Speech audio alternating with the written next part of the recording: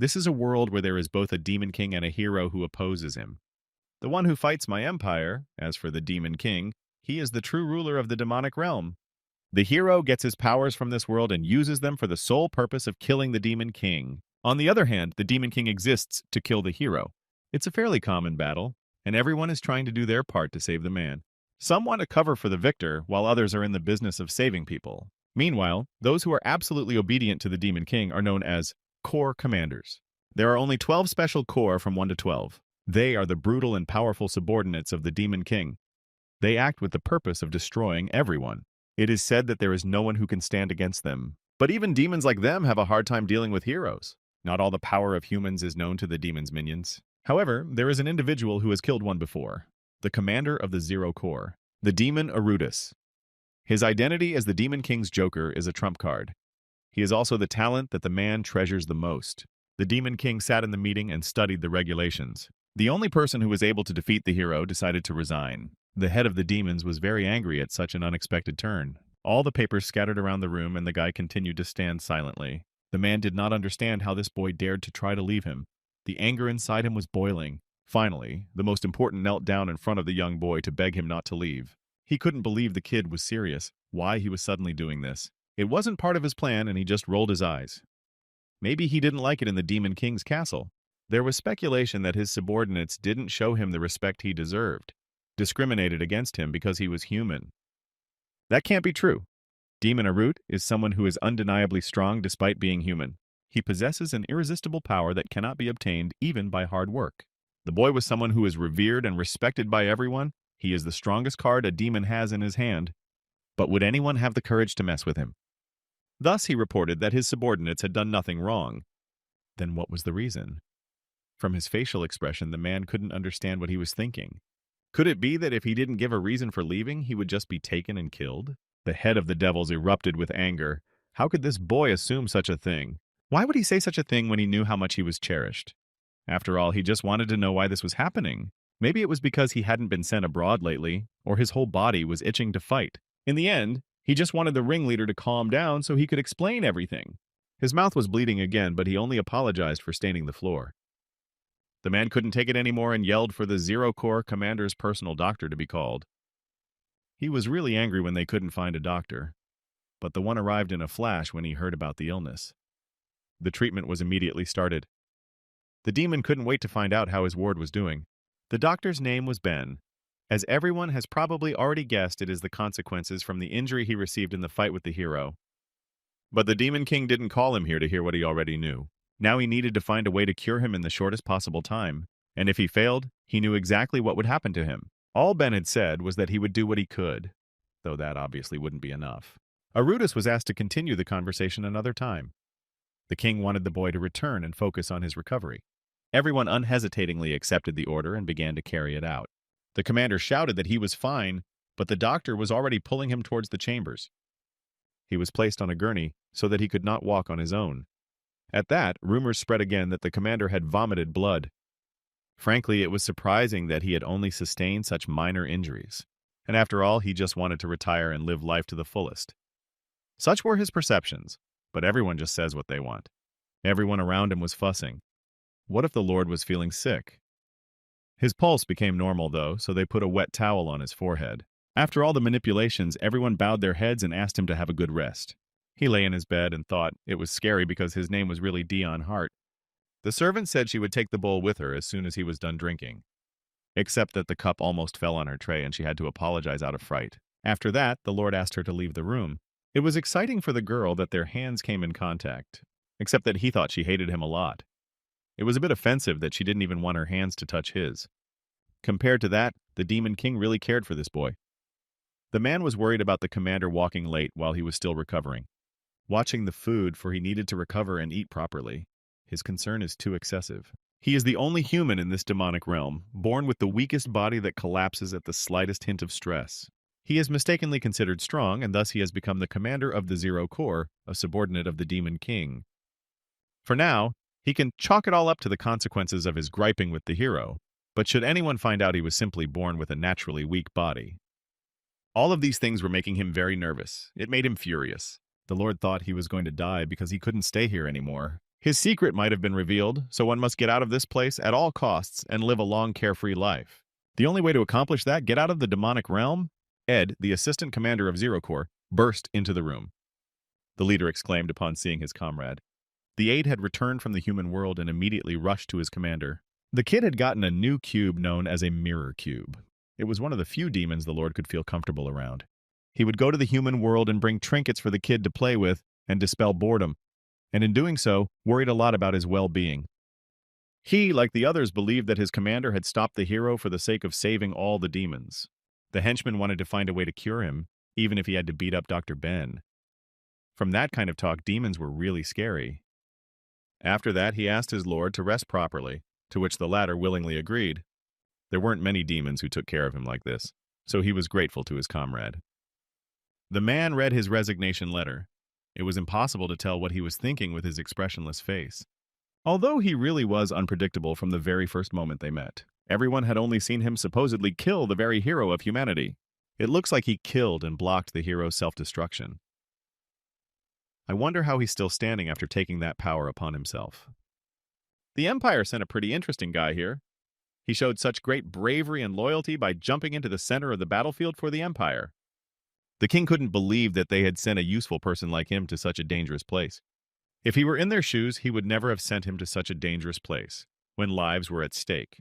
Thus he was offered to join the Demon King's army. Thinking about it, he became too free after he joined the demons. But after all, the king couldn't send him on a mission. The demon concluded that a meeting of corps commanders should be called to satisfy Arutus. Such a gloating plan had appeared in the man's mind to preserve an ally. Right now, the Lord was very upset because he had lost the chance to rest because of the Demon King's summoning. Did it mean that all the other commanders would be there? Because he was scared to death of ordinary demons. And there would still be commanders here. Apparently, he was freaking out because of the sudden summoning. Now he had to watch his facial expression. It's best not to mess with them. After all, he wouldn't win if there was any fighting. Everyone began to discuss. Now rumors were flying around, for some were seeing him for the first time. And some were praising the fact that he was there when he killed the hero. Then, when the Demon King asked him who he was, and the one supposedly nonchalantly replied that he was the demon Arutus. It was the most sinister name the demon girl had ever heard, and after such a story, she would not be able to forget it. But the Zero Corps commander interrupted them and told them how he had actually introduced himself. They decided to be careful because it seemed that the Lord was in a bad mood. As if he could kill these demons in this fight, he would definitely lose, for he is weak to 100%. Why does it feel like there are more misunderstandings as time goes on, but on the other hand, thanks to that, no one messes with him? If he gets caught, he would immediately die, so he couldn't let anyone know about his secret. He had to act confident. Had to act in a way that didn't show fear in front of anyone. All that was left was to get past the guards. The two demons were immediately frightened as soon as they heard that the Zero Corps commander had arrived. With full confidence, he introduced himself and asked them to open the door for him. After that, the Dark King immediately talked about the important thing that the Zero Corps commander had joined them. The swanky plan, according to the king himself, had come true. Although the atmosphere in this room was incandescent, Jaikar, the commander of the First Corps, said that Arut should sit next to the Demon King. Asild was the commander of the Third Corps. He was the one who made the kid seem weak, and he couldn't believe that he was that strong. The two were discussing the reasons why their colleague was late. Adelia was the commander of the Fourth Corps and Velatin of the Sixth. Ririnel was angry at the muscle group for showing disrespect for Arutus's appearance. She was the commander of the 11th Corps. It was incomprehensible why so many corps commanders were gathered here. It was so scary that he wanted to go back to his room. The Demon King immediately asked about his well-being, and asked him not to worry about being late, because it wasn't on purpose. Although he was late simply because he didn't want to come, and the waiter already wanted to pour him a drink. The soy rabbit was getting shafted by the fact that his glass was filling up. When there are meetings in the demonic realm, you can drink expensive alcohol as much as you want. That was the only reason he was here. Except it wasn't alcohol, it was just grape juice. Everyone was watching their colleague closely to get the gist of his behavior. After all, the meeting was only in honor of this young boy. The flavor of this drink was quite strange, though it was similar to alcohol. Perhaps this was how he was being discriminated against, or care for his health, which was done by the Demon King's personal order. Because of such a strong love for alcohol, the Lord really didn't understand why only he was treated this way. Was he really trying to save money on alcohol because he discovered how useless it was? This made his heart beat more frequently. Suddenly, they were all gathered here just to kill him. The demon asked to hear him out before getting angry because he was the reason he had called this meeting. There was an order for the commander of the 6th Corps to share the details of the document he had provided. Although the 12th Corps was still defending the village, their numbers had increased, so they could no longer handle the heroes. They evacuated the remaining residents to a large walled city. However, they don't know when there will be an ambush there, so they need more reinforcements to hunt down the demonic monsters. He wondered why the commander of the 12th Corps was missing. Maybe he was killed? They made such a fuss, although the Lord himself could understand their surprise. Demonic monsters among the demons that the king had created. They were creatures loyal only to their instincts and desires. Failed products. No one could believe that one of the commanders had lost to these demonic monsters. But what did it have to do with the Lord? The demons fought every day because the monsters were too many. They didn't know the reason for their sudden increase in numbers. The now-deceased hero was killing these monsters back then, and it was no wonder he was killed. Everyone immediately thought of Arutus who had killed the hero. Somehow the boy thought they were going to kill him, using that as an excuse. Besides, he didn't kill the hero. Wasn't the Demon King the one who tried to kill him in the first place? The boy waited to see what the Lord himself had to say to that. He asked not to worry and said that the 0 Corps would be sent as reinforcements. What news was too unexpected for this little lord? The demon roll rejoiced in his fine work and wished that his ward would go there and relieve his stress. One of his colleagues thought that he was sent there as if he was just there to patrol the neighborhood. So he believed that the Demon King believed that supposedly the commander of the 0 Corps would be able to do what the commander of the 12th Corps couldn't do. Just how powerful he was for the head to trust him like that. His body was beyond perfect, so he didn't want to be forced to go there. The other comrades noticed that the little guy didn't want to go. Jakar thought he would make excuses and say he didn't want to go after hearing the report. But he probably suppressed the urge to rage within himself, calmly assessing the state of his body. Although the others still didn't trust him, but he really acts like a great commander. Not only is he strong by able to make good judgments, his desire to fight him grows even stronger. The man didn't ask to exert himself. It's just to take command of 0 Corps and relieve the tension in this village. It was definitely a daunting task for him. There was no way the Lord wanted to go there. It was unacceptable to voice such thoughts. In that case, he didn't care if the Demon King allowed it, but he would definitely escape. So despite all his fear, he said he would go there. After all, it was necessary to get out of the cursed demon kingdom somehow. That day had come for him after all, since he had been trying to escape. It was only getting closer. Things were being packed rather quickly. Even though the Devil King was apologizing for sending him out so late, he showed with his whole appearance that he was very eager to go there. After all, he couldn't tell his lord that he was running away to the Empire. Although, of course, it wouldn't be that easy even if he went there, but there was no other choice left. A crazy emperor who sent him to the Demon King himself and a brother who hated him to death.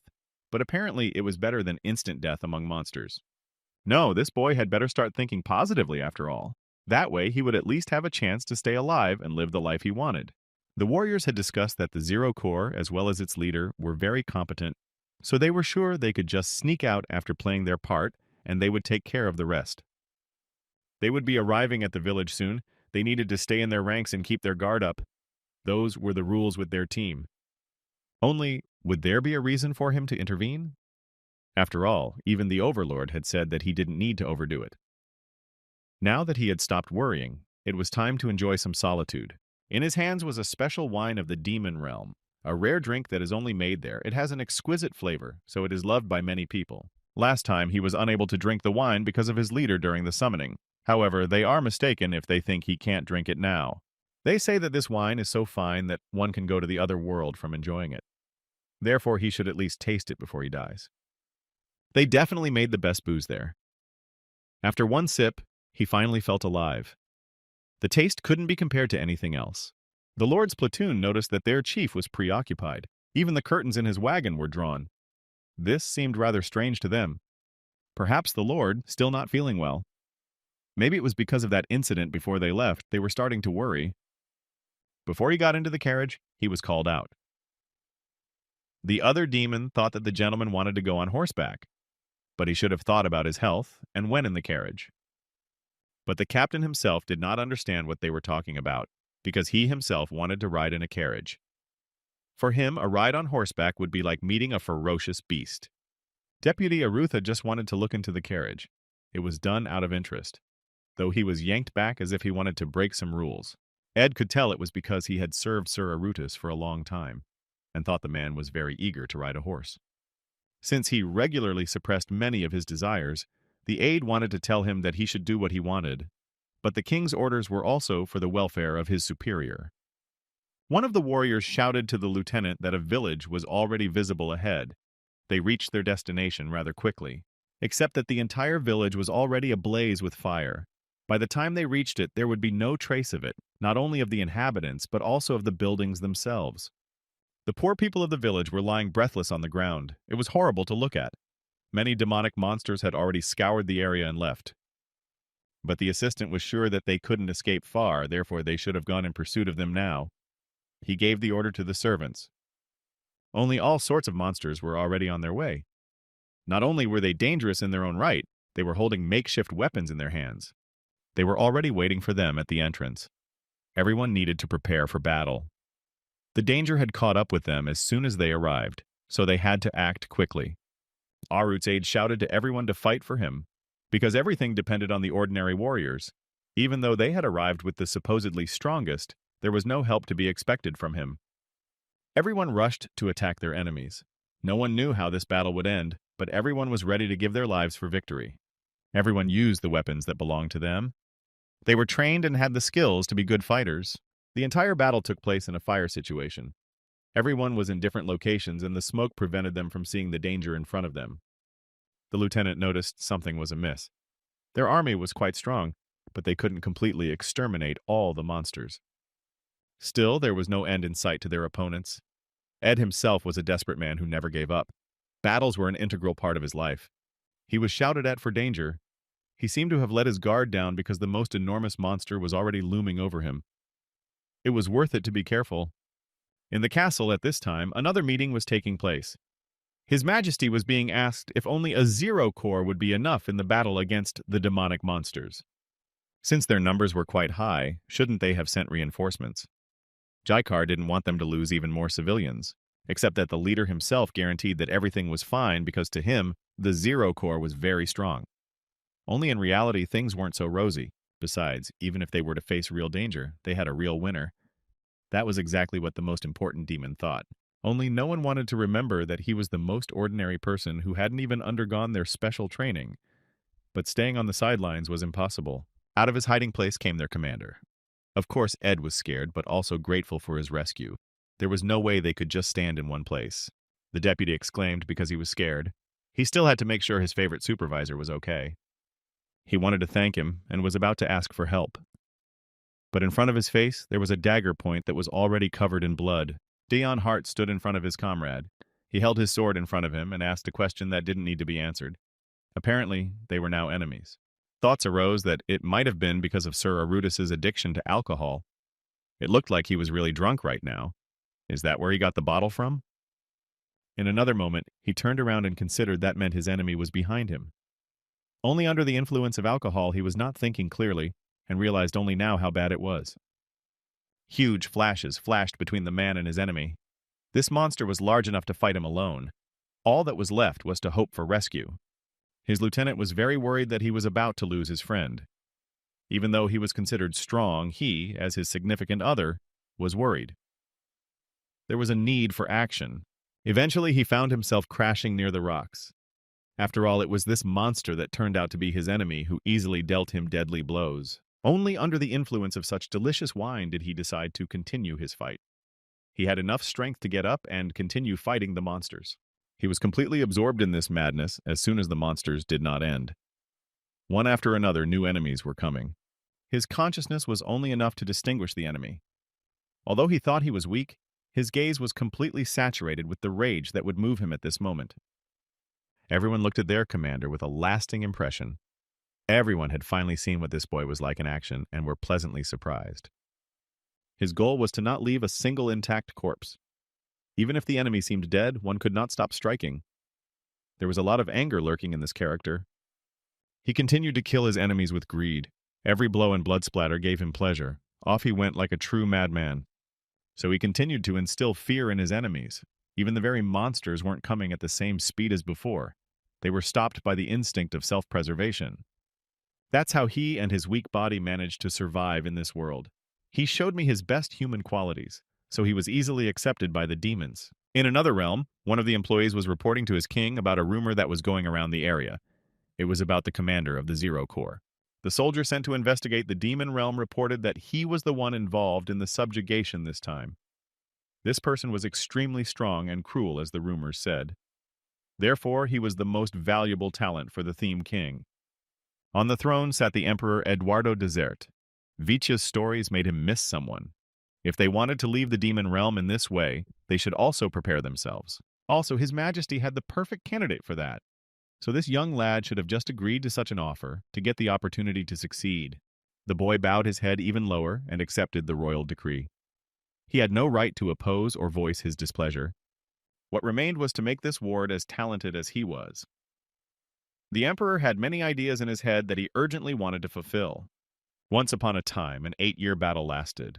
For the glory of the empire, this place was drenched in blood. Everywhere, swords of fallen warriors were stuck into the ground. Among them, a young man stood with the noble sacrifice of the vanguard at the forefront, the only one who could still breathe or even just stand on his feet. Thus, he considered all the dead as meat shields left behind by the empire. It wasn't pleasant to look at, but one had to deal with one's own problems. It was a living hell. Everyone was fighting not for life, but for death.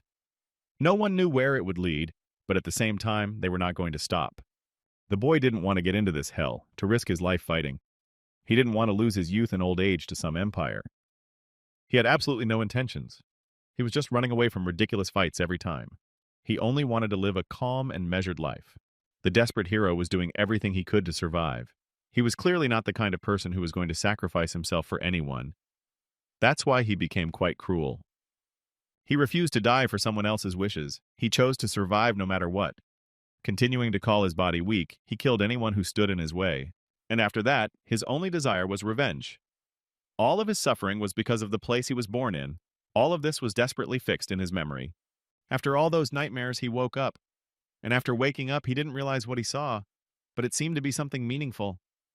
The room seemed familiar, but he still couldn't understand what had happened. Everything around him was strange and incomprehensible. How much time had passed and after what events? The doctor, along with his assistant, were glad that the man had finally woken up after sleeping for a full 24 hours. While he slept, they managed to finish the treatment, but does he know how shocked the doctor was when he came back covered in blood? The extermination of the demonic monsters was successful. They all ran away in fear. They returned to the Demon King's castle to treat the commander after he fell. The Lord closed his eyes and began to apologize. He wanted to be just a little stronger to help his own. But then he came back to his senses because the mission had been a success, which meant he had won. Ben thought he had temporary amnesia. That's a pretty serious injury since he can't remember. He was hit by a demonic beast, but he got up right away, so he didn't pay much attention to it. The kid had no way of understanding what had actually happened. All explanations were based on what was seen from the outside. Only his feelings he did not remember. Fear came in a huge wave. Memories one after another popped into his head. It could only mean one thing. He'd gotten drunk and made a mess of things. In fact, he had drunk too much, so he had passed out, and it wasn't because of the injury. He had probably fought too hard. He shouldn't have fooled around when he was drunk. The doctor heard that his corps had completed their mission without a single casualty. There were so many monsters that it seemed unbelievable. The young man tried to say he did nothing, but he was only called humble. But he believed that he had seriously done nothing and everything was taken care of by the warriors from the corps. Sir apologized to his comrade Ed for interfering and being a total liability. It wasn't like that at all. The aide thought that Arudis was brilliant and that he would defeat the numbered monsters at the front and was a role model as a commander. True, the doctor thought that the boy had overdone it this time. Although they know that he is strong, but due to the effects of the battle with the hero, his body was quite weak. The man sadly asked him to be more careful. They reminded him once again that he could trust them completely. Arut himself couldn't still believe that he had defeated everyone by himself. Ed once again wanted to remind them that they live for the commander. They would definitely become stronger, then he could trust them and rest easy. There was too much pressure from the outside. It was making him crazy. The young man had no idea what they were talking about, for he had no powers. Everything was unimportant, for he just didn't want to know anything, only to be left alone as soon as possible. Just at that moment, the other corps commanders burst into his chambers. They had been told that their colleague was awake. Adelia looked anxiously toward the little man about whom more rumors would now be spread. Assild shouted loudly for the girl to be quiet because their boy was still coming around. It seemed like a very strange concern on his part. The couple ended up starting an argument right in front of their friend. But they both came to pay their respects to the Zero Corps commander. But were they really that close? Jaikar wasn't shy either and decided to stop by to visit the young man. His friends were still the same, so there was no point in being ashamed of them anymore. If they came to visit, they should have quietly greeted and left. After all, it made their comrade uncomfortable. They should have thought of this earlier. They decided to apologize to the person they had come to see. The little lord was fed up with it all, because his real plan had not come true. In his head, he had a great plan of yelling for them all to get the hell out of here. That way, he wouldn't be able to get rid of them. It would be too dangerous for his life. The man worried that his comrade was very sensitive, having just returned from a mission, and the man was careless. The first corps leader understood their feelings, but asked them to refrain from fighting and make sure they didn't kill each other. It would only be a miracle for the boy to even touch such a large and pumped-up demon. The speech of killing him couldn't even appear in his mind. He decided that he should teach them to feel sorry for their opponents for the sake of the future of himself. Maybe it would keep himself alive if something went wrong. They would spare his life if they realized how weak he was. Each of his new plans was more interesting than the last, except it was just as stupid. He said afterward that he was angry, but he should have spoken with care. His voice shouldn't shake or show his fear. There was no point in punishing someone just because the Lord was angry. Sometimes it doesn't hurt to show some mercy. He tried to explain what leniency was for those who were weaker. He had high hopes that it would work. He wanted them to remember this lesson well and be sure to spare him some mercy in the near future. These two just agreed and decided to keep it in mind. The atmosphere in this room was quite strange. No one understood this man's behavior. It didn't seem to sound very nice and cute, and was more like a sermon. Now they were perceiving him in a completely different way. The man thought his coworker was scary, even when he was forgiving. Anyway, he heard that the one had successfully completed his task, so he must have tried very hard. All over the castle, he was the only one being talked about. The girl smiled and relayed that he had single-handedly destroyed half of the monsters. It was unbelievable. They were scared to hear that he had done such an act. To him, it was all just some ridiculous rumor. He didn't even know how to fight. At this rate, he'd be passing off other people's accomplishments as his own. But apparently, these demons knew far more about him than he knew about himself. Unfortunately, he didn't realize that. The other man had heard tales of his heroism as well. That was why he had come by to ask him for a favor. It was quite interesting what this intimidating demon would offer now. Despite his broad smile, one could see that this conversation seemed ominous. Therefore, the young man only queried what kind of favor he was talking about. After he had fully recovered, could his colleague ask to spar with him? For the boy, it was a straight path to the graveyard. It's not just a duel with a mere demon, it's a sparring match between him and the commander of the Third Corps controlling the Demon King's elite guards. And he is an ordinary human. For Arudis, this was a real shock. He had always tried to avoid clashes with demons, but here, one of them himself had offered to fight. Since he had often heard about its greatness, he would very much like to be mentored. Therefore, this sparring was much needed for the leader. Thinking about it, Jaikar remembered that the Zero Corps' commander had never had a sparring session since he became the chief, so he too would like to see his skill level. He wondered if he would take him up on that offer. It would be a joy for the woman to see this battle. The Fourth Corps was in the information business, so she was going to gather as many spectators as possible. The man didn't care who came, just as long as they didn't get in the way. The boy had all the eyes of these demons on him. Right now, he didn't even have a chance to say no to his coworkers. It was necessary to get out of this situation somehow. It frightened him that they were in fact deciding everything on their own right now. But it didn't make any sense to him. It was a shame he hadn't been able to escape much sooner. He would blow that boy into a million pieces with a punch of his hand. He envisioned Assild as his most intimidating opponent and feared him. Afterward, he decided to say that it would be quite difficult to accept the offer. After all, he still hadn't recovered from the battle with the monsters, and it seemed his strength wouldn't allow him to survive. Even this man realized that he was avoiding the battle, except that he didn't understand why at all. After all, right now it was hard to imagine that he was actually scared. Just look at those suspicious eyes, and it seemed that he would not be able to get away with empty excuses, except that their conversation was interrupted. The man decided that this commander was really worried about his opponents. He had always wondered why he didn't participate in sparring, but now he understood. This was a good chance to get rid of this offer. They looked amongst themselves, each with different questions. That demon cried out, "Is this really the truth?" In fact, it really hurt his self-esteem because he didn't consider himself the weakest at all. The heroes were actually frightened by such an onslaught. It was believed that it was because of Asild that he had rejected the offer of sparring. Besides, not much time had passed since his last battle, so it would be harder for him to restrain himself in battle. Now this man was determined, once the sparring started, it wouldn't end until one of them died.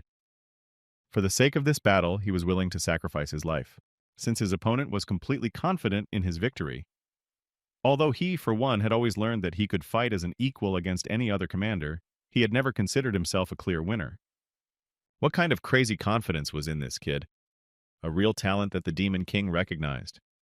Except that he himself doesn't believe in his own power.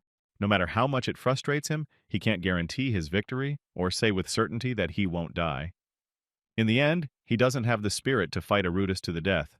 Although it hurt his pride a bit, he was thankful for the answer. With special respect, he bowed low as he spoke words of forgiveness. In the end, he surrendered like that. The man himself was even a little surprised at this outcome, though he himself had remained silent all this time, but maybe it was for the best. As expected for Ed, his superior was incredible. Cold-blooded and fierce commanders treated him with a respect that was rare. He didn't understand why things happened this way, but he didn't think it was that simple. There was clearly some hidden meaning here that would have to be dealt with later. The demon hadn't completely given up yet. When he had built up enough strength and confidence to know he wouldn't die, he would ask to spar again. His gaze was full of determination. The boy whimpered and wished that his enemy would finally give up already. All these games had already tortured him enough, though he just wished he could live a quiet and measured life. Ever since Asild had made his promise to Sir Arthur, he had felt a strong inspiration. Such a man clearly lacked adventure in his life. The poor boy couldn't stop his opponent, and he was already running to train so that he could get a chance to fight his opponent as soon as possible. Everyone just stared at the departing comrade. Yes, he left too quickly with the phantom hope of a fight to come. No one saw him again. He had no ambition for further advancement, but everyone thought that thanks to the man, he had gotten his wish. Though he behaved rather loudly and drove the boy crazy. Such overwhelming events caused him to grab his head, so his henchman was afraid he was running a fever again. It was worth getting more rest. The desperate guy apologized to everyone and said that his supervisor needed to rest, so they should have all left that room. That was it. They apologized for that and hoped that he would get better soon. After saying goodbye, they said they would be leaving. But all that was going through this young man's mind right now was a way to escape from the demon kingdom. The doctor immediately handed over a glass of water to help his patient. But that was not the end of his turmoil today. Jaikar lastly decided to ask to fight him as well when he finally recovered. The man was looking forward to it, which dumbfounded everyone present. He wished he could get rid of everyone in his chambers sooner rather than later. He ended up just collapsing on his bed and continuing to think about escape. The doctor noticed his heart was beating too fast. He should have calmed down now. He had been pretty exhausted lately. He had managed to get out of there somehow, but what was there to do next? With his hand, he leaned against the shutters and began to ponder with his head down.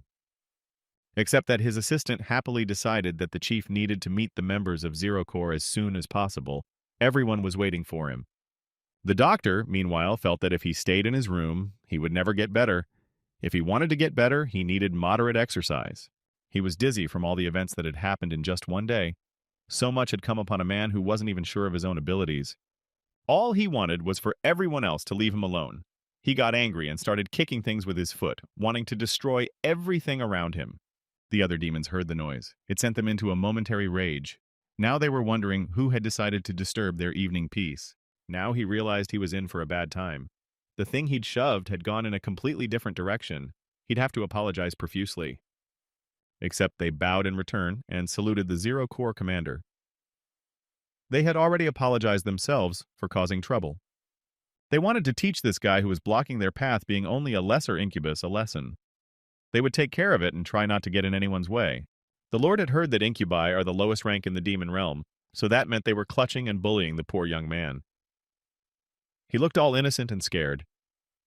The demons were a bit frightened by the sight of their boss and decided that they had better just leave.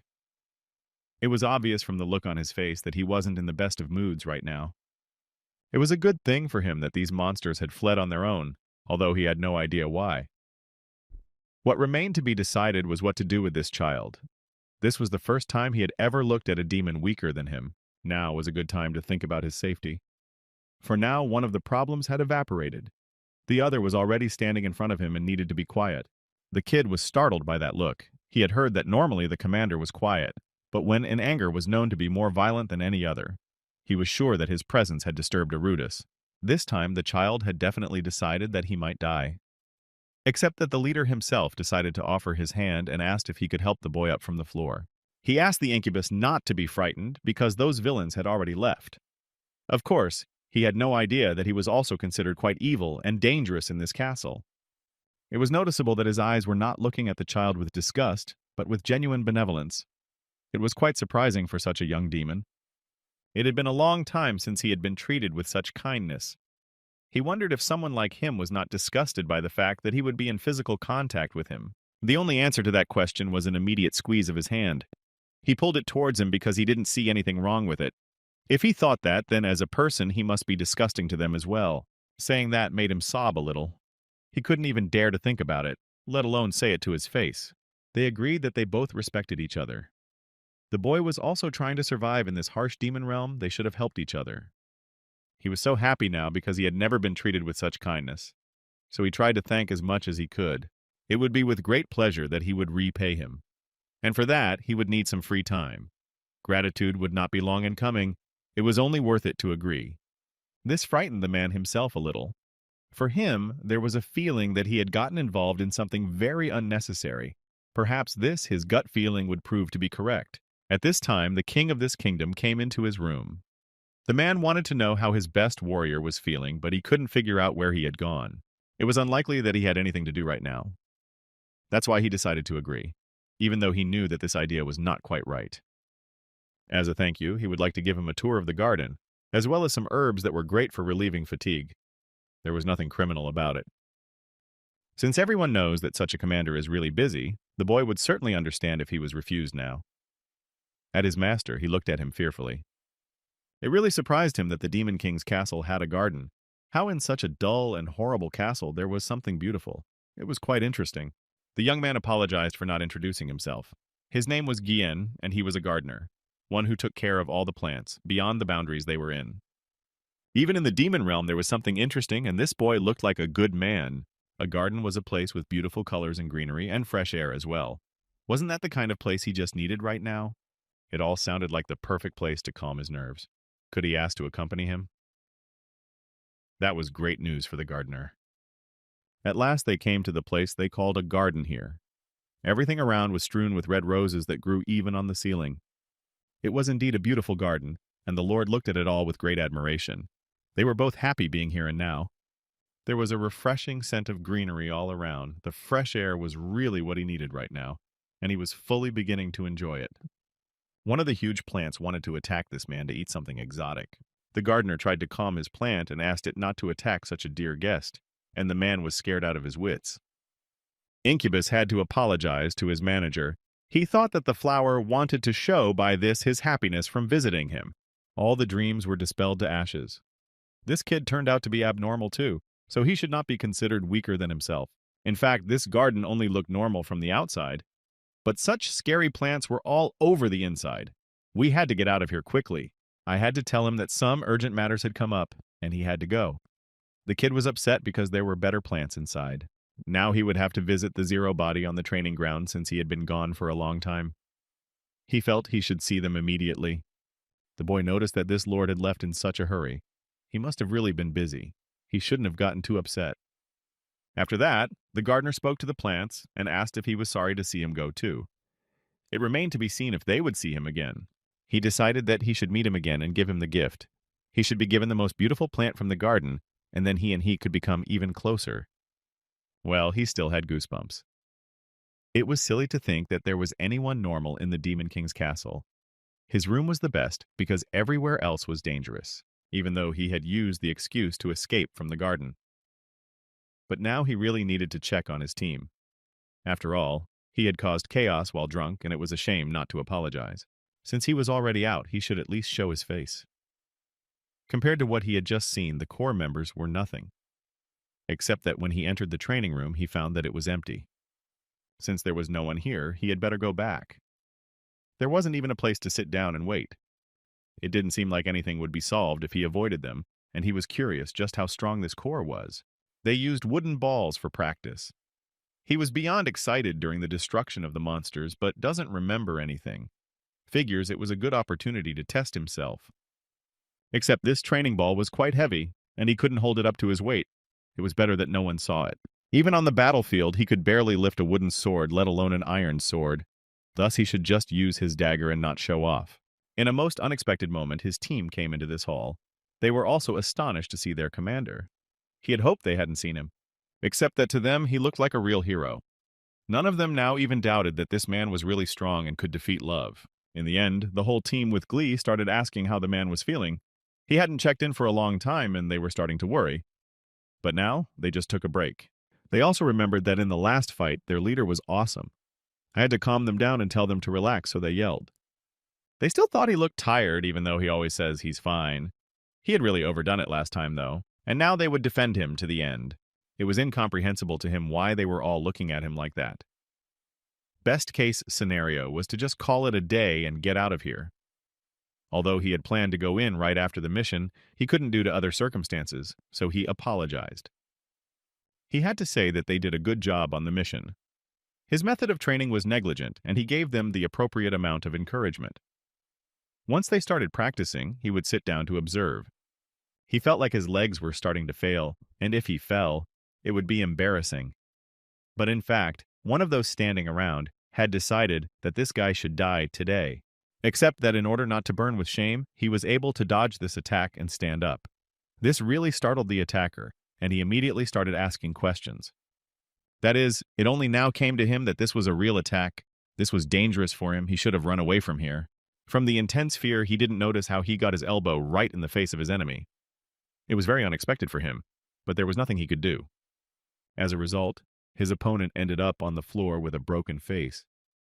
The man himself stood with the ball in his hands and was scared, although the enemy himself even managed to swear. Now the boy noticed that this gentleman's face was similar to a human's.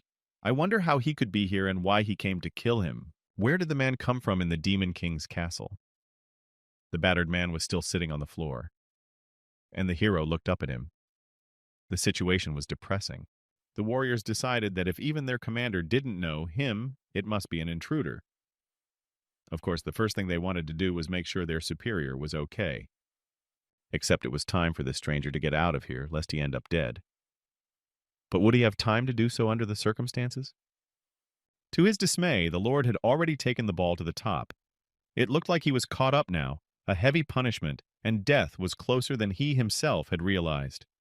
Leaving such an uninvited guest here was quite dangerous. It was necessary to stun him further to find out where he came from. Then they could have been followed. The young man's wrist was sore after holding the heavy weapon.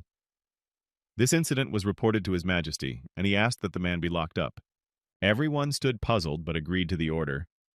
After this incident, the young youth decided to leave this training hall. Today, nothing good happened to him. The demons felt that their leader was disappointed in them. They are sure that they allowed the intruder to enter the training ground, but he was the one who caught the culprit. One of them noticed that all of the Lord's movements were so fast and smooth. Even though he wasn't ready for this fight, Sir Arut, who seemed to be leisurely strolling, dodged the assassination attempt with unimaginable speed and even struck back. How could an ordinary warrior do such a thing? Plus, he caught the intruder as he tried to escape and instantly ended the entire situation. This was no mere luck for them. The Zero Corps commander's authority was so great that his presence overshadowed all the other corps members. This could not be doubted now. This fighter had trained hard to be recognized, but his commander's skills are beyond his expectations. They weren't even worthy of being his toes. There was no time to waste, and now they would all start their training together to get even a little closer to the best results. Everyone agreed. They would train until they were useful to their master. Therefore, all of their training would be without rest, starting today. Although the boy himself decided that he had overdone something when he lifted the wooden sword. Now his wrist was very sore. He didn't even think about what his actions were leading to. Well, now that he had all the annoying errands done for the day, he could go rest in his room. That was the best decision he had made. He ended up getting a very good night's sleep. Perhaps the sun was still just rising and he couldn't open his eyes, so he asked what time it was. By now, the head of this castle himself was already sitting in his room. He believed that his favorite student was very tired because he slept like a dead man. It seemed to the boy that he was sleeping now, but it was not a dream at all. What had the leader of all the demons of this realm forgotten in this place? The man apologized for bothering right after waking up, but wouldn't God his boy take a little time? He couldn't wait to discuss everything. What was the matter? It wasn't like there hadn't been a problem lately. He didn't care, though. He generally didn't want to hear anything. But since his king had come himself, maybe it was urgent. Then he remembered that he had caught an intruder yesterday. Maybe that was it, he exclaimed immediately. Except why come so early in the morning because of that? He definitely had the right idea. Then why not walk along with his emperor to begin with? He definitely had something to show.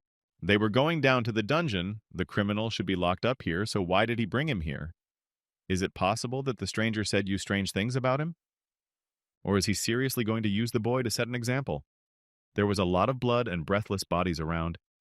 Their new enemy was sitting on his knees near the wall. This man had suffered many injuries. His face was swollen with abrasions and blood was all over his body and clothes, but he still continued to stare viciously. Arudis was greatly frightened by such a mess. What had happened here in just one night? It was quite unpleasant to look at it all. The leader grabbed the stranger by the hair and ordered him to look at him. He asked if this man looked familiar to the Lord. What did he mean by that? The incredible power he possesses is capable of eliminating demons. Even though he is a human, there was a noticeable ever-increasing strength. When talking about the Demon King, a character facing death during a battle with the leader must choose between two possibilities. The first is to self-destruct, causing massive damage to his nearby opponent. The second is to sacrifice his life to spread his power across the continent, creating hero shards. Most heroes choose the second option in fear of their powers disappearing. The Empire has been spinning those who carry these fragments. Unofficially, all people who possessed fragments were called heroes. But officially, only those who proved themselves worthy through exceptional accomplishments were dubbed hero and given glory that could not be measured. Well, this was done to use them at will, but it wasn't even ridiculous to send heroes to the demon world. But for the king himself, it was already calling him a hero candidate than a hero himself, or better yet, a remnant. It gave him a sense of satisfaction. And he was right. If it was officially recognized by the Empire, the savior wouldn't be so weak, but he was still considered a hero. It was wasteful to consider him a bargaining chip. They couldn't send out hero candidates without an obvious reason. What on earth were you thinking, Emperor, at that moment? It seems a new war was brewing. The little lord decided to address His Majesty and immediately turned his attention to him and asked him what was troubling him. He was willing to do anything for him. With special respect, he asked to be allowed to speak to the man face to face. That way, he could elicit more useful information for himself. Without much conversation, the leader said he would wait at the entrance, and the man promised to be brief so as not to linger here long. There was no message. His purpose was just this man, but what was the real reason? What was he even thinking, finding himself among so many demons? The stranger had called the young man by his real name while saying that he was a traitor. He seemed to know a lot more about him. He said that he had earned the Emperor's trust and became a hero of the Empire, but still betrayed the Empire and defected to the side of the Demon Kingdom.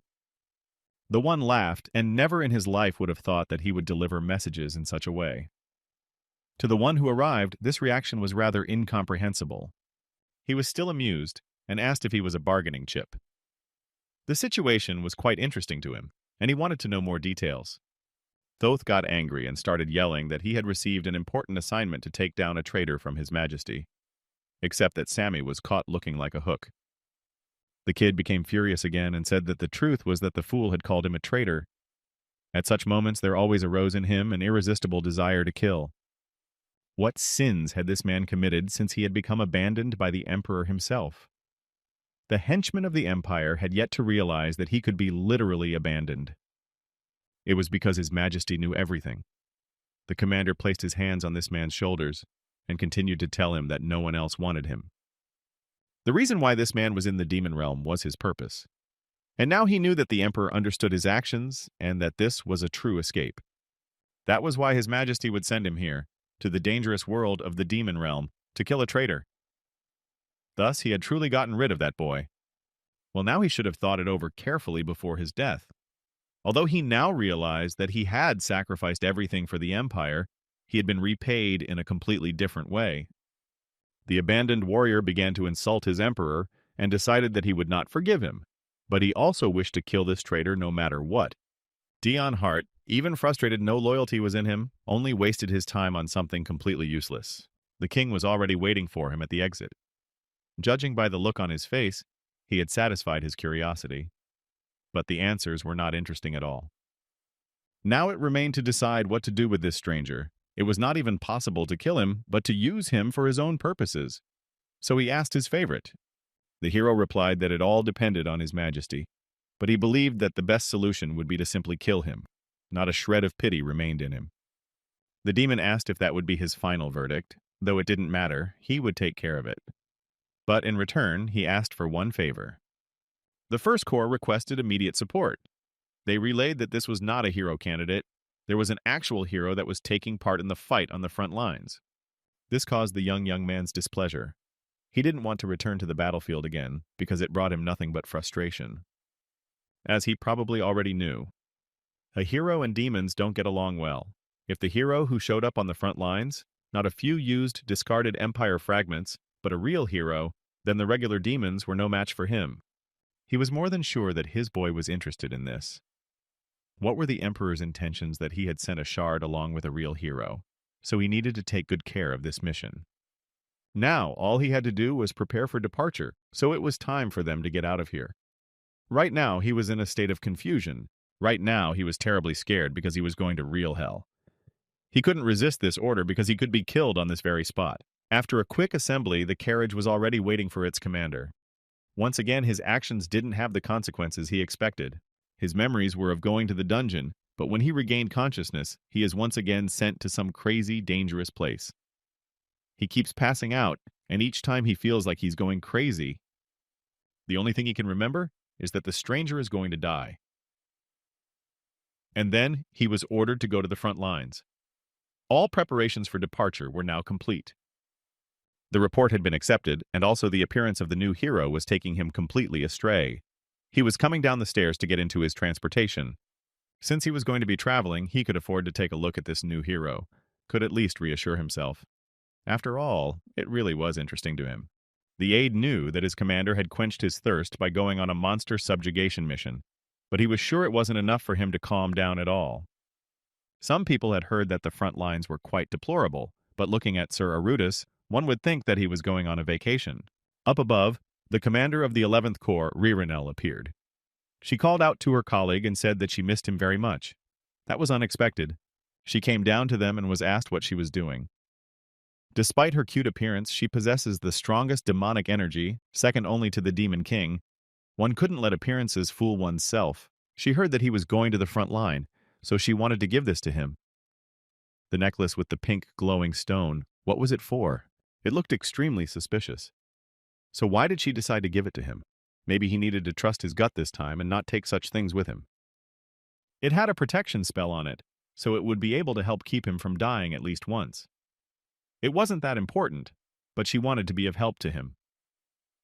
After saying that, he grabbed the item without thinking long and thanked her. The girl give this necklace to him? Of course, he had to accept the gift. What reason could there be to refuse it? That's how quickly he changed his mind. Without even realizing it himself, he had lost control. His gratitude consisted of ruffling this girl's hair. She was smiling. That adorable moving thing? Maybe a ribbon? Unlikely, though. More like tentacles, but very nice. But Ririnel didn't look like she disliked anything, so it was safe to be calm. Ed bowed in thanks. The man knew that Sir Arudis was strong, but he was still worried in case the aftermath would make itself felt again. Now, however, thanks to such a necklace, he would be able to exhale. The demoness was embarrassed, because this boy cared so much about his commander, so it was just adorable. The lieutenant should continue to serve such a person with the same attitude. He could definitely be relied on in this matter. The boy himself didn't like the way they cooed. The frightened assistant immediately wanted to see his superior off. Subsequently, he earned after killing the hero, who, to be honest, he didn't kill. Didn't stop him when he was about to kill himself with an explosion, nor did he absorb the blast wave. All the time he was just a comrade for the hero when they lost a lot of people on the way here. It was a hard time in the life of the Empire. The hero at that time asked Daeon Hart to stay here, because he wanted to finish this battle together with the Imperial soldiers. He had already done enough at that time, but his presence would be an indispensable support for this hero. Since this Demon King, known as the strongest in history, who couldn't guarantee their survival, they needed someone to report to the Empire the results of this battle, and he would want Sir Hart to do that. So now he had to get back. There was something he needed to do while he was alive, and he decided to give him that opportunity. He definitely knew why such a glorified war hero would go on such an adventure. He needed even more glory to fulfill his wish. If he came back with a result, it would be a great achievement. Anyway, since even his achievement in the war wasn't enough and he needs to participate in this task, just what did he ask the Emperor for then? Even to the lack of response, he said it was fine and would listen when he returned. The hero believed that he would definitely succeed and stay alive. While waiting, he kept turning his head around, the same thoughts. He wanted to find out, but he couldn't even move his legs. Was it fear of guilt or just plain embarrassment? The judgment of his comrades in clearing a path to the Demon King, but when he was asked to stay first, what came to his mind was relief. Yes, he decided, he owed it to the survivors to at least see the results of the fight. If they won, he would bring them back, but if they lost, it should be reported. Everything should be fine if he watched from afar. Except when he looked out from behind the bushes, he saw the worst of it. Things were clearly coming to an end, but not the end that these heroes wanted. In front of the hero stood a gang of demons with their leader. Sure, he was quite strong, but the number of his enemies was too huge. Then the Demon King asked him to say his last words before he killed him. The man was quite confident and wanted to win in this fight. Except the kid wasn't going to give up and decided to use what was given to him as a hero. At that moment, a bright flash of light erupted from his chest. It was a true self-destruction. The bright light blinded the eyes of everyone around him. This was how it ended. Now he had to report it to the Empire. Only behind him was already a huge monster. He asked who was here without his permission. This person he thought was a small bug that had been hiding here all this time, and now he was going to destroy him. It didn't take the monster long to attack the kid. The blow with his huge hand was very strong and caused an incredible flash of light that rose high into the sky. Only he failed to hit the man. The boy bounced off just in time and was angry that he was now being picked on by this monster. How was it even possible to swing a sword without warning? In his opinion, this was not how fights were supposed to start. At this rate, he wouldn't be able to escape, so he needed to exhaust his opponent somehow. He had to come up with a plan in a matter of seconds. How to attack the huge monster had yet to be figured out. The warrior was agile enough to leap past it, only it needed even more speed to do so. This way, he would be able to confuse his opponent by slipping past its blows. Such actions could cause the enemy to fall on the spot. The monster himself was angry that some small boy was leading him around. He was already high in the sky to plunge his dagger into this demon. He was able to do so, but the strike wasn't too deep, so it was extremely hard to get hurt by it. It was worth coming up with something better. Of course, he knew it would be too hard to pierce his skin with that much force. One had to dodge to avoid falling into the clutches of this hunter. Once again, he plunged his dagger into the monster's flesh. Just because of the monster's heavy blows, the ground began to split beneath them, and they flew down. With a huge rumble, they landed downwards. This greatly frightened the demons present. From the dust that rose up, they could not understand what was happening. Just like that, the man remained alive, which led him, much to his surprise. Some extraordinary way he was able to defeat his opponent. He most likely survived because he fell on the ogre, using his weight, whether he could impale him. It didn't matter, though, since he had fallen off a cliff. He ended up in the center of the enemy camp. It wasn't a good moment in his life either. Everyone was surprised that the 7th Corps commander had been defeated. Just how strong was this man that he was able to achieve such results? So he landed and killed the demonic Corps commander right in front of their eyes. It was a very foolish act on his part, but there was no other choice. And now the Demon King was standing in front of him. He was glaring at him like he wanted to kill him, even though that was his purpose. Here was their hero himself, who asked what his comrade was doing here. He should have known beforehand that he would use self-destruct, so why had he come? He had to apologize because he wanted to do his duty, although the heroes truly hoped that at least he would survive this fight. After that, he stopped the self-destruct. Apparently, he wanted to say goodbye to his friend. Contrary to what he is known to the rest of the world, he is unimaginably kind and loyal. If only he could be the next hero. Guy asked the universe for his final request, that this man survive. Next to him, he started to self-destruct and asked to give this kid at least one fragment of himself. That's why the huge flash hit him as well. This light could only mean that the hero was trying to transfer his powers to him, for it was different from self-destruction. The flash struck even the Demon King. Next, one could see how the dead body ended up in the hands of this man, who remained alive after everything. It was at this moment that he was considered strong. The hero should have known it was impossible to transfer the strength of a hero just by wishing for it. He couldn't believe that the man had stopped his self-destruction just to transfer his powers to him. He wondered for a second, but there was absolutely no change in his body. Even now, he was still weak. This made him feel sad. Just because of that, the demons thought that the man had killed the hero. That is, stopped him from self-destructing and killed him. To them, it was amazing. You'd think he was in terrible agony if he got hit by a hero with no chance of him being okay. He was vomiting blood again. Perhaps it was from the shock of falling off the cliff. But it didn't matter now. He wouldn't be able to get through all those demons. It seemed to be the end, even though he had fought so hard to survive.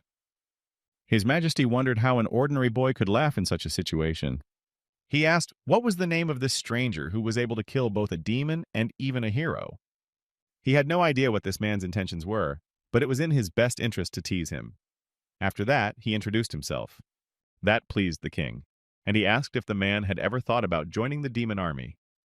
At this point, he thought about it, to create a distraction and try to escape when the opportunity arose.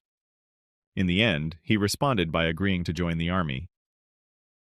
Only internally, he himself didn't realize what he had just done if a second ago he was trying to escape from here alive. They needed to make it clear beforehand that there was no need to worry about objections from humans or demons. It was strange to see such an enemy being good-natured. After witnessing what had happened, they wouldn't even dare to think of a confrontation now. After all, he had killed both the demon and his hero at once. He was only trying to survive, but he never thought it would happen this way. It started that day. Everyone in the Demon King's castles, including the king himself, thought he was amazingly strong. They should slow down after all. They had gone so far that he was now deathly afraid of the future. At this time, the aide informed his leader that they had arrived at their destination. It was the border between the human world and the demon dimension, transmitting where the incessant battle between the two was taking place. He had arrived at exactly such a place where Jaikar was waiting for him. Judging from his condition, things were going pretty badly here. He should have turned him down right on the spot, but he figured he would die immediately, so there was nothing he could do about it. He had no choice in the matter from the start. Jaikar thought so, but as expected, his expression softened after they left the castle. Now he was sure the man was looking forward to the battle. The man apologized and promised not to disappoint him. At the moment, there is a lull period, and they don't know when the battles will resume, so he can prepare in advance. As soon as the Imperial troops begin to act, the leaders would want the Zero Corps commander to join the battle as well. This frightened the boy even more. At the Imperial barracks, they reported the arrival of the Zero Corps commander. According to their scout, thanks to the news, the Demon King's soldiers were now in high spirits from yesterday. It was a headache for the Empire because a famous bastard had come here. That was why their superior had stopped this conversation. Lord Zero Corps, the trump card of the demons. His presence is surprised by many people. In terms of strength, he surpasses even the commander of the First Corps, although the latter should be the strongest among the 12. It was unclear what they should do now.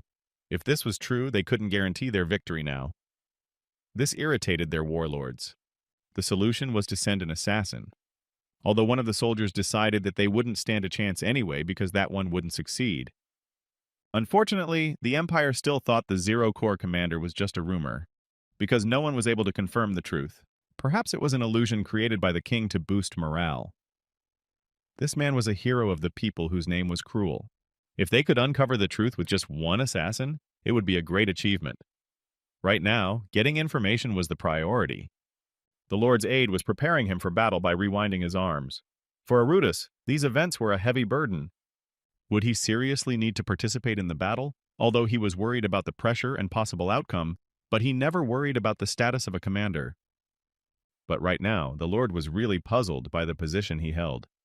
Ed worried about his superior's condition. He was shaking so badly that it was hard for him to bandage him. He told the aide not to be so careful. He would just look at the new hero anyway and back off. Ed stared like a madman at his petty officer. The ally didn't know how to react to such a decision by his captain. Anger overwhelmed him. After all, they didn't even know when the battle would start. The human world is right in front of them. Their sun was rising, so he needed to bandage his hands even more carefully than usual. It was noticeable that he really wasn't watching himself, not even realizing how worried Ed was about him. Although it was nice, for some reason he follows him without any complaints. I wonder what was so special about him. He vomited blood, fainted easily, and burned easily when he was in the sun for long periods of time. Anyway, any way you look at it, just a useless and weak man, trash. So why does he continue to be his vice commander? Maybe he's not a demon, but a true angel. Though after saying that they would cut out all humans without any problems, it was obvious that he wasn't. This cloth was specially made by the king using magic, so he can fight as long as his heart desires. It will reflect the sun's rays. It will also regulate his body temperature. As long as it doesn't become torn to shreds, the fabric will self-heal. The boy heard that the man had even used a spell for transparency around the eyes, nose, and mouth. He was boasting about it a lot. Judging from the way he uses magic without any restrictions, His Majesty must value him very much. Although the boy just thought that the king had too much of this magic, so he was sticking it everywhere.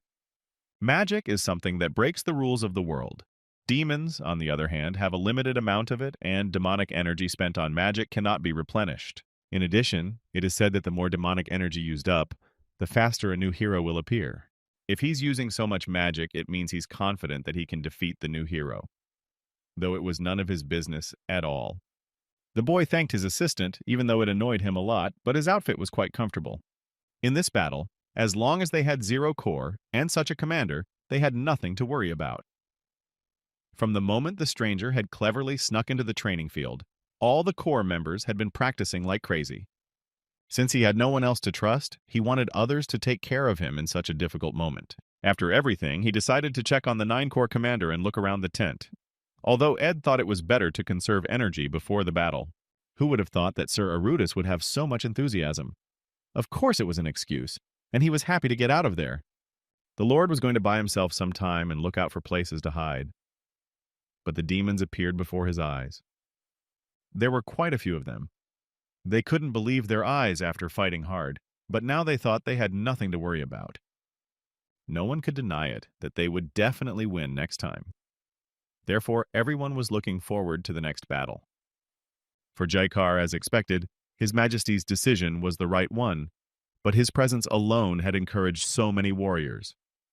But he just wanted no one to pay any attention to him, and now he would definitely not be able to hide anymore.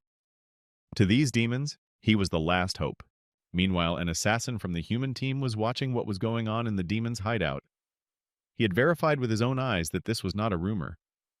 There was no doubt now that the 0-core commander really existed, but to him he looked petty and weak, which was surprising. But it was the indifferent attitude and the strong pressure he radiated even though he was in a robe. There was definitely no mistake.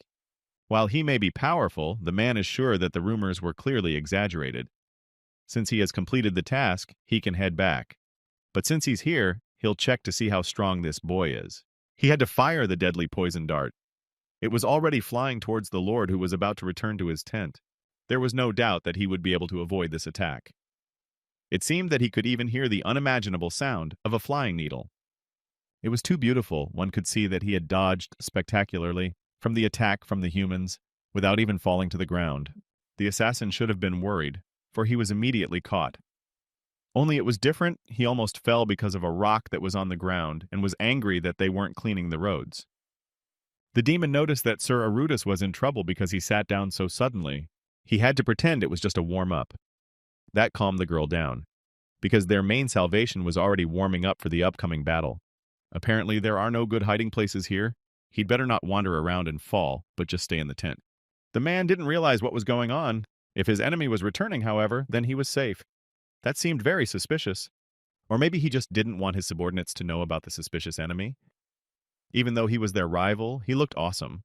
He must be about to inform his most loyal demons, to fight him in secret. Should the assassin retreat now? But he couldn't confirm the skills of a Zero squad leader with just one test. If it was suddenly possible to determine his level, it would be a huge plus for the Empire. At this time, Ed was surprised by his captain's early return. It seems he had returned too early and didn't let the usually lieutenant drink wine alone. For more information, he decided to ask about the new hero among the human soldiers. Maybe this boy really was serious? The warrior heard the Second Corps commander studying him. He was wearing a helmet. Also, his face was not visible. And all that was known was his outstanding swordsmanship skills. The Imperial assassin looked up at them. He didn't understand why he hadn't been reported until now. It was unclear why he was suddenly asking questions about his master Cruel. Maybe he had managed to figure out that he was the one who had sent him. Harut couldn't help but notice the alcohol on the table. It made him angry because Ed drinks alone and never offers it to him. He decided to make a quick excuse and said that he got this bottle especially for his boss. Since it was a battlefield, it would be perfectly fine to drink a little to calm his nerves. Although the young man thought he was about to die, it should be all right. During this battle, he could rage as much as he wanted. But what he really cared about was tasting his favorite drink. In another moment, he thought he heard extraneous sounds that distracted him from the wonderful time he was having. The assassin already thought his opponent was a fool. He was distracted by the stone the man had thrown. But fortunately, he didn't notice his drink being poisoned. It was a most deadly poison, killing in an instant in a single sip. Except that no matter how much they dreamed of their opponent's death, it shattered the wine glass in an instant. Even things like that couldn't help the Empire. Now he felt that there was someone else among them. Something strange, yet something that had always saved him from his enemies, had been instilled in him again. And again his gut changed. Now he didn't understand why the glass flew away like that. What was going on inside his mind, he didn't realize it himself. In fact, he just wanted to chase away the annoying fly that was bothering him. He had to pour the wine into a new glass so as not to anger the head. Somehow, unusually, the glass once again flew to the top. Whether it was coincidence or an inner warning of danger, it had to be dealt with. At this point, he was trying to tell Ed that he hadn't done it on purpose. Only the lieutenant had already noticed that something unusual was indeed going on here. Judging by the flashes of steam coming from the wine that spilled over the floor, it was clear that poison had been added to it. The attendant realized that there was an enemy here. The assassin quickly flew off the roof of the building. He needed to report this to the Empire immediately, or better yet, immediately to Mr. Cruel so he could set up. The Zero Corps commander's abilities were not exaggerated in the slightest. Everything was literally true. He was actually a dangerous man, which meant that everyone had to know about it now. Jaikar was starting to get angry. Someone had dared to infiltrate this place, which meant their task was to assassinate the head of the Corps. That was unacceptable. The ordinary warriors couldn't defend the area and didn't even know how the enemies had gotten here. Except for Arud himself, no one noticed it. They would take their punishment later for allowing the intruder to enter. For now, they needed to make sure there were no more enemies in the area. He was angry at the fact that he could actually die right now. So he had been invited here as a big target, even though he was considered a great protector. The lieutenant urgently needed to apologize to his comrade, who was clearly angry now. The mood was ruined for everyone. Because of his stupidity, he hadn't noticed the infiltration until it was too late. Though he didn't think they could get past an employee like Ed, and it shows how experienced this assassin is. After that, he wanted to step down from his position. Because of this position, even the Empire wanted to kill him. What disappointed him the most was that he couldn't drink because of this. After all, before he poured it for him, the bottle was closed. Though the man was already ready to gladly accept any punishment, it was necessary to make sure that the poison was in the glass and not in the bottle. A test subject would be perfect for that. There was another pleasure, though. This way he would be able to take a sip from the bottle because the alcohol was quite innocent there. The Empire reported that their enemy was overkill. It looks like all these rumors are completely justified. If things continued at this rate, the Empire had no chance. The Lord knew that the assassin was a really good warrior. Turned around, scared out of his wits. Was their enemy really that serious? They need the other person to defeat the demonic faction since those side had the strongest commander. They didn't want to set themselves up. They had another hero of the Empire in mind, but since he wasn't with them now, they would have to retreat. For Cruel, It was the only right thing to do. But if they retreated now, wouldn't it look like they were afraid of this ghostly commander? This made the man very angry at the head. Still, they would retreat. But if a single shit would follow them, they would have to give him the most special death. The decision was made to leave the land before the first ray of sunshine. They don't need to cross swords over these useless lands. They must make the demons believe in it. They will retreat without showing their weaknesses and also convey that they will not fight until they invade the human world. It was necessary to give everyone this message, but then what to say to the Empire? The orders given to him were to return the lands of the Empire that had been taken over by the demons, not to expand the territories at the expense of the demons' possessions. They've already taken back the Empire's lands. They didn't need any more discord between their worlds, so they decided to retreat. That's what they would report. That should have worked. He shouldn't go overboard and ruin his debut as a hero. He'd come this far, and he wouldn't let just anyone tarnish his reputation. Cruel was more of a villain. One could only hope that the Zero Squad commander wouldn't wreak havoc, though there were rumors that going into battle himself was a rarity for him. That was good to hear. In that case, they needed to move to execute the plan. But one of the Empire members had already stormed into the tent where the leaders were sitting. The boy was scared because the demon army was on its way. Heading it all was the commander of the Zero Corps. Their plan was ruined in a matter of seconds. The captains turned around at the eerie screams and realized that luck was not on their side today. Running away from here now didn't make any sense. Even the new hero realized that his command had failed. Nothing was going according to his plan. Now it was necessary to prove his strength in battle. Crazy Arut laughed and attacked defenseless people. Now rage raged within him, and a thirst to kill anyone who stood in his way. All he had was only a dagger, but it was with it that he pierced all human flesh. He enjoyed watching the blood that spurted from the wounds.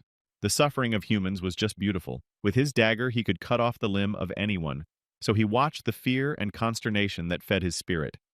But it was not his plan to leave anyone alive.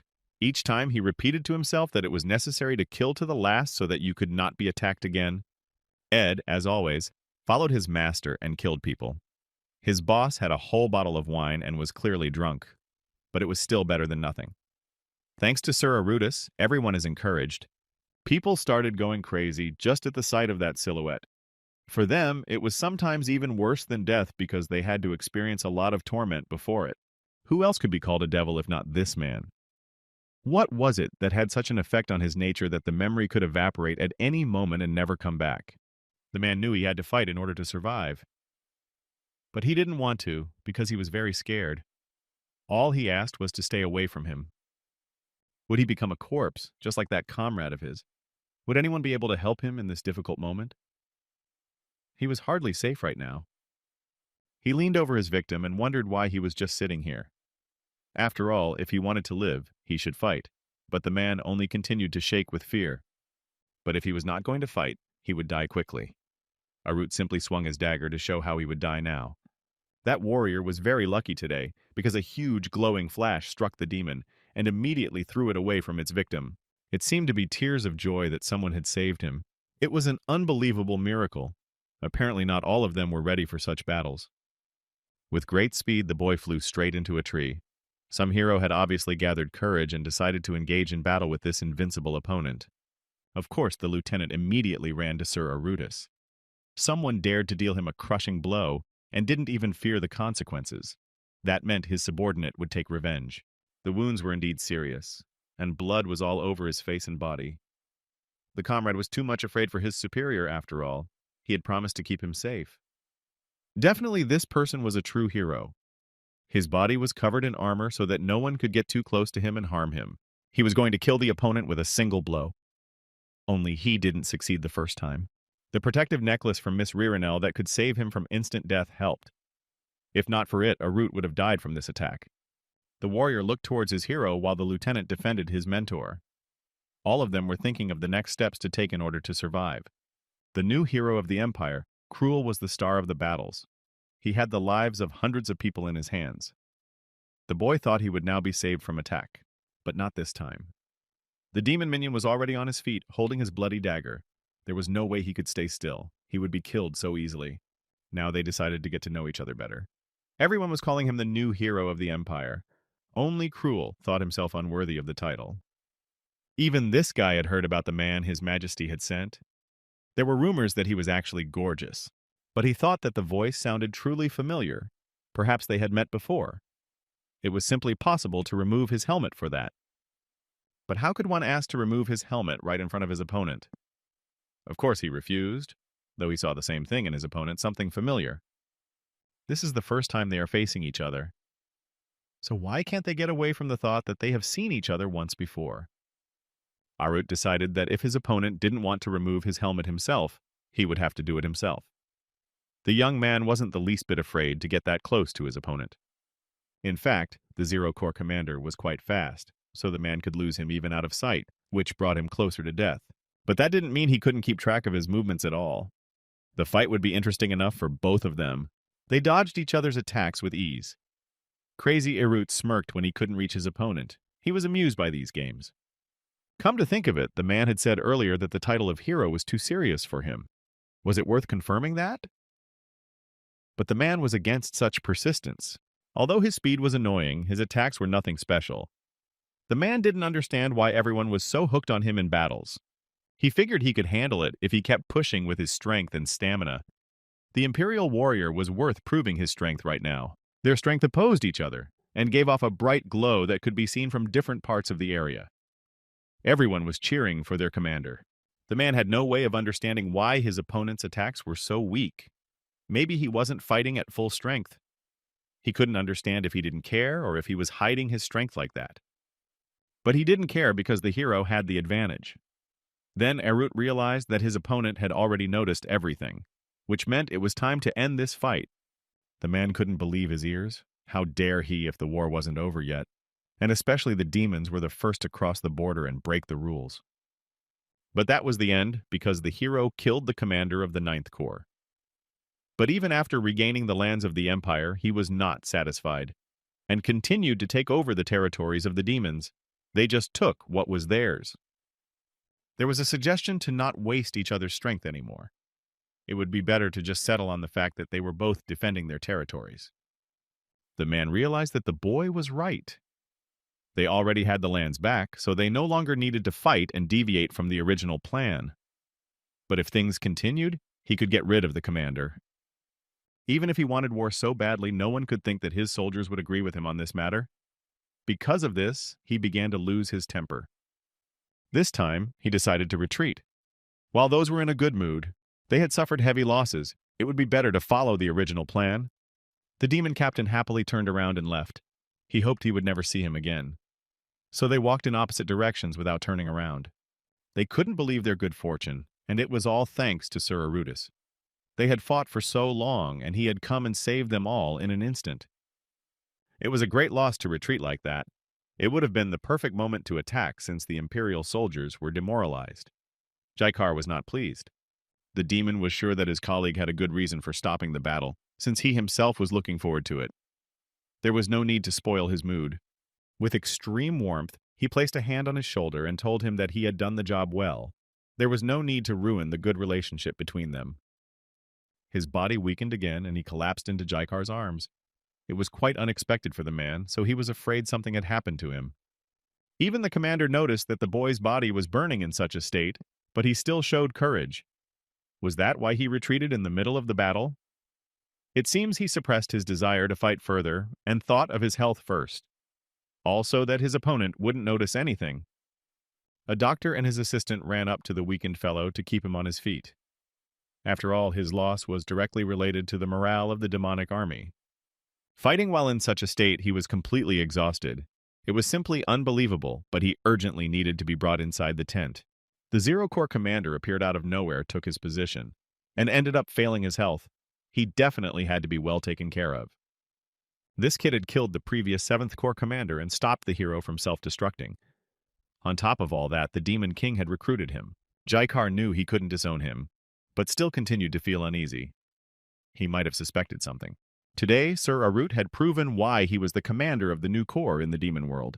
Other than that, he asked to rely on him this time. Mrs. Ririnel was angry. The seal had broken. This was a real disaster. What if the monsters got into the castle? What kind of pathetic monster could break the seal of such a powerful demon?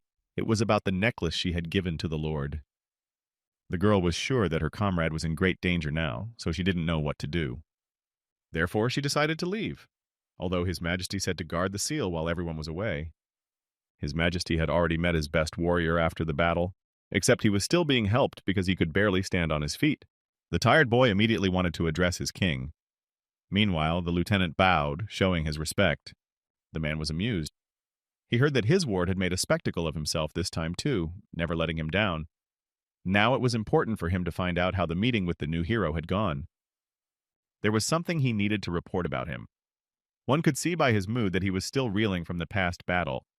So it was suggested to talk inside. The commander of the Second Corps also extracted information. Judging from the kid's face, he didn't like the Second Corps commander very much. He was very busy right now because he was sorting through all the information. He wouldn't be able to leave his room for a long time, so he didn't need to worry. He needed to change his clothes and meet everyone in his office afterward. He was offered to look at the documents first. There were some interesting facts described there that might surprise him. Once again, his mind was filled with confusion as to what he was doing inside the Demon King's castle. When did he have time to return? For just now he was on the battlefield. Ririnel had already gotten close enough to her returning comrade. She wanted to know that her dear man was all right now. Except Aruth didn't know what she meant. He just wanted to get drunk before he died. Apparently, he passed out again because of the alcohol. He'd only had one bottle. He's already lost all his tolerance. She'd been told that the necklace she'd been given had broken, so the girl headed straight to the front lines to see if he'd returned to the castle. Either way, she was glad she ran into him.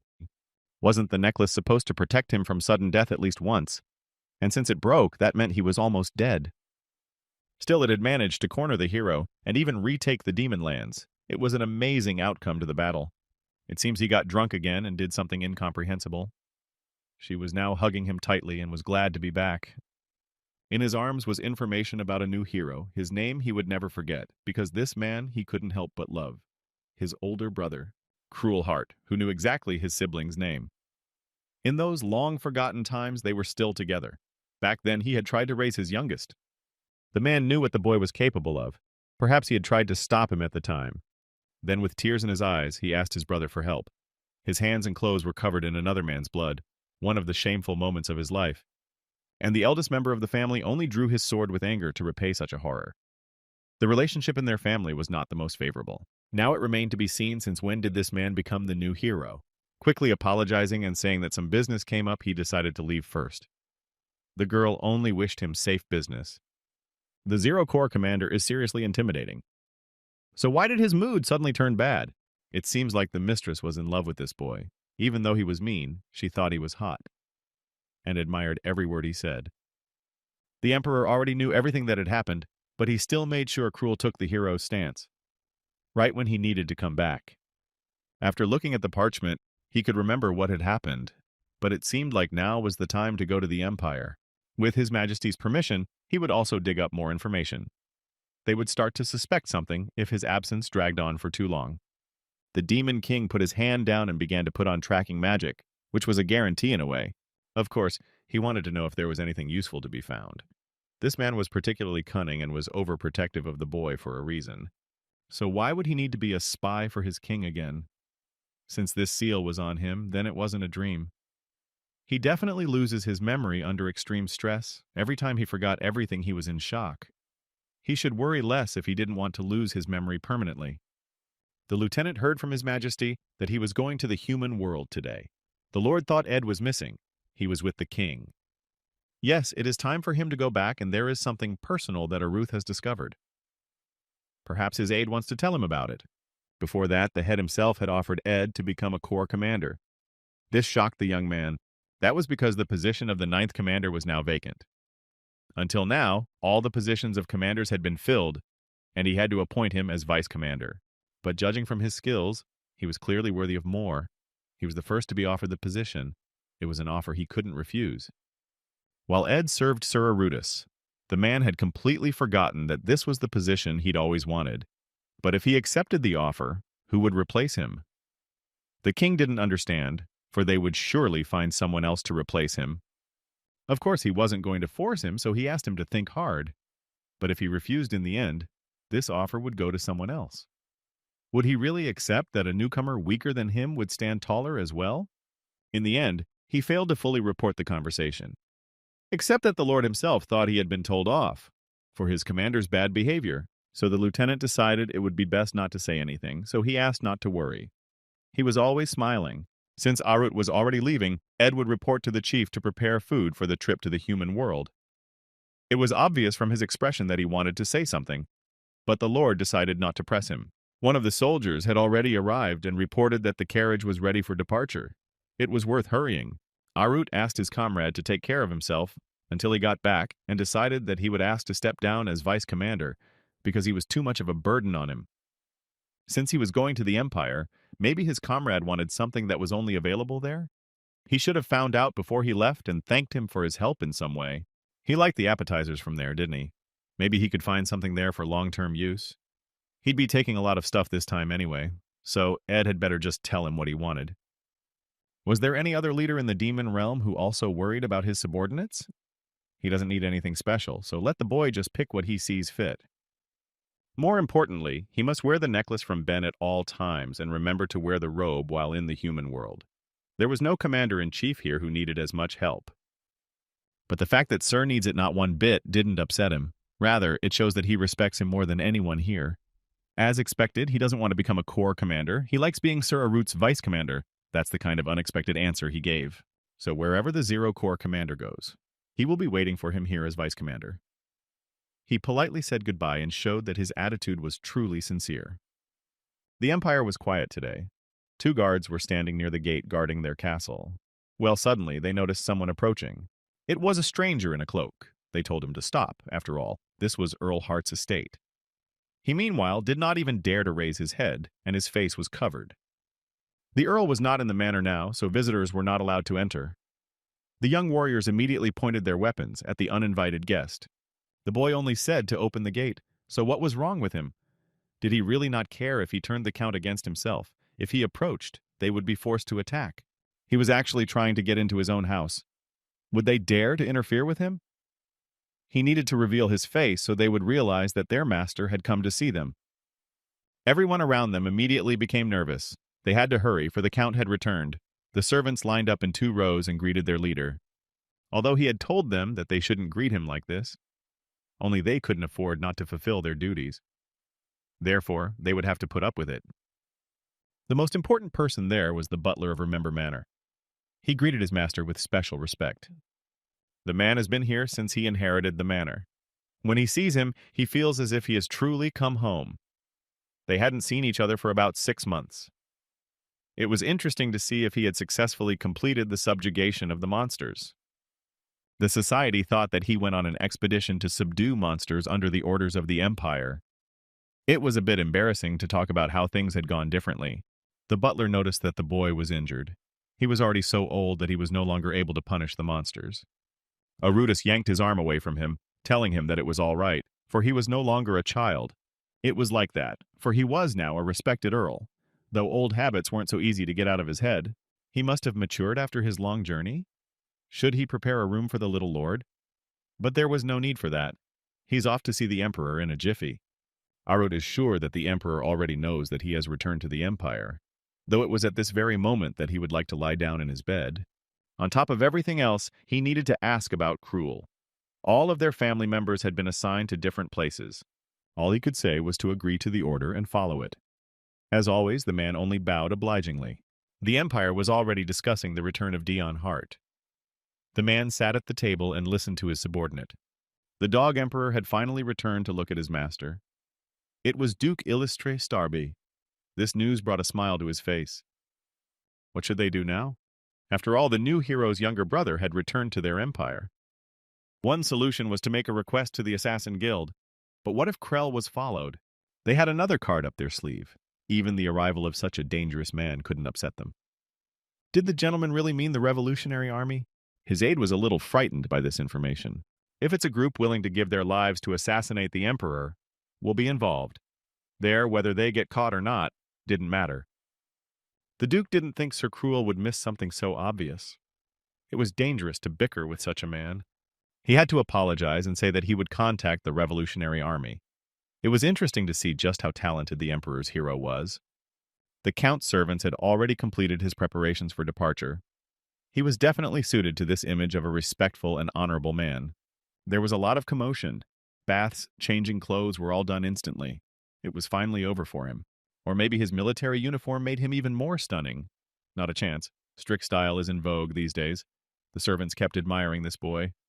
All those outfits were white, but then what are they even discussing? The butler asked his master to remember to put on his mask because the sun was high. Even though it was too late to talk about it, he still thanked the man for taking care of the estate. But he would have no regrets, even if right now he died. His young master had grown up to be such a fine earl, and he was honored for the recognition.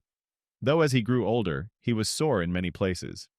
He was going to discuss his resignation as soon as his master returned. It was impossible. He managed everything. Staff, property, finances, and resources. Everything was under his control. Where else could one find such talent? Perhaps Remember might change his mind.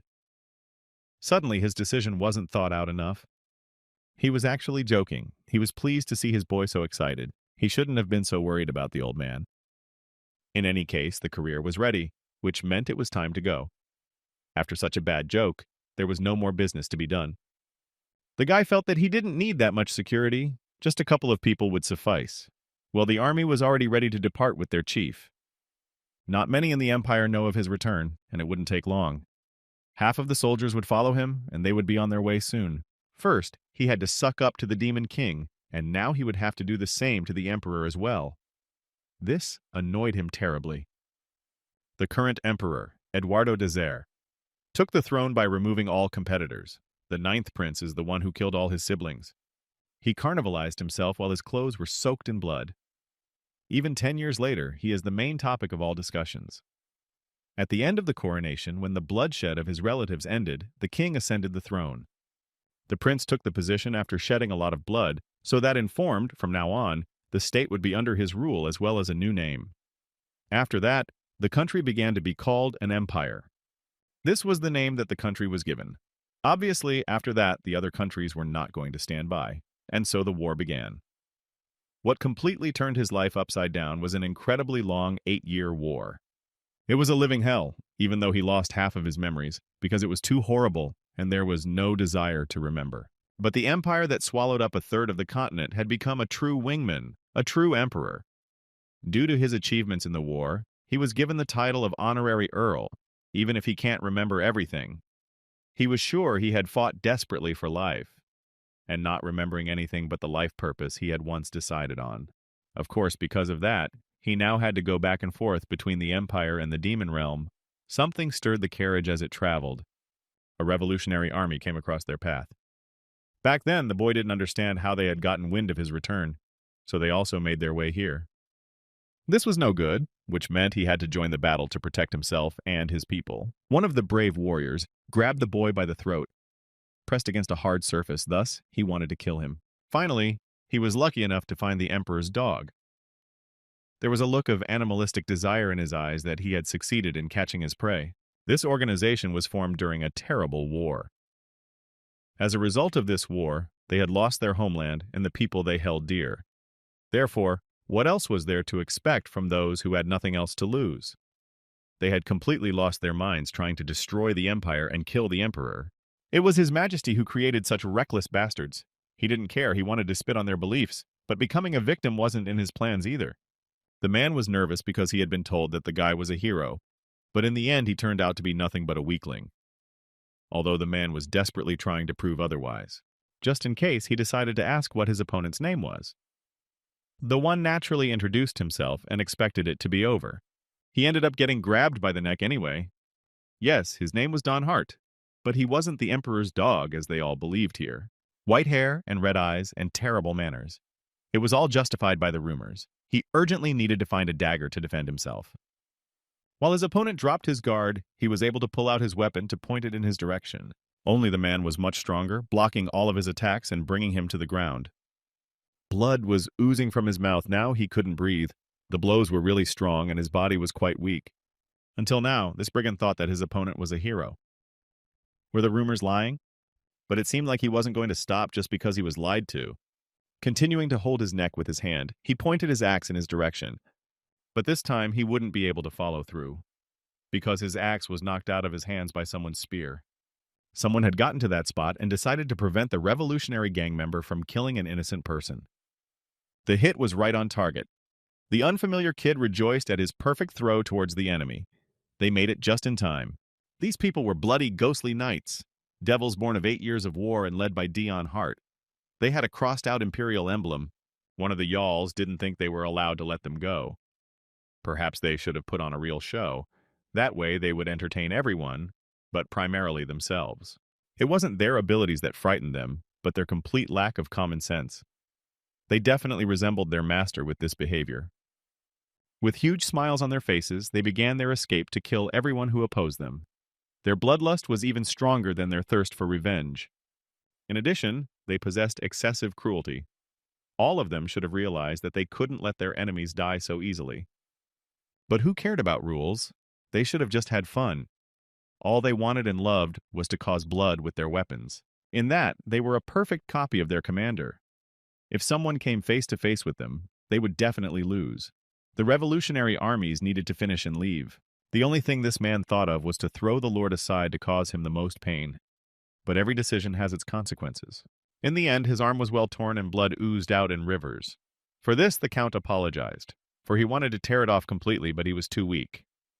He wasn't feeling well, so he asked to be allowed to finish it quickly. The boy grabbed his opponent's axe to kill him. In the end, everyone who could escaped, and some died a most gruesome death. The captain at this time was covered in blood. He should have continued his journey onward. Although this unfortunate mishap had caused a lot of trouble and wasted time. What was to be done now? It wasn't enough. This corpse should be made an example of so that no one else would dare to attack him. He could never stop killing someone. Each time, he struck as many blows as he could manage, to make sure no one could forget this scene. Now that was their real captain, utterly ruthless. He didn't seem to need their help now, though they'd killed a fair amount of people too. But they couldn't leave so quickly. They were only weak men beside the commander. If it wasn't for their squad, the captain would be in big trouble. The commander called out to his subordinates and asked what they were doing. Their work wasn't finished yet, so they couldn't sit around. There were still a couple of people left to kill. Unfortunately, they couldn't escape while their enemies were busy with others. A little while later, a carriage was approaching the imperial palace. The guards were surprised that it was quite dirty, but they didn't immediately realize what the point was. It wasn't mud at all, but real blood. Soon Earl Dayon Hart came out. His clothes were also covered in blood, and he had not been washed. The warriors said that they couldn't enter the imperial palace uninvited. The boys only needed to introduce themselves so that everyone would realize that he had just come to see His Majesty. They immediately asked for forgiveness, for they knew that the emperor had given this boy the title of Count, granting him the right to visit the palace at any time. We had to locate His Majesty. He was currently in the banquet hall. A banquet was being held to celebrate the debut of a new hero. That meant that his elder brother was here right now. His arrival was just in time. He would be able to take care of everything at once. The fact that Cruel had taken back the lands taken over by the demons was impressive to the emperor. The one was reporting back after his exit to the battlefield. Cruel bowed his head while kneeling on his knees. Naturally, he was only doing his duty, but earning praise from His Majesty was not so easy. Today, they were celebrating the birth of a new hero named Cruel Heart. Everyone congratulated him on his debut. Now they would enjoy the evening. But an uninvited guest had already burst into the banquet hall. Everyone was amazed that he was covered in blood. The guests didn't know who it was, but it was the height of indecency. Some couldn't see well, but they noticed that he had red eyes and white hair. They were now definitely convinced that this was the Honorable Earl Dayon Hart. No one would have thought he would come to them looking like that. It seems his favorite brother somehow got a fragment of the hero. As he walked, a trail of blood formed behind him, and everyone silently looked at it. Eventually, he approached the emperor, kneeled down, and said, "Glory to the Empire." Everyone could only watch with their mouths open. The boy greeted his emperor with special trepidation and called himself a servant. Everyone started discussing blood and said that this earl was a vampire. One wondered if the Hart family had really adopted a vampire and raised him as their own child. Someone had heard that he had been bullied as a child. The Duke noticed that this kid came back alive, which meant he had incredible strength. I guess we can't get rid of him that easily. It had been a long time since they had seen this man. There was talk that he was allowed to come whenever he wanted, but to show up covered in blood and disrupt the banquet was somehow insulting. He apologized because he was ambushed on his way here. But who dared to attack the hero of the empire? It's a good thing he sent knights to escort him. It seems he had a story to tell. Why don't they go somewhere else for privacy? There were things he wanted to hear from the commander personally. Of course, the emperor knew that the revolutionary army had attacked. No one else would have dared to take such a gamble. His Majesty decided to ask about his guest's well-being. Perhaps he might need the help of a doctor. It was widely known that everyone looked at this young man in a negative way. Still, he was a true hero of the empire. But right now, there was nothing wrong with him.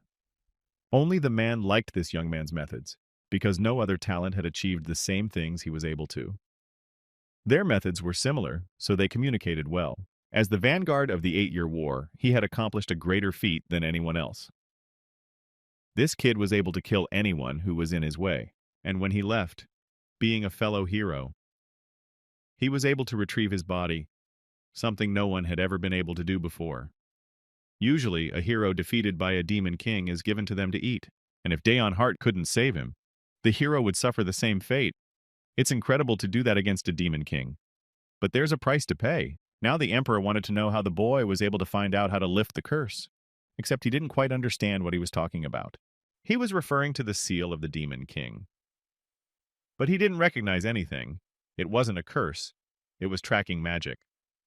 However, the man thinks he's weak because of it. It was noticeable that he was still just as dismissive of the state of his body. The emperor had sent him to another settlement since only a demon king could lift the curse. The head of state believed that this person should go back, but he was extremely uncomfortable sending such a rare talent to such a horrible place. He would say such a thing and yet use him as a spy. He also wondered how his enemies were doing nowadays. Everything was the same as before, but he came across the assassin his king had sent to the castle. It was quite an unexpected encounter, considering him a bargaining chip even though he was a candidate for heroes. So why was he sent to such a wilderness to die? He was trash, defaming the name of a hero. Even the nobleman thought he would die before he reached his destination. One could assume that he had managed to survive because of the hero's fragment. Well, it could be said that because of this scum, his status in the demon realm had increased significantly. So sending him out wasn't that useless. Even this man knew that Arut was the commander of the Zero Corps. The information reached him very quickly. Because of that, he immediately blew up to apologize, for there was no way he could refuse their enemy, lest he question his position. It was all right, for he was not trying to incriminate him with it. The more they accepted the Lord, the easier it was to get information. To be recognized, even in a place like this, showed that he was truly talented. He had one last chance to ask for what he had come here for in the first place, though it was hard for him to bring it up. The question was about his elder brother. Why on earth was he put in charge? After all, His Majesty must have known that the kid only regretted not being able to kill him. The elder was the only remaining member of the family that survived this boy. The brother always called for his youngest when his parents were expecting them. The boy had been distinguished by his unusual appearance since childhood. His red eyes were always large and surprised. It was already lunchtime. They had to hurry to the family. As the youngest in the family, he was a little sluggish and did not notice the important things. After all, if anything, it was the grown-up boy who was scolded for not looking after his younger brother. For this reason, he couldn't hold his relative's hands, making the excuse that his hands were dirty because he had just returned from a workout. At the time, the little boy apologized for such a thing. He wasn't intimidated by dirty hands, but it was hard to realize at the time that there was more to it. In the end, he could barely keep up with his little brother because he was too fast. When the latter stopped, the young man crashed into him and hit him. He must have really liked that family portrait. The little boy used to stare at it all day long. Every time he looked at it and he thought this portrait said, "We are a family." It lifted his spirits. But to the other, it was just a picture. They were completely different, and the only thing they had in common was living together. Crayoul had told him not to hang around too much and to stay in his room. They had completely different values, and one couldn't understand the other. That was why the youngest always felt like he was alone. The servants were discussing the red eyes and white hair of the second youngest lord. They wondered why he was the only one who was so different. Every time he looked at that portrait, he felt like he was part of this family. He wished he had been born with the green eyes and black stripes that epitomized the Hart family. As the boys entered the dining hall, their father reiterated that they needed to hurry, since they needed to attend the royal family's banquet today. The mother was worried that Dion wasn't feeling well again. She was very worried about her son, and every change was a tragedy for her. Her husband told her to calm down because he couldn't stay at home forever. But she couldn't behave or else suddenly something would happen to him. He was already very weak. Was she really suggesting locking him up forever? They had always kept him hidden from the Empire. There were already rumors going around, so they couldn't go on living like this. Daeon needed to realize that he always had to remain cautious when he left the house. He couldn't let anyone find out about his flaws. Of course, the little boy remembered everything.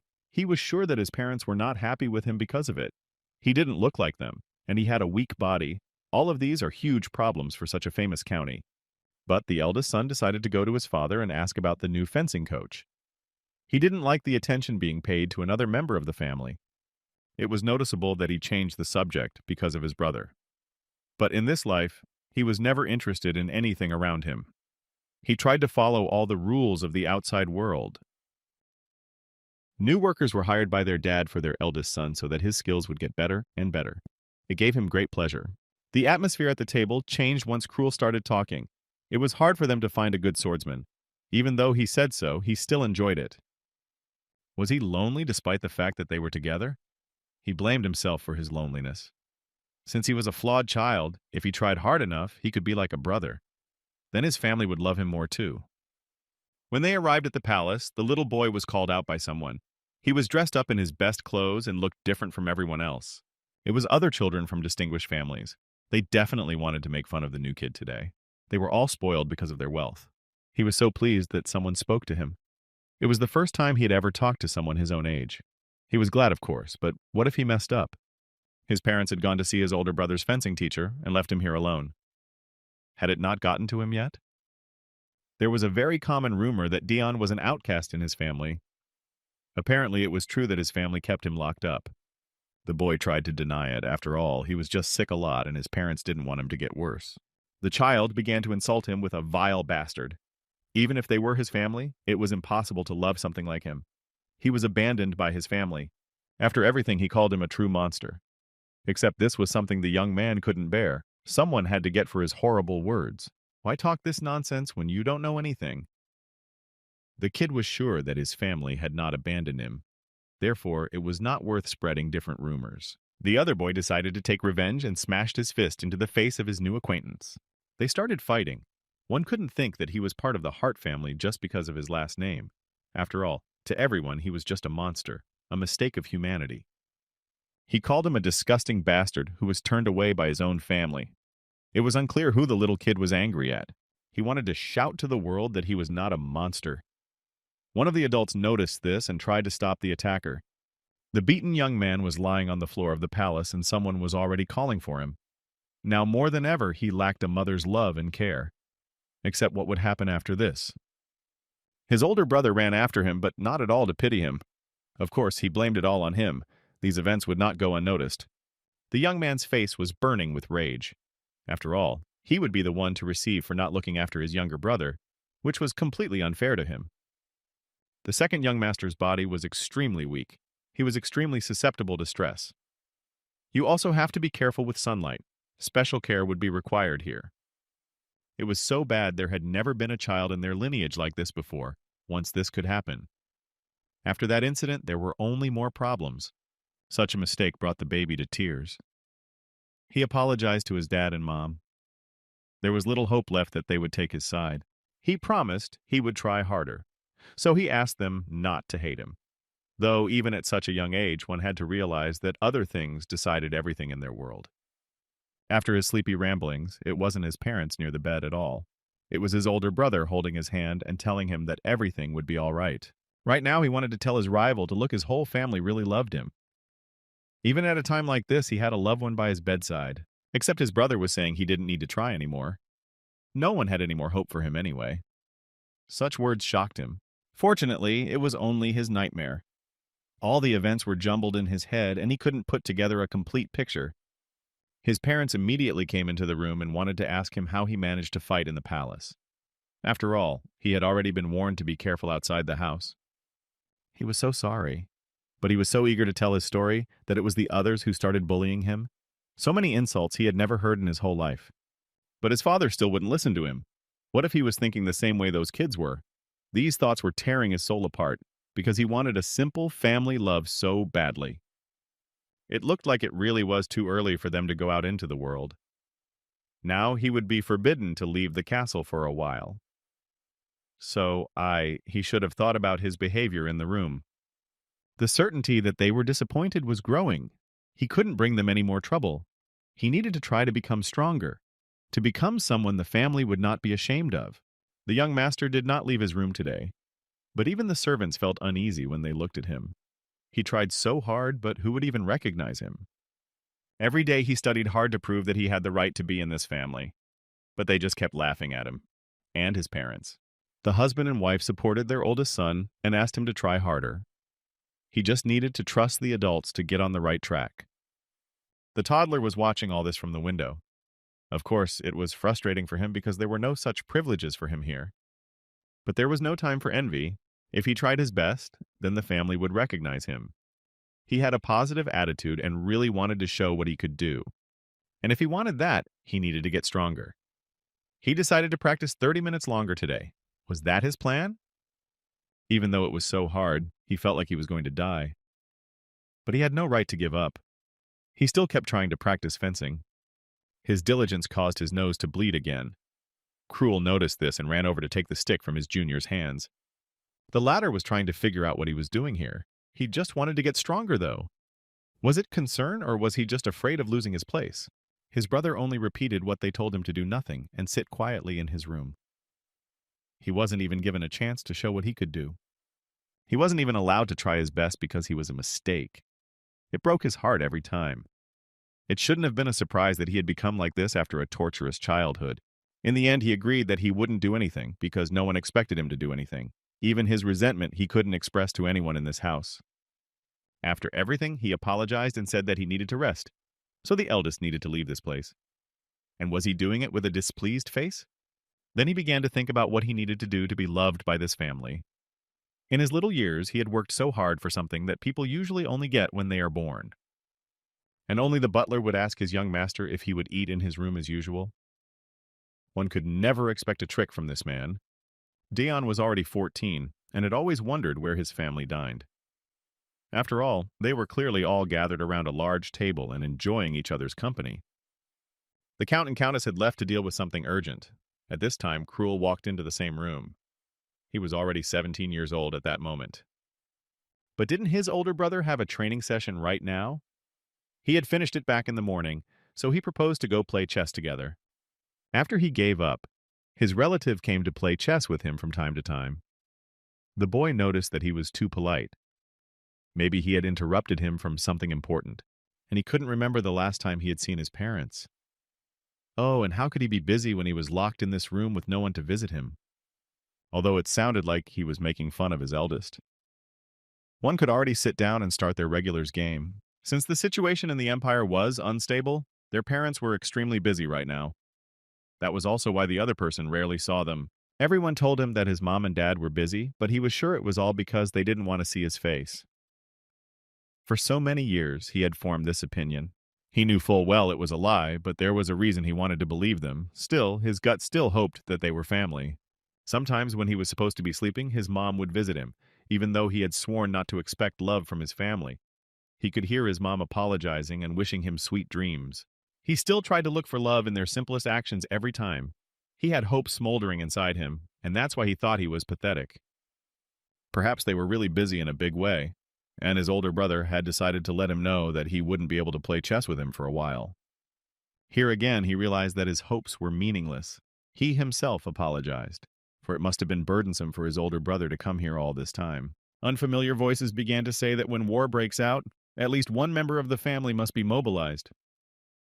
More people came into this room. The older man was angry that strangers had unknowingly come in here and didn't even introduce themselves. Their family was an honorable family, and such treatment was wrong. The man was supposed to deliver a message from the Empire, and now he was looking for Dion Hart, which was obviously very startling to everyone. The young butler pointed to the gentleman the knights were looking for. The situation was dire, and it was unclear why they were looking for the weakest member of the family. The young man could see that this all made the older man very angry because his hand was clenched into a fist. It was Dion who was ordered by one of the knights to go along with him. They weren't going to explain anything, but were only following the orders of their ruler. They grabbed him by the collar and told him they would answer any questions later. This kid looked so puny. Would he even be able to lift a sword? And yet they wanted to send him to the battlefield. The eldest member of the family tried to stop them because he was the one to be conscripted. There must be some mistake. The Hart family had sent an official request to the royal family, and they were just doing their job. If he thought there was some mistake here, he should discuss it with his parents. No one understood what was going on here. So these people just decided to improve their reputation and fix their son's situation by sending him to certain death. His father and mother decided to send him to war. He's very weak, and if he gets to the battlefield, he'll just die, unable to do anything. So that's what they were apologizing for. They all wanted him to die because he is a failure who dishonors their family. In the end, his family gave up on him. Soon he would be sent to the front lines, but unless he wanted to die, he needed to get stronger. Therefore, he was encouraged to train. Although even holding a sword was hard for him, no one understood what a child of an illustrious family was doing here. All the young lords of other noble families had been sent to safer places. There were rumors that his own family hated him, and they could tell at a glance that he was barely holding his sword. He was probably going to die soon. Except he didn't want to die at all, and that made him start crying. They felt sorry for him there, though, because he was very young. From that day on, his life was no different from hell. He had to fight, though he couldn't even hold his weapon. Endless battle screams from all sides and sickening, bloody scenes. But he still didn't want to die in a place like this. He was being yelled at to pull himself together. How long was he going to hang in the clouds if he couldn't hold a sword? Let him choose another weapon. And if there were no weapons, then he needed to tear everyone apart with his teeth. It didn't matter if he was weak or young. Once he got here, he had to fight for survival.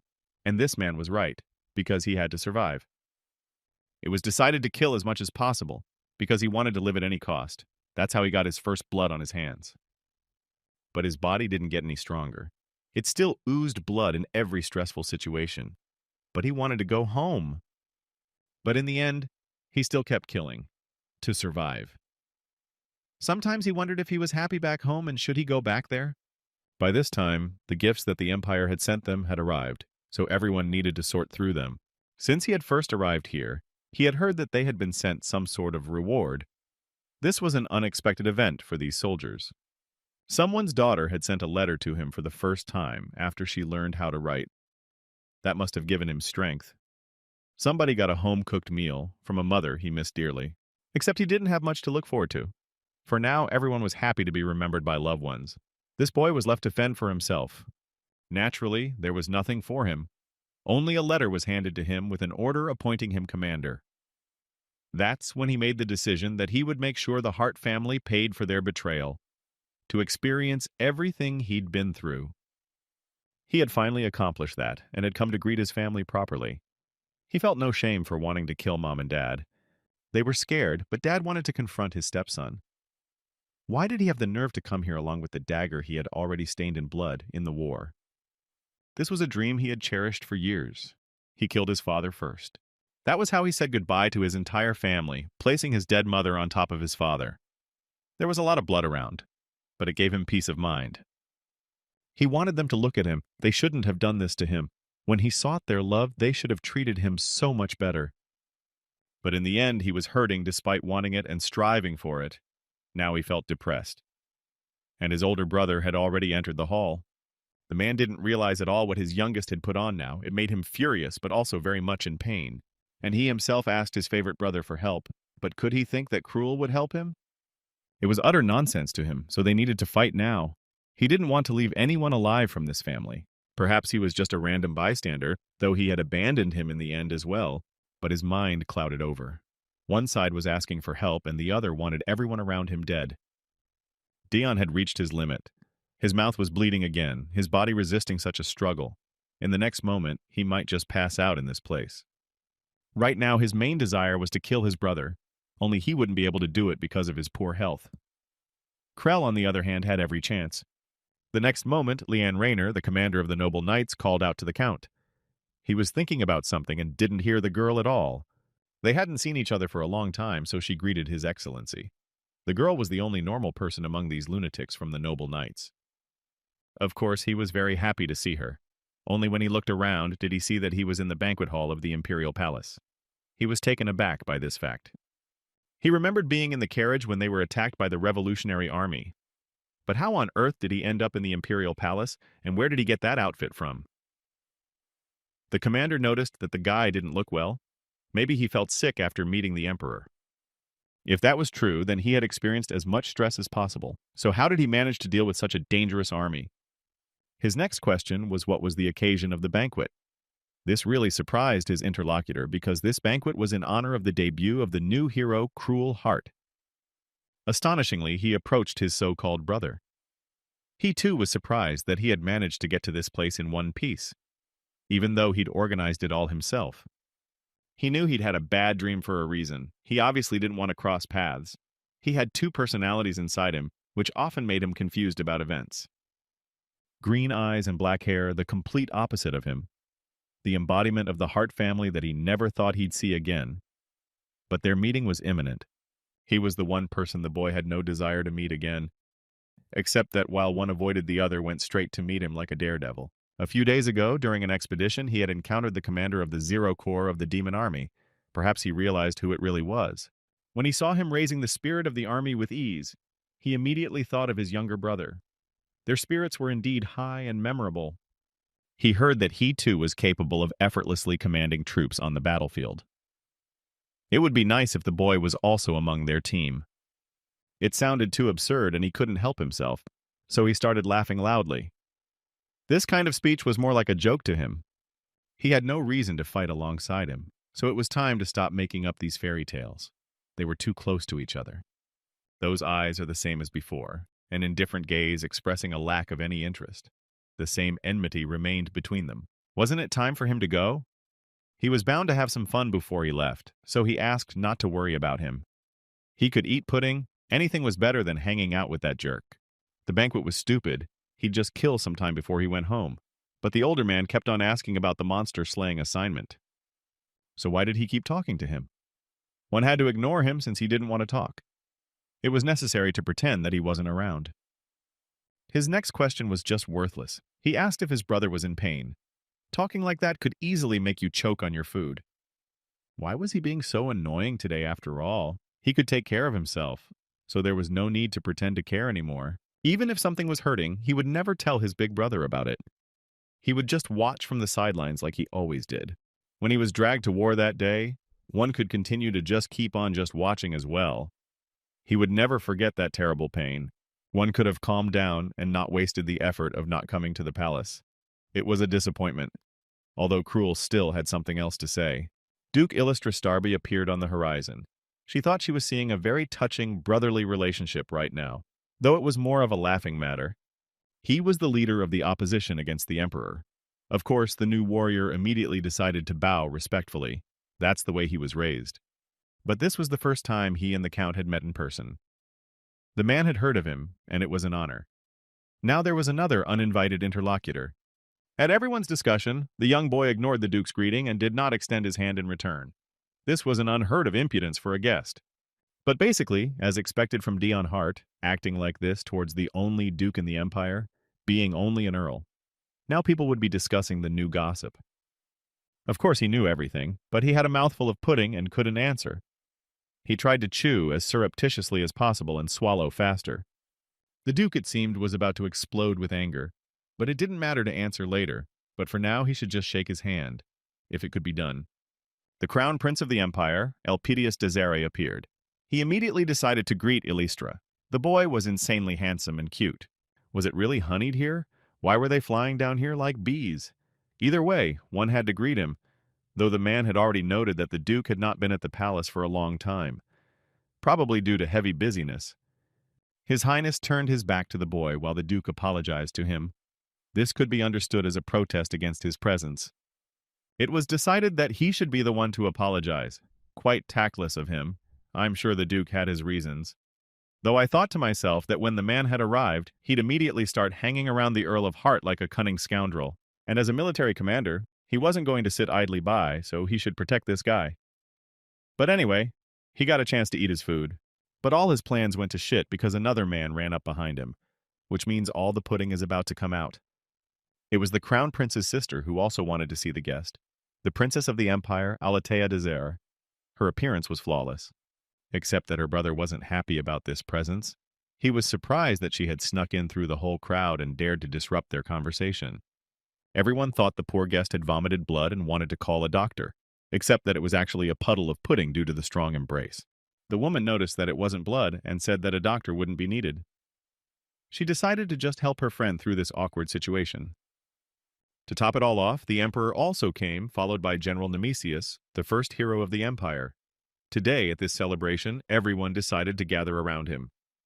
The girl was telling His Majesty that it was her fault the count was bleeding because of her, because she couldn't help herself since she was so happy to see him. Her brother decided to apologize and be sure to punish the princess. But the emperor decided against it. There was no way he could vomit blood just because the princess jumped him. He was attacked on his way to the palace, so it was most likely due to internal wounds and overexertion. In the end, no one wanted to hear that it was about something else entirely. I mean, they're so sensitive to the smell of blood, but they don't understand because the hall is drenched in the scent of perfume. He had to explain everything before this misunderstanding got out of hand. Since he kept refusing, one could assume it was due to the curse. And if it was a curse, even the emperor's physician wouldn't be able to help. Since things had turned out like this, he decided to just pretend to feel sick and go home. He had already done everything he wanted to do and met with the emperor, so he could leave. After that, he bowed and said that he had to go. Perhaps due to the stress, he really wasn't feeling well. The journey had turned out to be a total hassle. Only, unfortunately, the bowing actually made him feel nauseous. Everyone was again afraid for the young count's condition, and so he was again rescued by his unloved brother, who held his hand. At such a moment, he thanked him for his help. But it was not so simple as that. With a single movement of his hand, he let go of his helpless relative. During the 8 years that he had been at war, his elder had been the object of endless hatred. Therefore, how dare he now pretend to be caring? Even the crown prince noticed that the earl was very pale, so he really should go home. Perhaps he really did care a lot, although it didn't seem that way to the lord himself. He might be kicked out, though it was usually considered offensive. But to him, it was also a show of politeness, and he decided to deflect. He really couldn't take it anymore. There were too many people present here that he didn't like. The others watched him leave. The emperor was very lenient towards Dion Hart. Therefore, the duke was unaware of how he dared to show such a disdainful attitude. When many noble guests gathered at the banquet of the imperial family, the emperor accepted his excuse. Well, he was not feeling well. But could anyone after that reproach him for being ill-mannered? In the same way, he felt that Sir Cruel had been too generous to his brother. The man wanted to know that the lad was entirely on his side. After all, he just wanted to make sure the noble guest didn't get into a bad mood. It was understandable, and of course, he knew why they had come to see him. In the past, a descendant of the Hart family had asked this man to be his patron. An unfortunate man who had lost his family when his younger brother killed their parents. He was going to be the best sword for him. If he just wanted to survive, he would have countless ways to do so. But out of all the possible options, this was the one he chose. The Duke wasn't stupid enough to kick the dog that came to his foot on its own, but he was curious as to why he was the one being asked. It was unknown if he was smart or stupid, but right now he just wanted protection, and until then, he had always wondered what kind of protection he had told him about back then. But today, it was clear to him. He had spoken then of protection from Dion Hart. Someday their long-standing confrontation would have to end, and each wanted to come out victorious. If that was what he meant, then they were on their way. The Emperor's loyal dog must be destroyed, and the Duke's dog would agree with everything. Honestly speaking, even though he was the Emperor's dog, it was far from the main reason why he should be eliminated. His trembling heart felt that he was the ultimate threat to the Empire. The man wanted to kill Dion Hart, who didn't care about him at any cost. That was why he was respected for being so cold-blooded. The girl decided to escort her comrade to provide him with assistance. All he needed was a rest, but he smelled the odor of burning. Everything was perfectly fine when he left, but upon his return, his estate was burning in flames. Everyone around stood around and just watched the blazing fire. The noble knights had also gathered at this place, only it was unclear what they were doing here. Everything around them was incomprehensible. Even they were frightened by the occasion.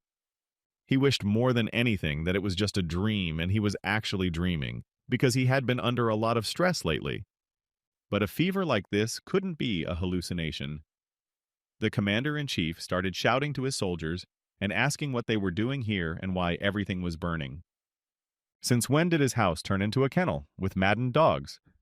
Now he would show who was the boss and that he was to be obeyed. Only he had a bomb in his hand that he didn't want to get his hands on. It could explode right in his hands and kill him at the same moment. Any way you look at it, it is a bomb. He found nothing better to do than to toss it aside. If it was going to explode, it certainly wouldn't be in his hands. This thing was indeed powerful and created a huge explosion. As a result, his estate became even more in shambles. There was some chaos going on all around. What the devil were those rabid dogs doing near his house? He wanted to just come and rest in his bed after a long time and a bunch of unnecessary meetings. His subordinates kept calling him captain instead of count.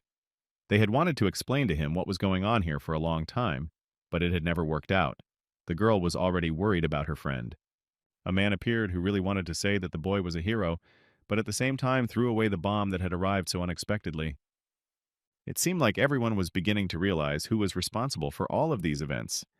Because of one person, the whole area had turned into a blazing terrain. The army couldn't understand why anyone else had survived here, which meant that there were actually outsiders here. There were more and more questions and fewer answers. The air army actually came here and threw a bomb at a house, so they quickly defeated them. Except how on earth did they end up near his house? Weren't the noble knights part of the imperial forces? Or were they just kicked out because they were causing trouble? Right now, I was leaning more towards the second option. They pounced on their captain to improve their mood. They liked that he was worried about them. They may have messed up a little, but they weren't getting kicked out of anything. It was very rude of them to treat the Earl like that. They are the only ones who dare to treat him with such disrespect. They should have been reprimanded for that. In any case, those revolutionary bastards were at fault. It wasn't enough for them to attack his carriage. They also attacked the noble knight subordinate to him. They seemed desperate to kill him, but what had he done to them? One of the enemies noticed that he had come within sight of his opponent. He decides to distract everyone to save his comrade. But if he wanted to get information about the Revolutionary Army, he needed to capture at least one alive. That's exactly what he was going to do. They didn't use the kindest methods. So, of course, it ended in a fight. It was Remember who took care of the case, the butler, who had a strong connection to the Count. This man was willing to do anything for his master. One could be sure that he was not an easy butler. He thought that his master was in grave danger. He didn't expect that the Count would catch the bomb and be able to strike back. It was now clear to this man what had happened in the imperial palace. It had only been half a day, and his master looked tired. The commander had come to report that the Count had been attacked by the Revolutionary Army on his way to the palace. One would have thought that in addition to fatigue, he also had internal injuries. It was now clear why he had returned so quickly. He decided to take care of the rest, so they needed to make their way to the house in order to rest, while all of their enemies were being tied up. The obstacles to overthrowing the emperor are three people: the supreme commander of the 8 Years' War and the emperor's personal bodyguard, Nemesis. The man who stabilizes public opinion with outstanding political and managerial skills, Chancellor Ardar. The last vanguard commander of the 8 Years' War and the emperor's loyal dog, Dion Hart. He usually works in the shadows, appears unpredictably, and is very difficult to keep track of. This time went on a mission to capture monsters, but it is unknown what orders he was actually carrying out. That the revolution succeeds, Dion Hart must die. Even if he failed, the revolutionary forces would not give up. Therefore, the man called everyone the Emperor's mutts. Since the day they were dragged into the 8-Year War, none of them had raised their sword in the Emperor's name. That was why the man was so angry at those words. But he didn't say what they were doing it for, so he just said, "Stop bothering the Count," when he was already having a hard time. In fact, they were only doing all their deeds in the name of Dion Hart. Therefore, even now, that person would die because of it. The butler was upset that he now had even more cleaning to do. He needed to inform the Earl that his rabid dogs had mauled the man to death. In the alley, a little girl huddled in a corner. She hid her face in her lap and cried quietly. For a long time, she just wanted to eat. One day, she had been attacked by an angry man for touching his food. She was scared, but she hadn't eaten anything since that day. At this rate, she might die soon. People in the slums die all the time. It's unlikely that her death will surprise anyone. Is there anyone who would mourn her at all? But even here she was noticed. The boy noticed that the girl was almost dead. He decided there was nothing he could do about it, then decided to give her his piece of bread this time. He found it outside the Church of Atonement. The little girl was curious to know because any food was worth its weight in gold to them, hard to get. The homeless man told her that people from the church would come to the slum and distribute bread and water. This conversation brought a kind smile to his face. The girl couldn't believe that someone could do such a thing for free. Maybe they put something in the bread, but he couldn't do that to her. His crippled neighbor ate it, and nothing happened to him. Although he'd eat anything if it was free, but why doesn't she believe him if it's true? The boy was thinking about her. She hadn't eaten anything in a week. Isn't the Church of the Atonement religious?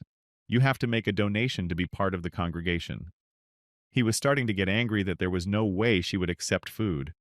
It was hard to believe they were being so kind and allowing poor children to survive. But if she didn't want to believe, he decided to go it alone. She would be the only one at a loss since she was such a non-believer. After all, she could just throw away the bread. Those words sounded hurtful to her. She called her friend and asked him to wait for her. After all, who cares if the bread and water are poisoned? Dying of poison or starvation, there was no difference as long as there was a chance to eat. It didn't matter if it was salvation or a curse. They would go there together to be there for the rest of their lives, even if it all didn't last long at all. It had been a week since he had returned to the Empire. The courtyard, previously engulfed in flames, had been practically cleaned up. He has also set aside a residence for those rabid dogs that showed up unannounced. All that remained was to wait for the Emperor to summon him and carefree enjoy life in the human world. Only, there was a backlog of paperwork to deal with. Someone requested to build another dam in the territory. I wonder who had the nerve. Was it the butler's request? Of course, the kid knew they were dealing with this temporarily, but they couldn't afford to be inattentive to such matters. Another dam wouldn't hurt. He quickly changed his shoes. After that incident, he couldn't act carefree with Remember. If he hadn't brought all those papers, he would have burned it to the ground and didn't worry about it anymore. It was noticeable that the guards were arguing outside, some accusing others of taking their rations and now spoiling the property. For others, it was too trifling a situation. As expected, the Imperial noble knights clearly don't get along. Even looking at them, one could tell which one was at fault. The crazy warriors were bullying and teasing the others. The noble knight clearly had nothing better to do. In the past, His Majesty often sent them on a mission because there was no other way to deal with them. But since they were back under his command until they were given a job, it was their duty to train and wait for orders. In these moments, he missed the demon realm, where he didn't have to do anything. It was worth wondering if his butler was tired. Perhaps he would need a vacation soon, but he asked not to write him off prematurely. Was it wrong to send the family knights back, even if they were assigned imperial knights? An unconventional practice to avoid state treason. The emperor wouldn't do it unless he had full confidence in him. Can this be considered as such? It seems he sent them back because he couldn't handle them, as if these rabid dogs could become malleable just from being under the emperor's command. In any case, why were there so many papers piling up? He had handed over the Heart Manor to the emperor after that day and was only dealing with it temporarily. So why was there so much paperwork here? If he really cared for it so much, why didn't he finally take these lands for himself? His Majesty had rewritten the title deed into the Lord's name again. Of course, he hadn't heard anything about this, and it left him in complete shock. The official document was somewhere among those many sheets. For some reason, he wanted to find a way to get the estate back. After all, he had even allowed the title of Earl to be given to him for the sake of protecting the border. He didn't need the Heart Manor after all, only bad memories were associated with it. More like the worst. He'd love to be just a baron. He would not leave it so easily, and now he must pay the emperor a visit. But the crown prince and General Nemesius had already arrived. I wonder why they had come. Although everyone knew very well that it was the military chief who despised him. The men noticed the family portrait. Despite moving to a new estate, he still brought it here. Despite all the hatred, he couldn't leave the thing behind. The butler apologized for the wait. He would escort them to the drawing room. Even in the world of humans, there were some events that made life uncomfortable. The prince apologized for such a sudden visit, but he had something to tell the count. For this he had come such a long way. He had heard that the honorable lord had captured the revolutionary army alive when they ambushed him on the estate, and the princess listened attentively to the story. She was sullen and certain that the boy no longer wished to see her. She knew it, for all her efforts had been in vain. It was he who never left her thoughts. But her brother didn't think her efforts were worth anything at all. She wanted to be recognized as beautiful, and besides, she was a princess, and she had never seduced anyone before, so maybe inexperienced, but didn't want to cause so much trouble since his lover had vomited blood, though they said it wasn't for her, though she had thrown herself at him with all her might. She wanted to apologize and was going to meet him in person.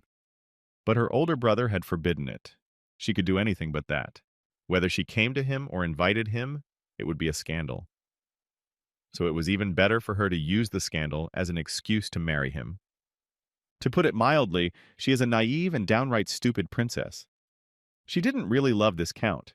It's just an image she made up to fool the world. She might not love him, but for the sake of the imperial family, she could love him.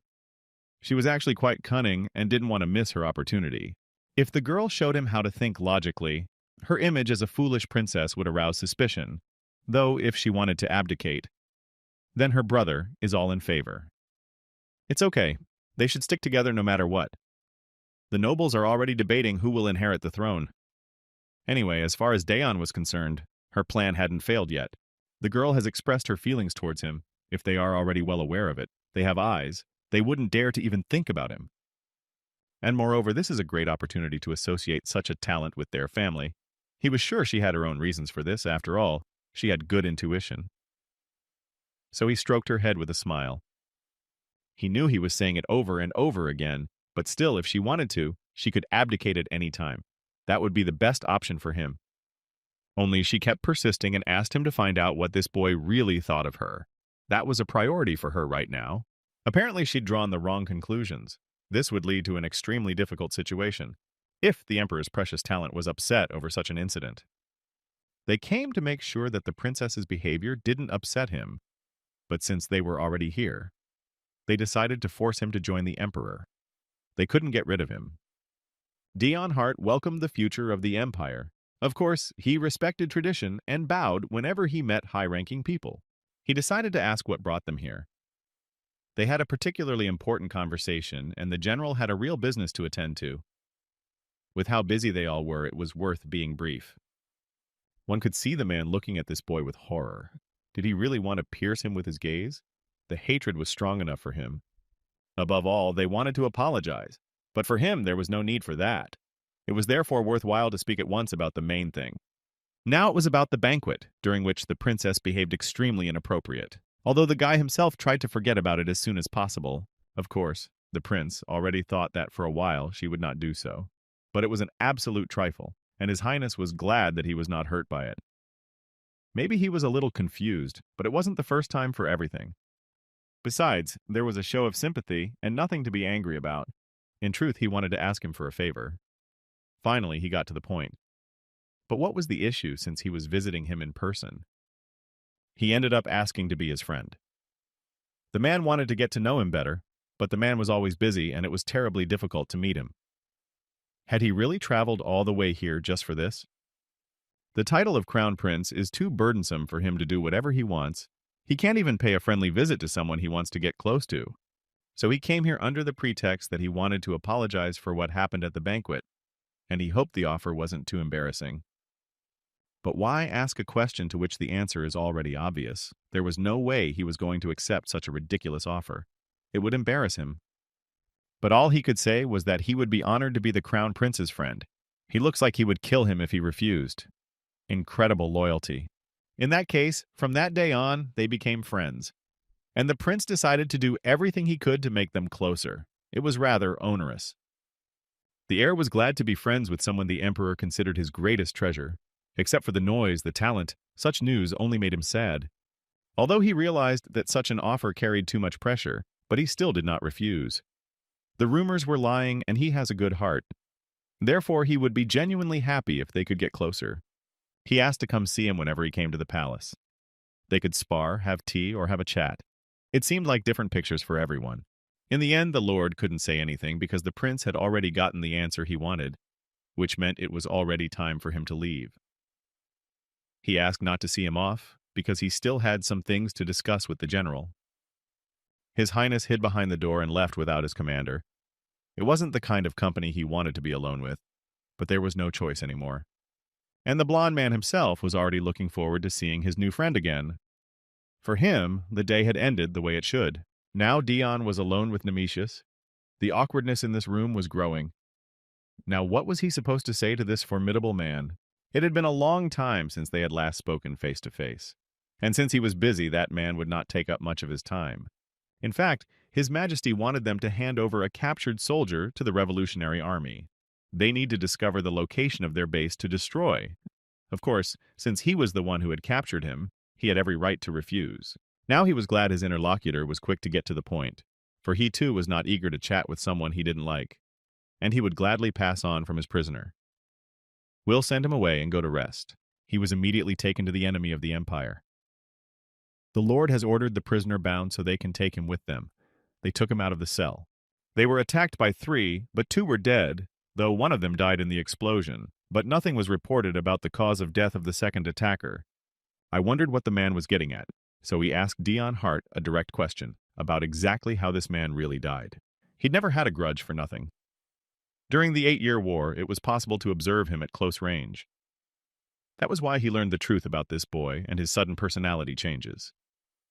The nobleman was first enlisted as an ordinary soldier after being assigned to a unit. It was impossible to ignore him. From this, he began to act ruthlessly on people, because of which he began to go insane. The child who was too weak to participate in combat chose cruelty as his method of survival.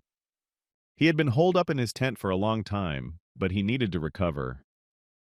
He drank a lot and barely made it through the day. It was his method of survival, and no one would blame him for what had happened. But since he had made that decision, he would have to accept the guilt that would plague him until his last breath.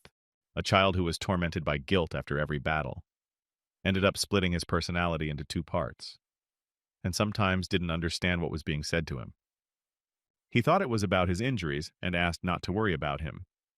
Since he could change his character at will, it would be more correct to say his very essence was changing. At such moments, the little one had no idea at all what was being said to him. The insane side that puts up brutal bloodbaths, driven by survival instinct, and the normal one that behaves normally and controls the body in normal times. Here they are, the 2 entities. He seems to be severely fatigued and doesn't remember all the details, but since he survived without killing a single enemy, he must have been incredibly lucky, though he couldn't even resist the guilt the man must face and chose the most horrible way to escape. And this time the man decided to put it differently and asked if he even remembered how the other man had died. Wondering how much longer he would fool himself by turning a blind eye to his own actions. The general felt disgusted with him from the moment he stopped being human. And if he chose not to ignore it, unlike that time, then perhaps his attitude would change. As it happened, he wasn't present at that moment, so he didn't know the details. But from what the rabid dogs heard, tore him apart. Such was his answer. At what point did the man decide to leave? And since the Count was a busy man, so he shouldn't have seen his uninvited guests off. The man bowed politely and asked to be careful on the way back. Nemesius realized that nothing had changed since then. One could be sure that he was the one who had killed this man, most likely using this convenient identity of his to handle the case.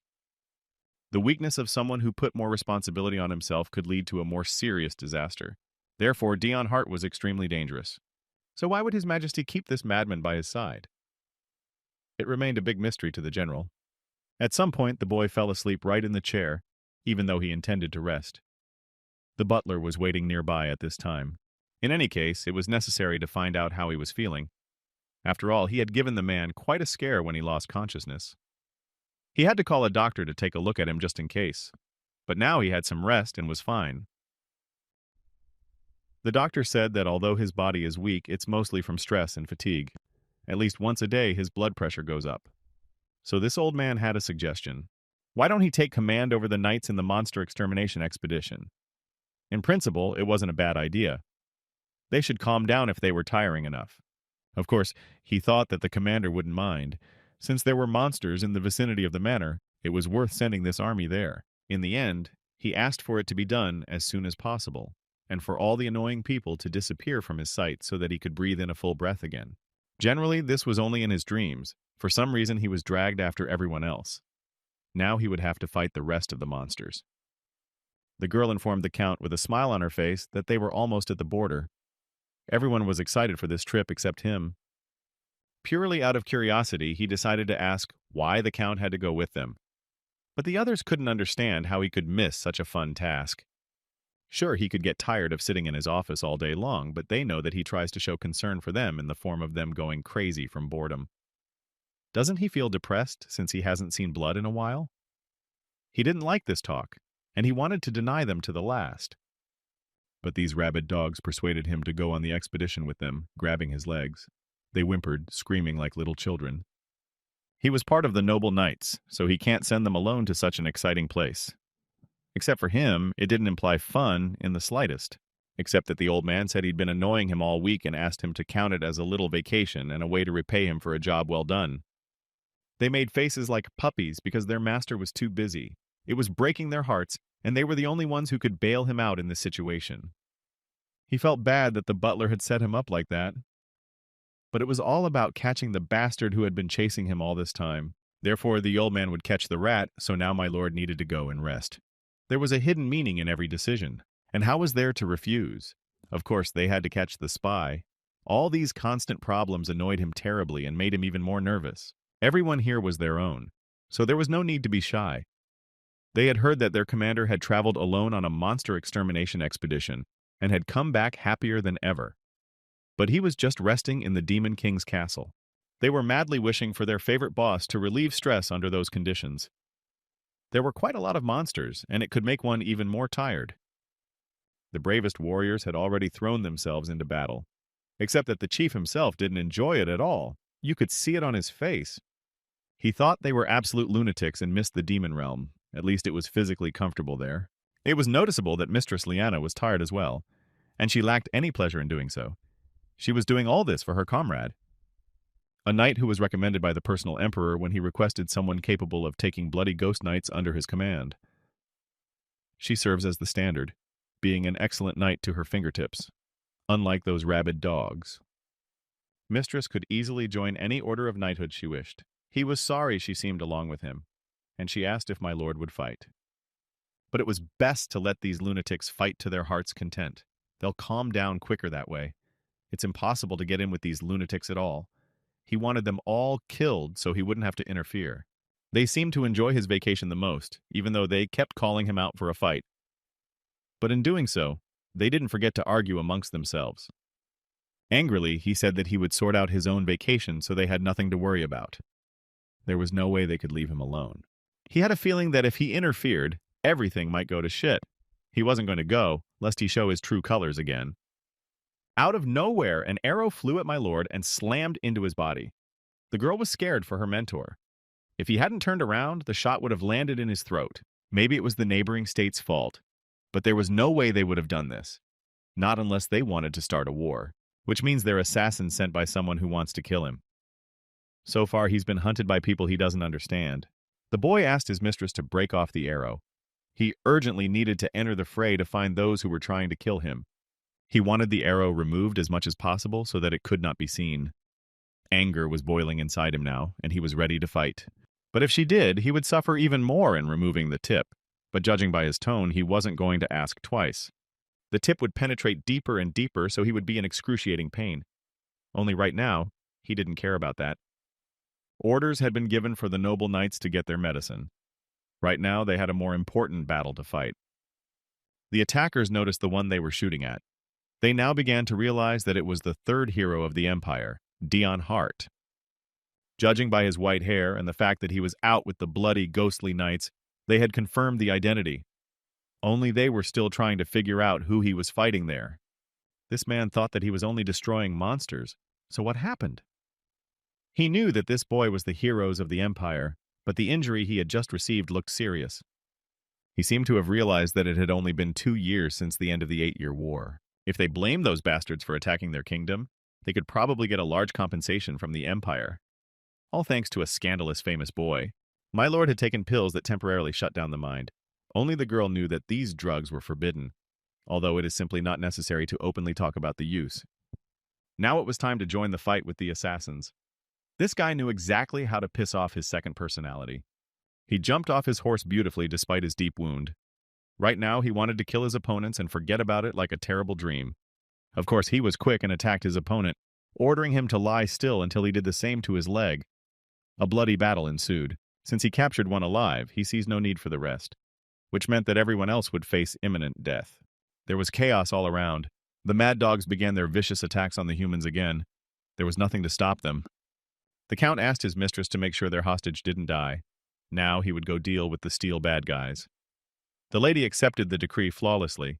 One of the knights of the army asked everyone to look at those crazy people. He was already covered in blood, but he wasn't the least bit tired of killing people. He thought that his enemy would die even if he didn't cripple him yet. Perhaps he just didn't want to finish him off to the last man. Something inside him had changed. Except the little lord didn't like it.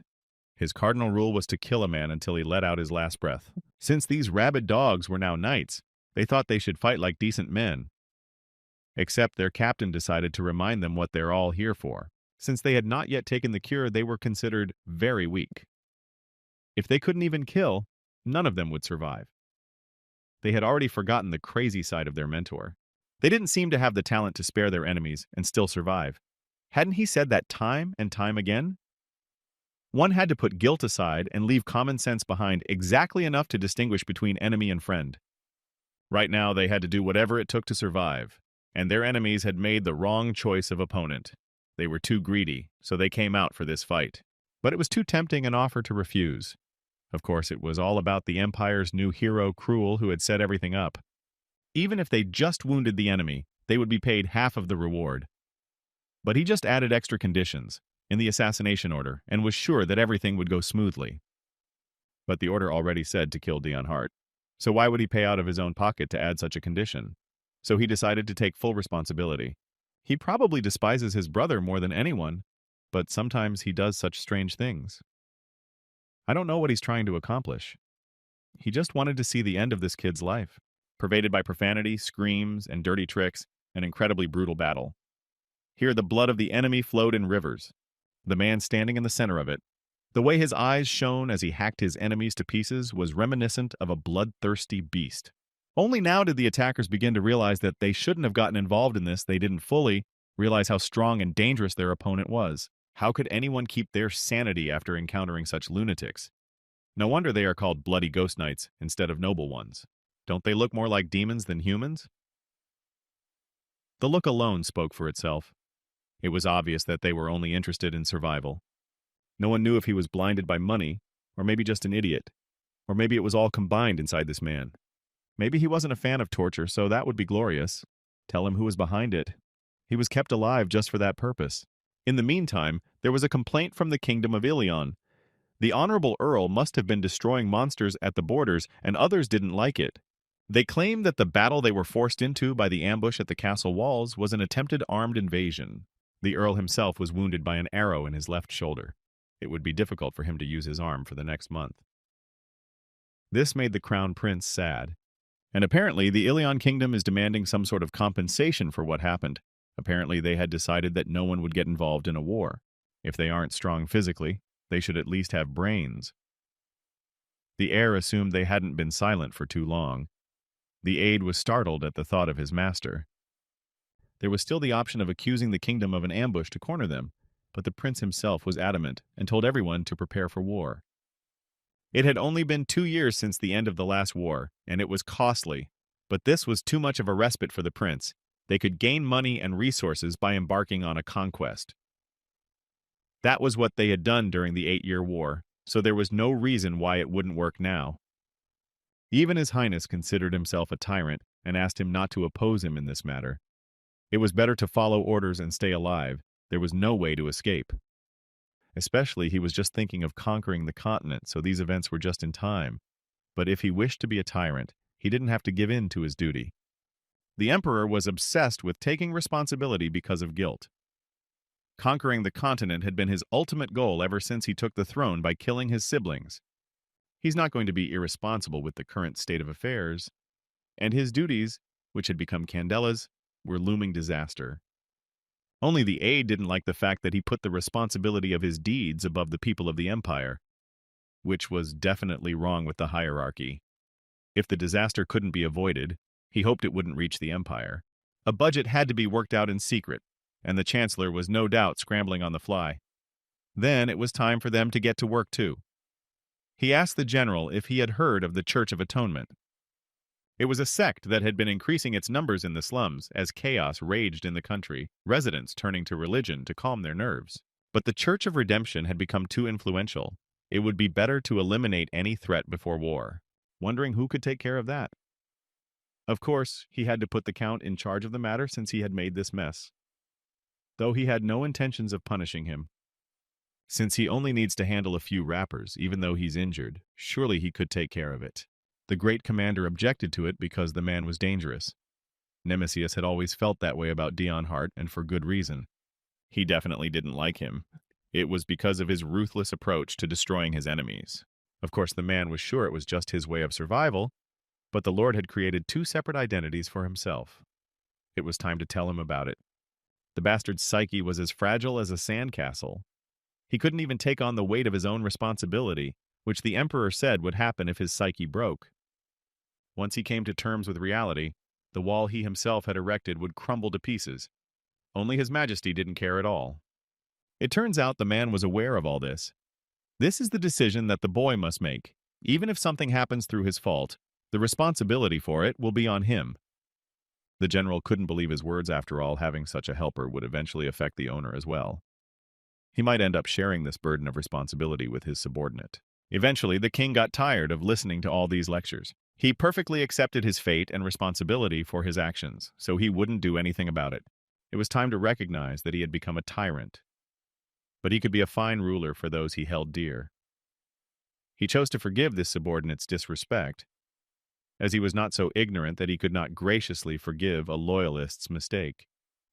Not that he didn't understand his concerns, but there was no need to worry. He would never leave a dangerous person around for no reason. Absolutely pure feelings of hatred, rage, and a desire to kill. He had built up his anger towards his family over the 8 years he had been able to survive after being sent off to war at a young age. And when his merit was finally recognized and he was brought before the emperor, the only thing he asked for was revenge on his family. Probably a nuisance to the county, having staged a coup to claim the throne, he has no reason to reject it. Is he really so valuable that the emperor would allow him to destroy an illustrious family? But if a man was going to use it as a sword, he should refine it as much as possible to temper it. The order was to fight the Demon King, being a fellow hero.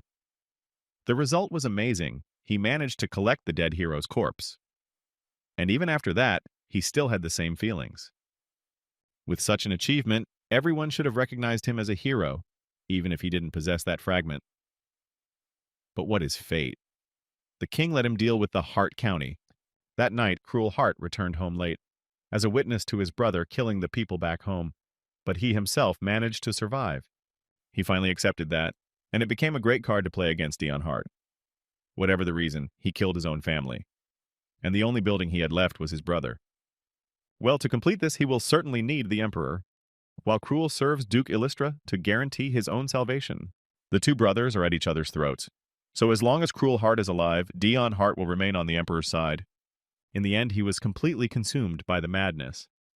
And a little more of his rage. It was all about survival.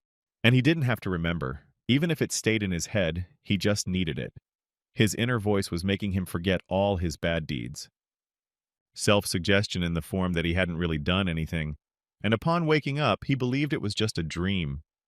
Then he arrived at the border and an assassin shot him while he was destroying monsters.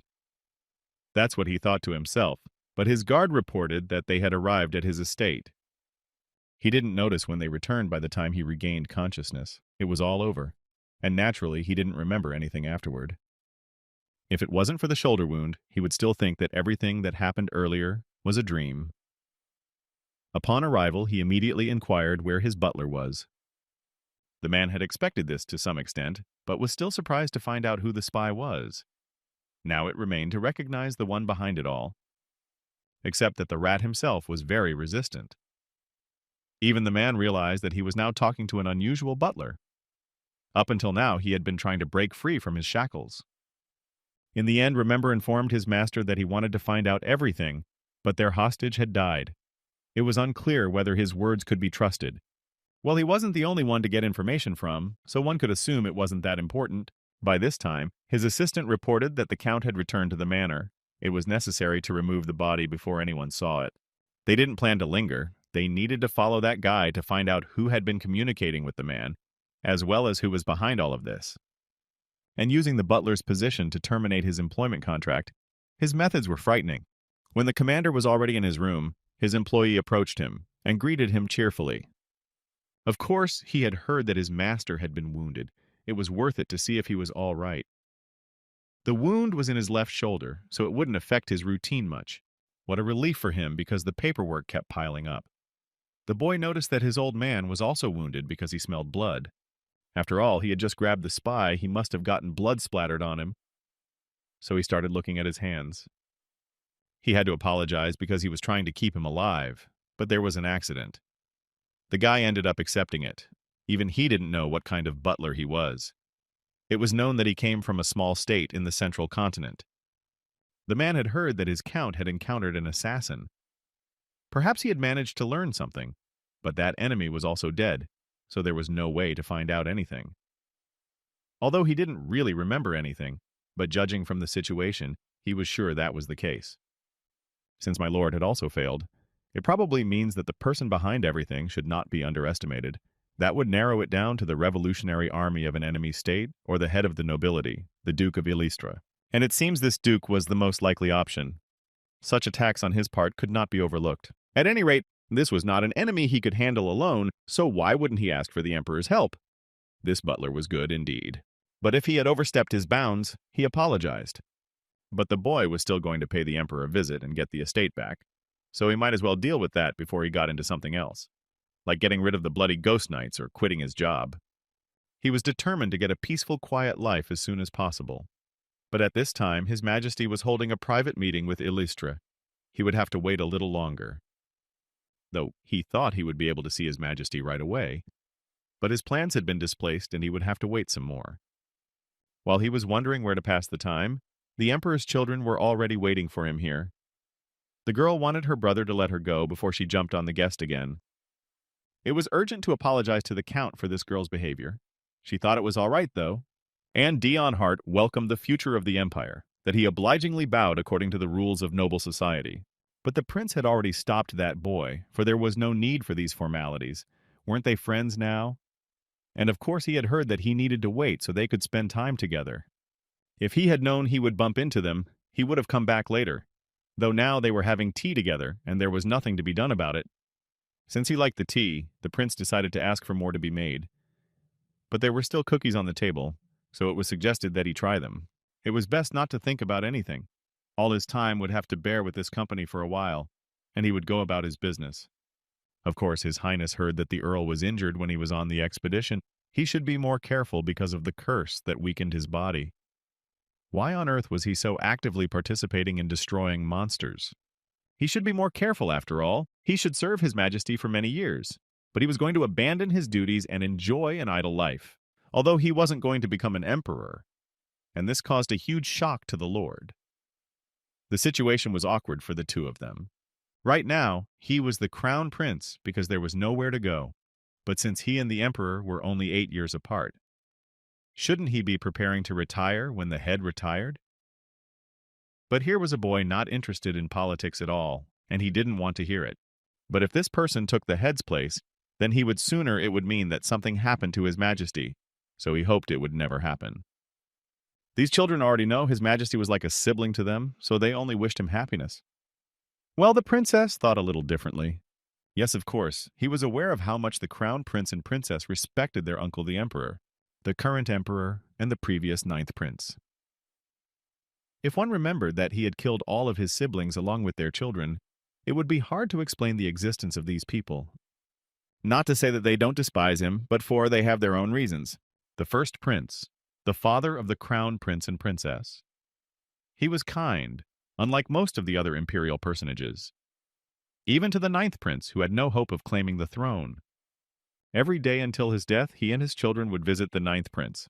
That was why they treasured each other like family. They were closer than family. It is said that if the first prince were alive, the 9th prince would never have mastered the sword. They were worried about His Majesty carrying everything on his shoulders, so they asked them to take good care of him. But why did they burden the earl with such words, although they were sure that he would still do his duty no matter what? After all this talk, he asked to go to the restroom. Sitting there and hearing about what he had to do was completely unbearable. The couple was sure the boy had run away from them. It was safe to assume that this conversation was too much for him to bear. The prince was apologizing, but he was actually being honest. Something lurks behind the deceptively still surface of the water, and swords are always pointed at their uncle, the emperor. But if he continues like this, he will never be able to take the throne of the emperor. It would help to get him the position of supreme ruler because the nobles are starting to complain, so they wanted to discipline the tyrant. In 2 years, their satisfaction has turned into appeasement with a hidden threat. They don't know when they can take action to force them to reveal their cards, so it would be better to prepare a solution in advance. The Empire needs someone who is absolutely on his side. Since Dion Hart was a prominent figure, they could ask for more. If he sided with them, why not try to groom him? He hoped that the Honorable Earl would be a loyal ally to His Majesty. An ally so bright that no matter what would get in the way of the Emperor's service, even if it was royalty, he would still be able to kill them without a doubt.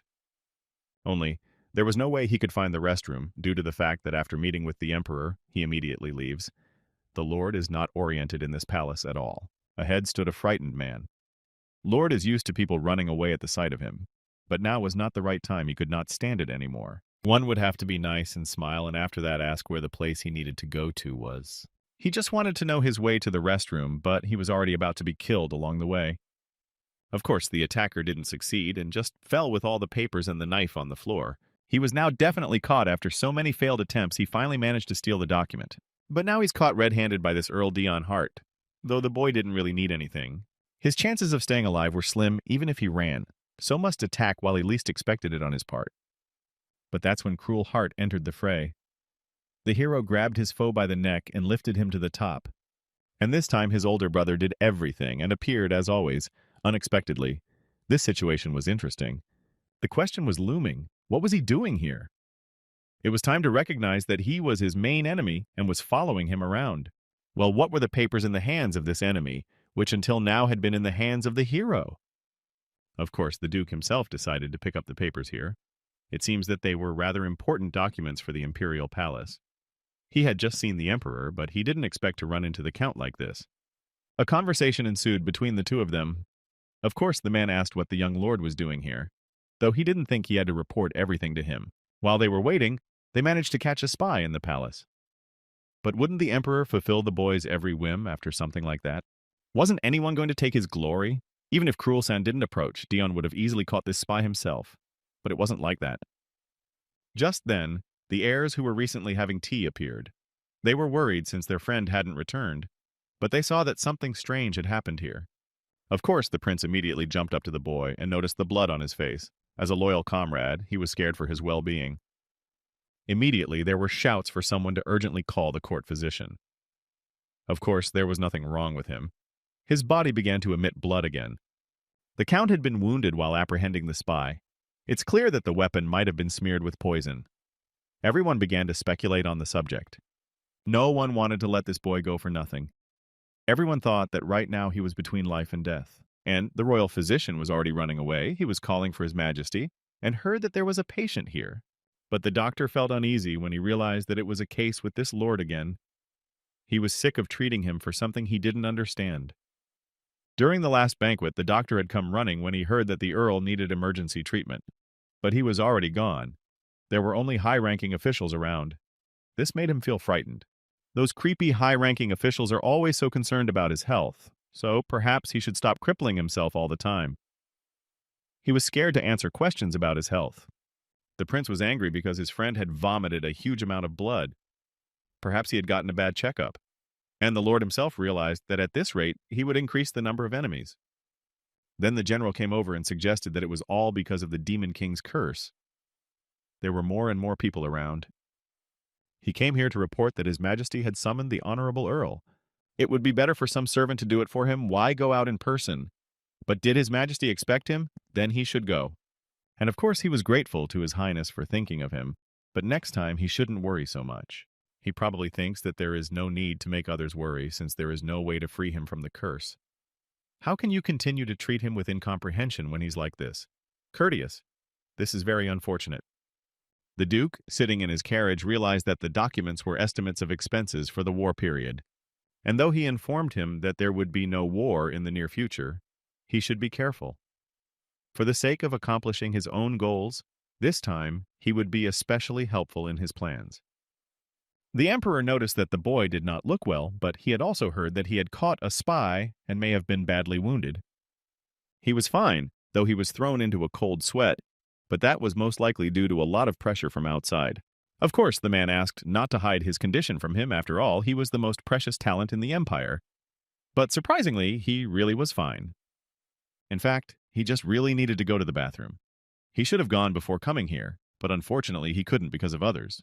He had to tell the emperor that he had come here, about Hart Manor. But the men beat him to it and told him that if he was going to return it or anything like that, he would immediately refuse. He also had questions about the nights, the toilet, and of course his retirement. Only that was out of the question, even if he needed rest. But if he would fulfill one request of the emperor, then he would fulfill another of his wishes. This was a tempting offer. It was about the Church of Redemption. It's a fairly common sect in the slums, and the man wanted the boy to destroy it, though he was already tired of it and could just refuse him despite wanting to. But this time, too, His Majesty was ahead of him. It was also the task he had given to the Duke and his older brother, and if they could handle it faster, then he would fulfill their wishes. Of course he agreed. Of course he fell for the ruse. After all, no one knows what his brother might wish for, and he must stop it at all costs. But in reality, the Duke himself had asked for the Church of Redemption to be eliminated, but the man couldn't let things go according to his designs. Then, choosing between the two brothers, he would fulfill the wish of the one who would accomplish the task first. If he offered a reward, would it not be better to give it to his favorite who was on the emperor's side? Now he would complete the task first no matter what. Since things had turned out like this, he would definitely defeat that bastard. Recently, the master had only been brought the same tea all the time. He had noticed this, and he thought it was rather strange. The butler felt that his earl enjoyed it so much, especially since it was given to him by the prince. But after that incident, he really wanted to go to the restroom every time because of that tea. Also, one couldn't forget to drink the elixir after everything. It was mandatory. Since it was prescribed by the imperial physician, it must be good for his health, especially since it had been tested as well. But he didn't worry about it, he just didn't like drinking bitter things. For this occasion, the man had just prepared some sweets. A girl came into the hall and informed their leader that she had returned. She was just about to investigate and report back. Perhaps she should have been able to find out something about the Church of Atonement. It seemed to be a pseudo-cult, expanding its influence mainly in the slums. It was said that they offered people water and bread absolutely free, thus gathering believers. Unlike other cults, this one does not require faith or offerings. She filed a document that summarizes all the information, but they do spread the word about faith in the atonements. It was too vague a concept. By this, they were suspicious, for many reasons. The food distribution must have cost a fortune. They were definitely sponsored by a few nobles. However, considering the scale of the activity even for the aristocracy, it could be onerous sums. But they didn't need money or to be put on a pedestal as a religious leader. Then what was their real purpose? Finishing his tea, the boy realized he had a need again. First, he would go to the restroom, and then he would already be thinking about everything. The commander now realized that her mentor was going to investigate this himself. Instead of ordering his subordinates around, he was taking the initiative. This made her very happy. Since this was a dangerous mission, she decided to accompany the commander. And after all, he just wanted to get up and go to the bathroom, and as usual, he was misunderstood. But what she really wanted was to go with him to the Church of Atonement. They found themselves on the path leading to the main building. From now on, he would have to hide his true identity. The butler had prepared a tattered robe for him. They didn't even give him time to prepare. And strangely enough, he didn't even have time to go to the bathroom because the girl dragged him here in joy. Better to step back now than go somewhere else. He told the mistress that he would be back soon and asked to wait for her here. He didn't want to make the same mistake again. And began to hide in the slums. The girl had no time to think and wanted her master to confirm everything, but he had already disappeared and she had no time to find him. She was scared because he didn't look good where he went alone, especially he had a sickly look. Maybe it was because of the Demon King's curse. Well, after everything, the boy was really relieved, which gave him joy in this life. Thank goodness someone from the private house let him use the restroom, and he was so afraid that the mistress would go after him. Cruel was in the same place.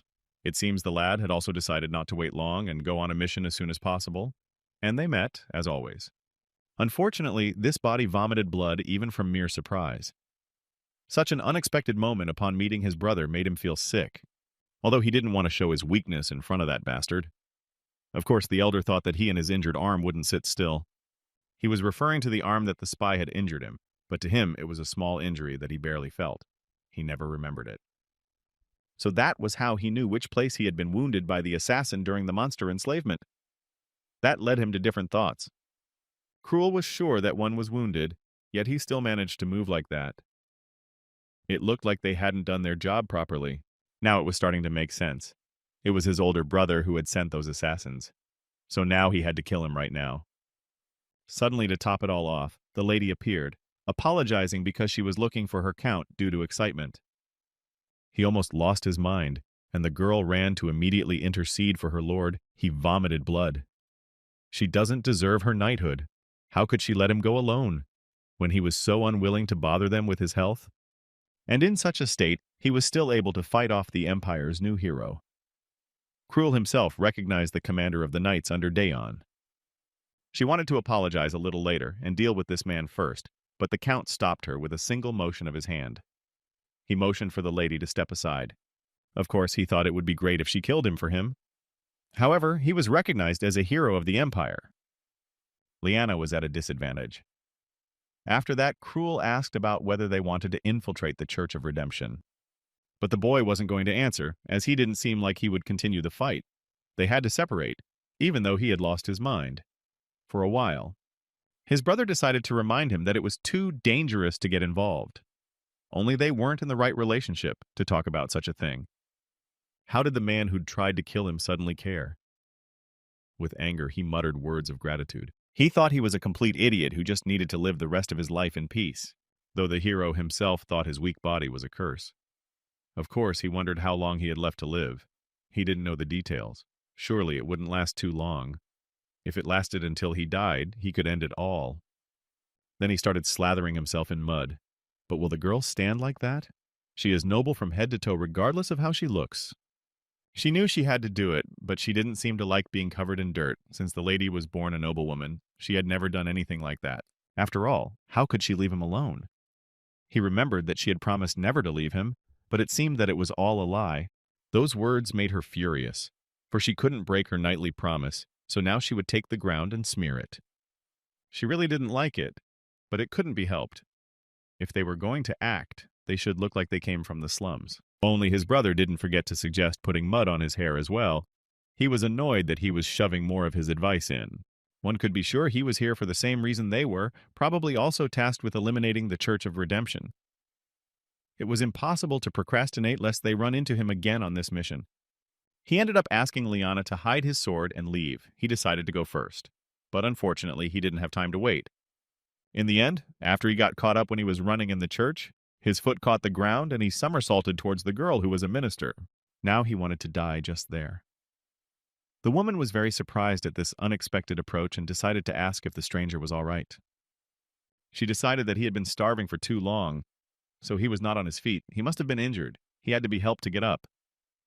A story was made up that because of the chronic illness he was born with, he was in this condition, but it wasn't contagious. He was invited to come inside. He really is incredible, played up a great performance to get himself in as naturally as possible. He was indistinguishable from a poor man. One had to follow his example. Except the lady was refused, apologizing because they had too many worshippers today. They just handed her water and bread, asked to come back another time and accept their most sincere apologies. Without much pity, they closed the door in front of her. No matter how much she begged to go in there, no one listened to her. The ministers themselves realize that the girl is a pest.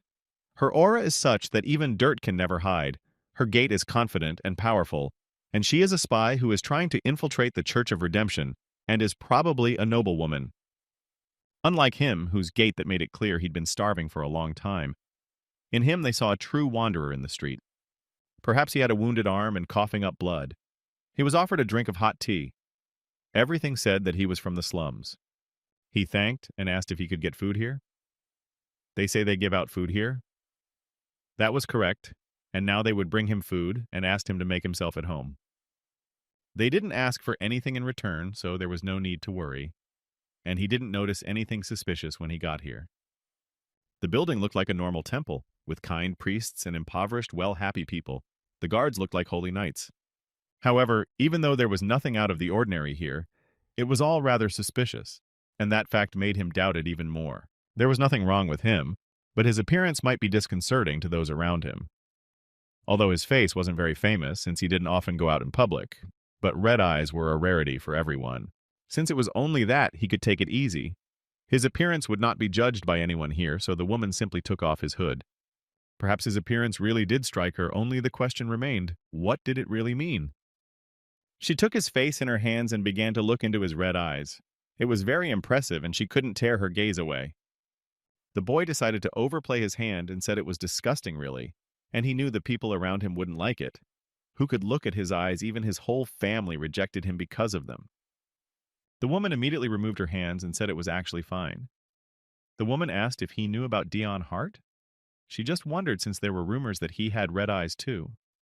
There's also talk of him being a vampire or an evil spirit. So why were there so many rumors about him? She was sure he was a horrible person. Now he realized what they really said about him, and the woman was once again convinced that such a weak man could not be Dion Hart. If he came here, he recognized what this place was.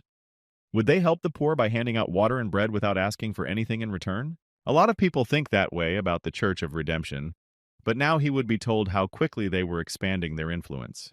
This religion was created to save those who were oppressed and suffering under the rule of the tyrant Eduardo. The reason they live in agony is because of the emperor. If he didn't rule the world, would they suffer so much? Even the fact that he had fallen recently, it could be said that the emperor had not made the roads properly. They considered the cause of all the troubles to his majesty. Up to now, no one had yet succeeded in saving all the poor, and they continued to blame the emperor for it. And the Church of Redemption itself is not like other religions. They don't believe in money or anything like that, only in redemption. Basic statement, sweet speeches, and ridiculous doctrine.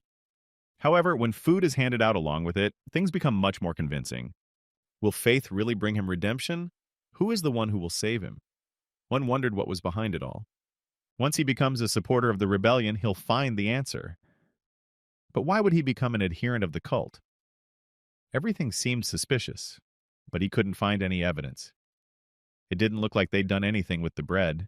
Thinking about it, he decided he would have to investigate, would dig into everyone to find dirt. Near him was a little girl who looked to be about 12 years old. Although she was poor, her face looked cheerful. Moreover, she looked happy and decided to ask if the boy was a new believer. She was happy to meet him and gave her name Sia. No one, it wasn't easy on the street. Well, he shouldn't have worried, he was with the church now. To himself, he wondered if his face was that tortured. This place would give him food without asking for anything in return. From the look in her eyes, she hadn't been brainwashed. So why was she praising this cult so much? Smiling, he said he really wanted to believe in redemption. She knew he would love it here. There was no way he could find anything suspicious about such a dubious place. What was the point of it anyway? He needed to find out what was in the secured rooms. And the girl said that this mister would be forgiven as well. But she had already been shouted at. It was a little boy who was yelling at her, for they had to go to prayer. And he was looking for her everywhere. Now he had to figure out how to get into the right rooms. And his brother was telling his sister not to talk to strangers, even though he seemed kind enough.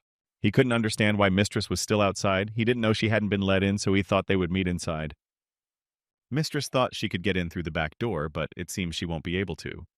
If she can't get in, she won't meet the count. Eventually, the commander noticed that all the bread was on the ground. It looked rather strange. Also around the corner, she heard the captain of the guards being called. The woman was saying that they had an intruder. If he hadn't been a hero, she would have made the boy take charge and fired him, but count him lucky. The girl thought it was about the count, and he had been caught. She wanted to run faster to my lord's aid, and mentally asked him to wait. While the other worshippers were praying, she stormed off with her foot into their place. People didn't realize what this girl was doing. You thought they wanted to catch him, but really they just gave him an armful of bread because he looked tired. After that, he wandered around the backyard and was surprised to see people. There was also an open window. Fortunately, he went inside and saw a prayer hall but it looked like something suspicious. Seeing the horrible purple curtain, he decided to pull it back and see what it was hiding. And by this time, a priest came into the hall along with a woman who greets people. The man was amazed at what he saw. In the end, the kid managed to escape, and in front of them there was only an open window. All three of them just stared ahead and tried to understand why this had happened. Eventually, the pastor began his speech. He asked everyone to be careful. Someone might want to interfere with their redemption, and this was the most important thing to them. The boy was actually helped by his older brother. He told him to be quiet if he didn't want them to get caught, while keeping his hand on his lips. So why did he bump into him again and ruin his mood? The hall had gathered to pray for their redemption. Today, the girl had gathered here the exceptionally devout believers of the Church of Redemption. There was the woman who had let the guy inside earlier. She must be in a high position since even the priest gives her a word. For the close circle of beggars, she plans to speak in more detail about what the atonements are. The people were just waiting for it, and the little girl was beyond happy. Everyone thanked their saviors for being able to be here. Pulling back the curtain, the woman said they would proceed to a room that only devout believers could enter to hear a more detailed revelation. The wall may have seemed ordinary, but only a select few could enter it.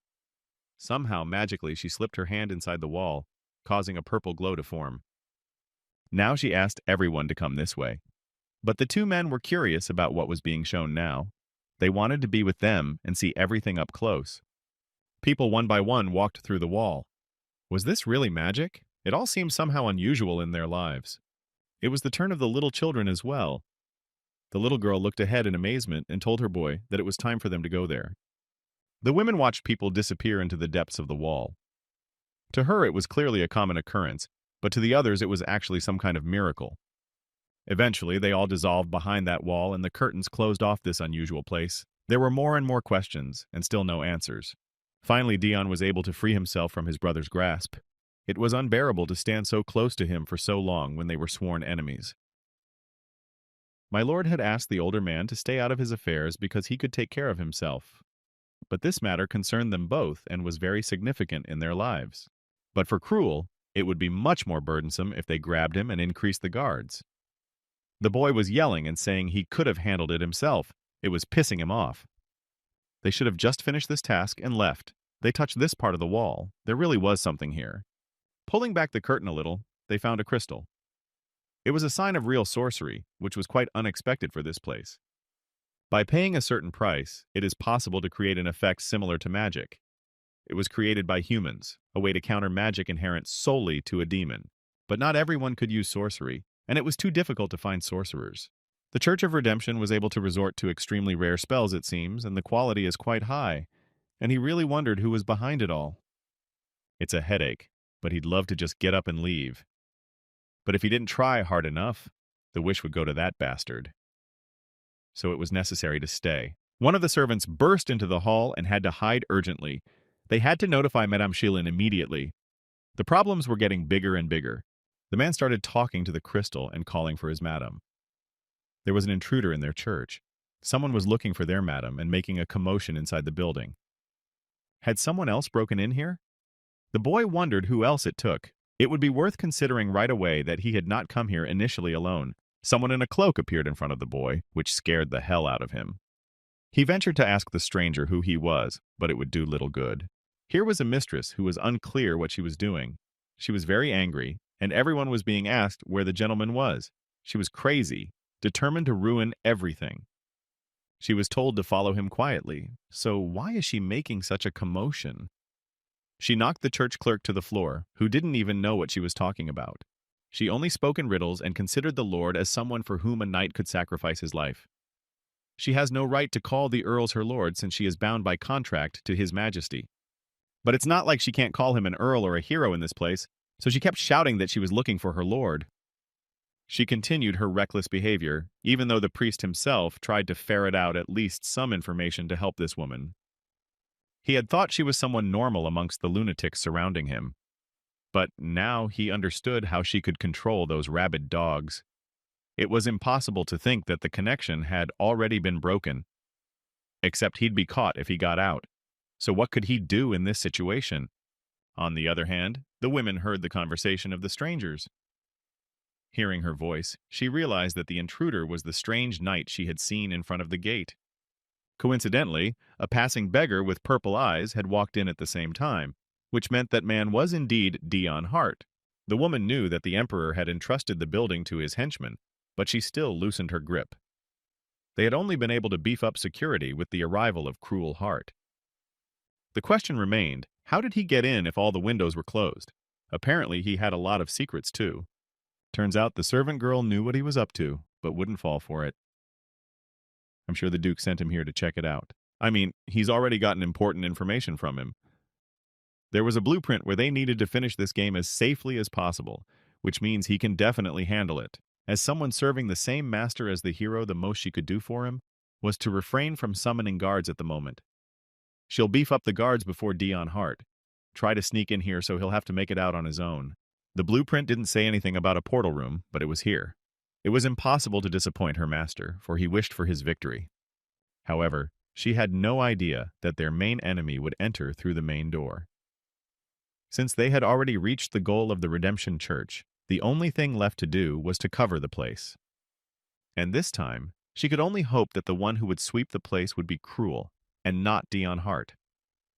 But everything was being done at the behest of an entirely different person. The commander realized that apparently this guy was useless and still didn't understand where to find his master. A boy came out from under the table and called out to his mistress.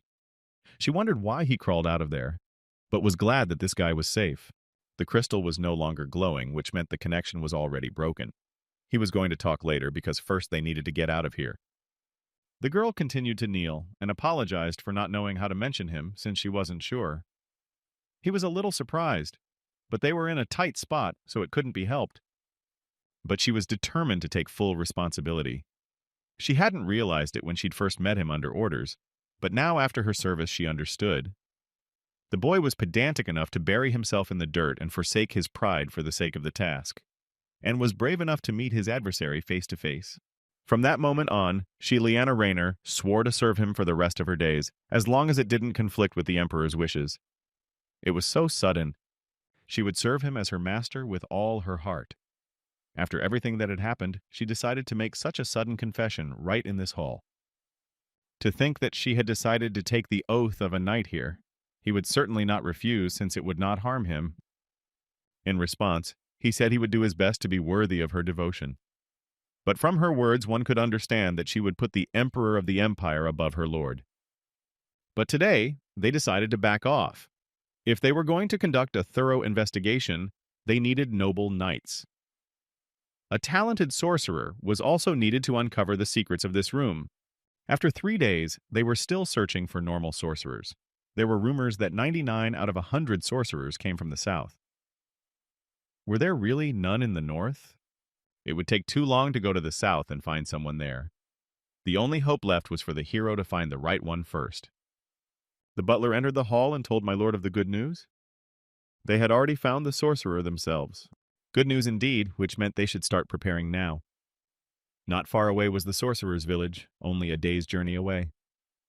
They stood on a mountain and looked into the distance.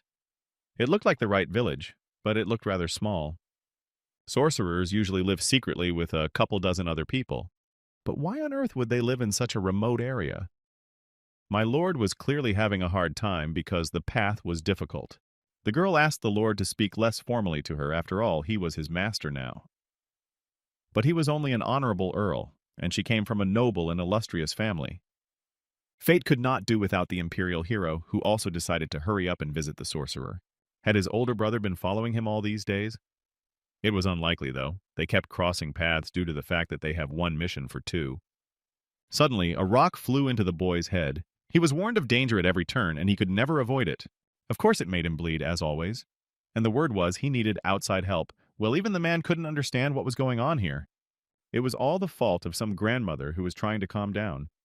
She was screaming that there was a disaster and they should chase him away, or better yet, kill him. She told them to get out now from this village, and she cared little for signs of propriety or conversation. She knew that their village was in danger now, and apparently she was right because the Count's second personality came out again. His eyes displayed rage, and he was ready to kill everyone. The boy got close to this grandmother and said that he was more of an evil than a disaster. But the woman still wanted to kill him. Granny wanted to lash out and kill the creep as soon as possible. He already thought she was a senile old hag, but then she was called Madam Witch and told to calm down. The woman pounced on him and told him that he should not feel hatred for anything. He had to remember not to hate anything or anyone. If he allowed it, there would be irreversible disaster.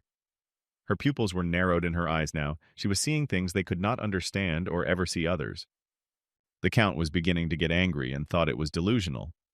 The inadequate old woman had gotten too close, but was somehow strong enough. Though maybe he was ticked off that she was telling the truth. Eventually, a granddaughter came up and asked her grandmother to calm down. Apparently, the woman had been reached by strong visions and couldn't just stop it. The grandmother wanted to confirm her words and asked her granddaughter if she had seen it. But after all, she had taught her not to judge a person prematurely. That was true, but after all, nothing had happened yet. If grandmother was a sorceress, he would have to say goodbye to his plan to bring her. Would he now have to go south and look for someone else? She was beginning to calm down, though. Ren called out to the boy and said she was waiting for him. She was the granddaughter of the old lady he was talking to. First, she would like to apologize. He was planning on coming back this time, so he didn't have to worry about it, and added that he was fine. But they are here to find the sorcerer after all, and then she admitted that she was one of them too. She knew that he would come to their village in search of him, for they needed a sorcerer to solve the matter of the church's atonement. Afterward, she said that if they took her with them, they could accomplish their goals. She really does know everything. It was not made public. He doubted it because she is too young for a sorcerer, but she seems to have the ability. After all, if not him, his older brother would take her, so it was worth rushing the decision. But that's probably any better than looking for all the sorcerers hiding in the south. Besides, he would be happy to interfere with his brother's mission, and he asked me to take good care of her. It was no big deal for Cruel to get the sorcerer. In the course, the Duke asked her to prove her worth, the main victory for him, so he would surely find another or come up with a plan. However, there was something he wanted to check with this witch who was out of her mind. She turned out to be quite kind to him and asked to be allowed to hug him. His grandmother started to say that he had been through a lot, but asked him not to worry because she hates him. If she does hate him, no one in this world will love him. Her unloved creature would live a shorter life, but he should live a long life and win the battle. It was a battle of who would live longer. Of course, her words stabbed him right in the heart, and he realized she was talking about him and his little brother now. She sincerely hoped he would win. He was the child who had been the beginning of destruction, but with victory that would not happen. Catastrophe would be averted. If he was on death's doorstep or wished to die, then let him make sure he killed that child before he left this world. Except her words did not encourage him, and he drew his sword, and the point pressed against her throat, and he tried to find out what she was trying to accomplish with it. But the grandmother was not frightened from the word at all. He had said he would take care of his own affairs, so he asked her not to overstep her bounds. Even without her words, he had already made his decision. His death would come after Dion's death. At this time, the Count himself decided to go to the sorceress and find out about what his grandmother had said and seen. Was she really talking about his future? It was exactly like that. She could see a person's fate and future, but it still seemed somehow unbelievable. Well, how could she see his future before she met him? But they had predicted the future of the child from the village. Yet they saw his future too, since she had so deeply despised him. In the bushes was the man who had been following them all this time. It was time to find out who he really was. Since the Count had said nothing, they left him alone and watched him. The girl kept thinking that he was still powerful. Though they couldn't go into details about his fate and future, she could at least inform him of the following. To Dion, hate is like a mountain fire, and everything starts with a small flame, but it grows exponentially until it consumes everything around it. And that child is like a bomb that can explode at any moment. When the bomb explodes, it starts a fire, but if the fire starts first, it will trigger the bomb to explode. The boy got down on his knees and said his name was Dan. He asked them to take him with them. They didn't even have to force him to come out of the shadows. If the Count is a disaster, then he will need this kid in the future. That same day, he had the chance to learn his fate. Then, Madame Sorceress felt very bad because she saw strange visions. The young boys tried to help the woman to cope with this condition. A little boy asked his grandmother what was wrong. Why did she feel worse? There was something wrong with his future. This left the young boy utterly confused. Grandma started yelling that he was a puppet, a scumbag who would serve up disaster. Despite the fact that he was still a toddler, she didn't hesitate to speak to him so rudely. From that day on, he was labeled the catastrophe's chief helper, and the whole village he lived in began to treat him differently. It was a bit of a shame. Other people could easily launch mud in his face, but no one wanted to answer the question of why they were doing it. They just believed the rumors. The other kids got really angry and called him a puppet of disaster. They implored him to disappear from their village so as not to attract disaster to them. He was dumbfounded and couldn't get used to it. He had done nothing wrong, and in the end, he has to suffer because of the other children's attacks. The witch's granddaughter asked the children to stop doing this. They can't punish someone for events that haven't happened yet. Although they didn't care much about it, they wished him dead. Friends and neighbors he used to laugh with quickly turned their backs on him as if everything before was a lie. They no longer cared about this boy, no matter how hard the young sorceress tried. People said he was a helper of the disaster, so they didn't want to get caught up in it when they were together. It all happened because of a sudden prediction, since they were so convinced of their faith. Then he should fulfill their expectations, and so he would become the right hand of disaster. Isn't it all intertwined? If so, then by waiting he will surely meet it. And so this man appeared after so many years of waiting. This was a happy moment in his life. He realized it as soon as he saw him, as if indeed fate itself had brought them together that day in the village. Later, my lord returned to his manor where his butler was waiting for him. Of course, the man immediately had a question as to what kind of child they had brought. Now it was necessary to explain everything again to remember, though they considered him a real lad who had the nerve to ask to join them on the trip. It was a country lad whom the lord had decided to bring along. The one devoid of modesty immediately said that he should be called Dan. Manners, this boy didn't know. The count told him to do as he pleased, but he did follow them. He had no education, so he knows so little and he doesn't have much battle experience, but he won't let his master down. Right now the kid was pondering, should he send this intruder back? Why did he even choose to call him master and act like that?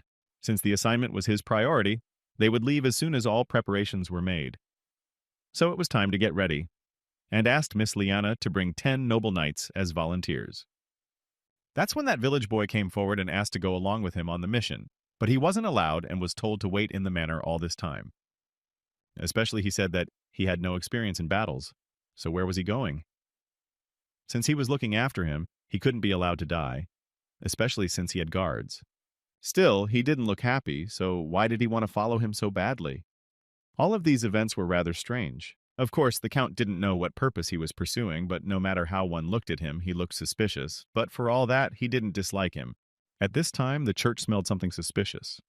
Come to think of it, the women could smell the smell of burning. It made them a little nervous. There was a fire starting all around. The men asked them not to do anything stupid and to get out quietly. Then they would let them live. It was an army of mad dogs. The Lord was going to set fire to the Church of Atonement building. As he made his way inside, his guards would set the fire, scout the area, and kill anyone who looked suspicious. But most importantly, not just ordinary worshippers, but really questionable-looking ones, so no drugs. It would be bad if they lost their minds at such a crucial moment. One of the officers hesitated because he couldn't understand how they could generate chaos in such a place. People were surprised when they realized that blood knights from the vampire count had come to them. They wondered why a person with such power would show interest in a place like this. Why was the Redemption Church a sect? Did anyone care about that?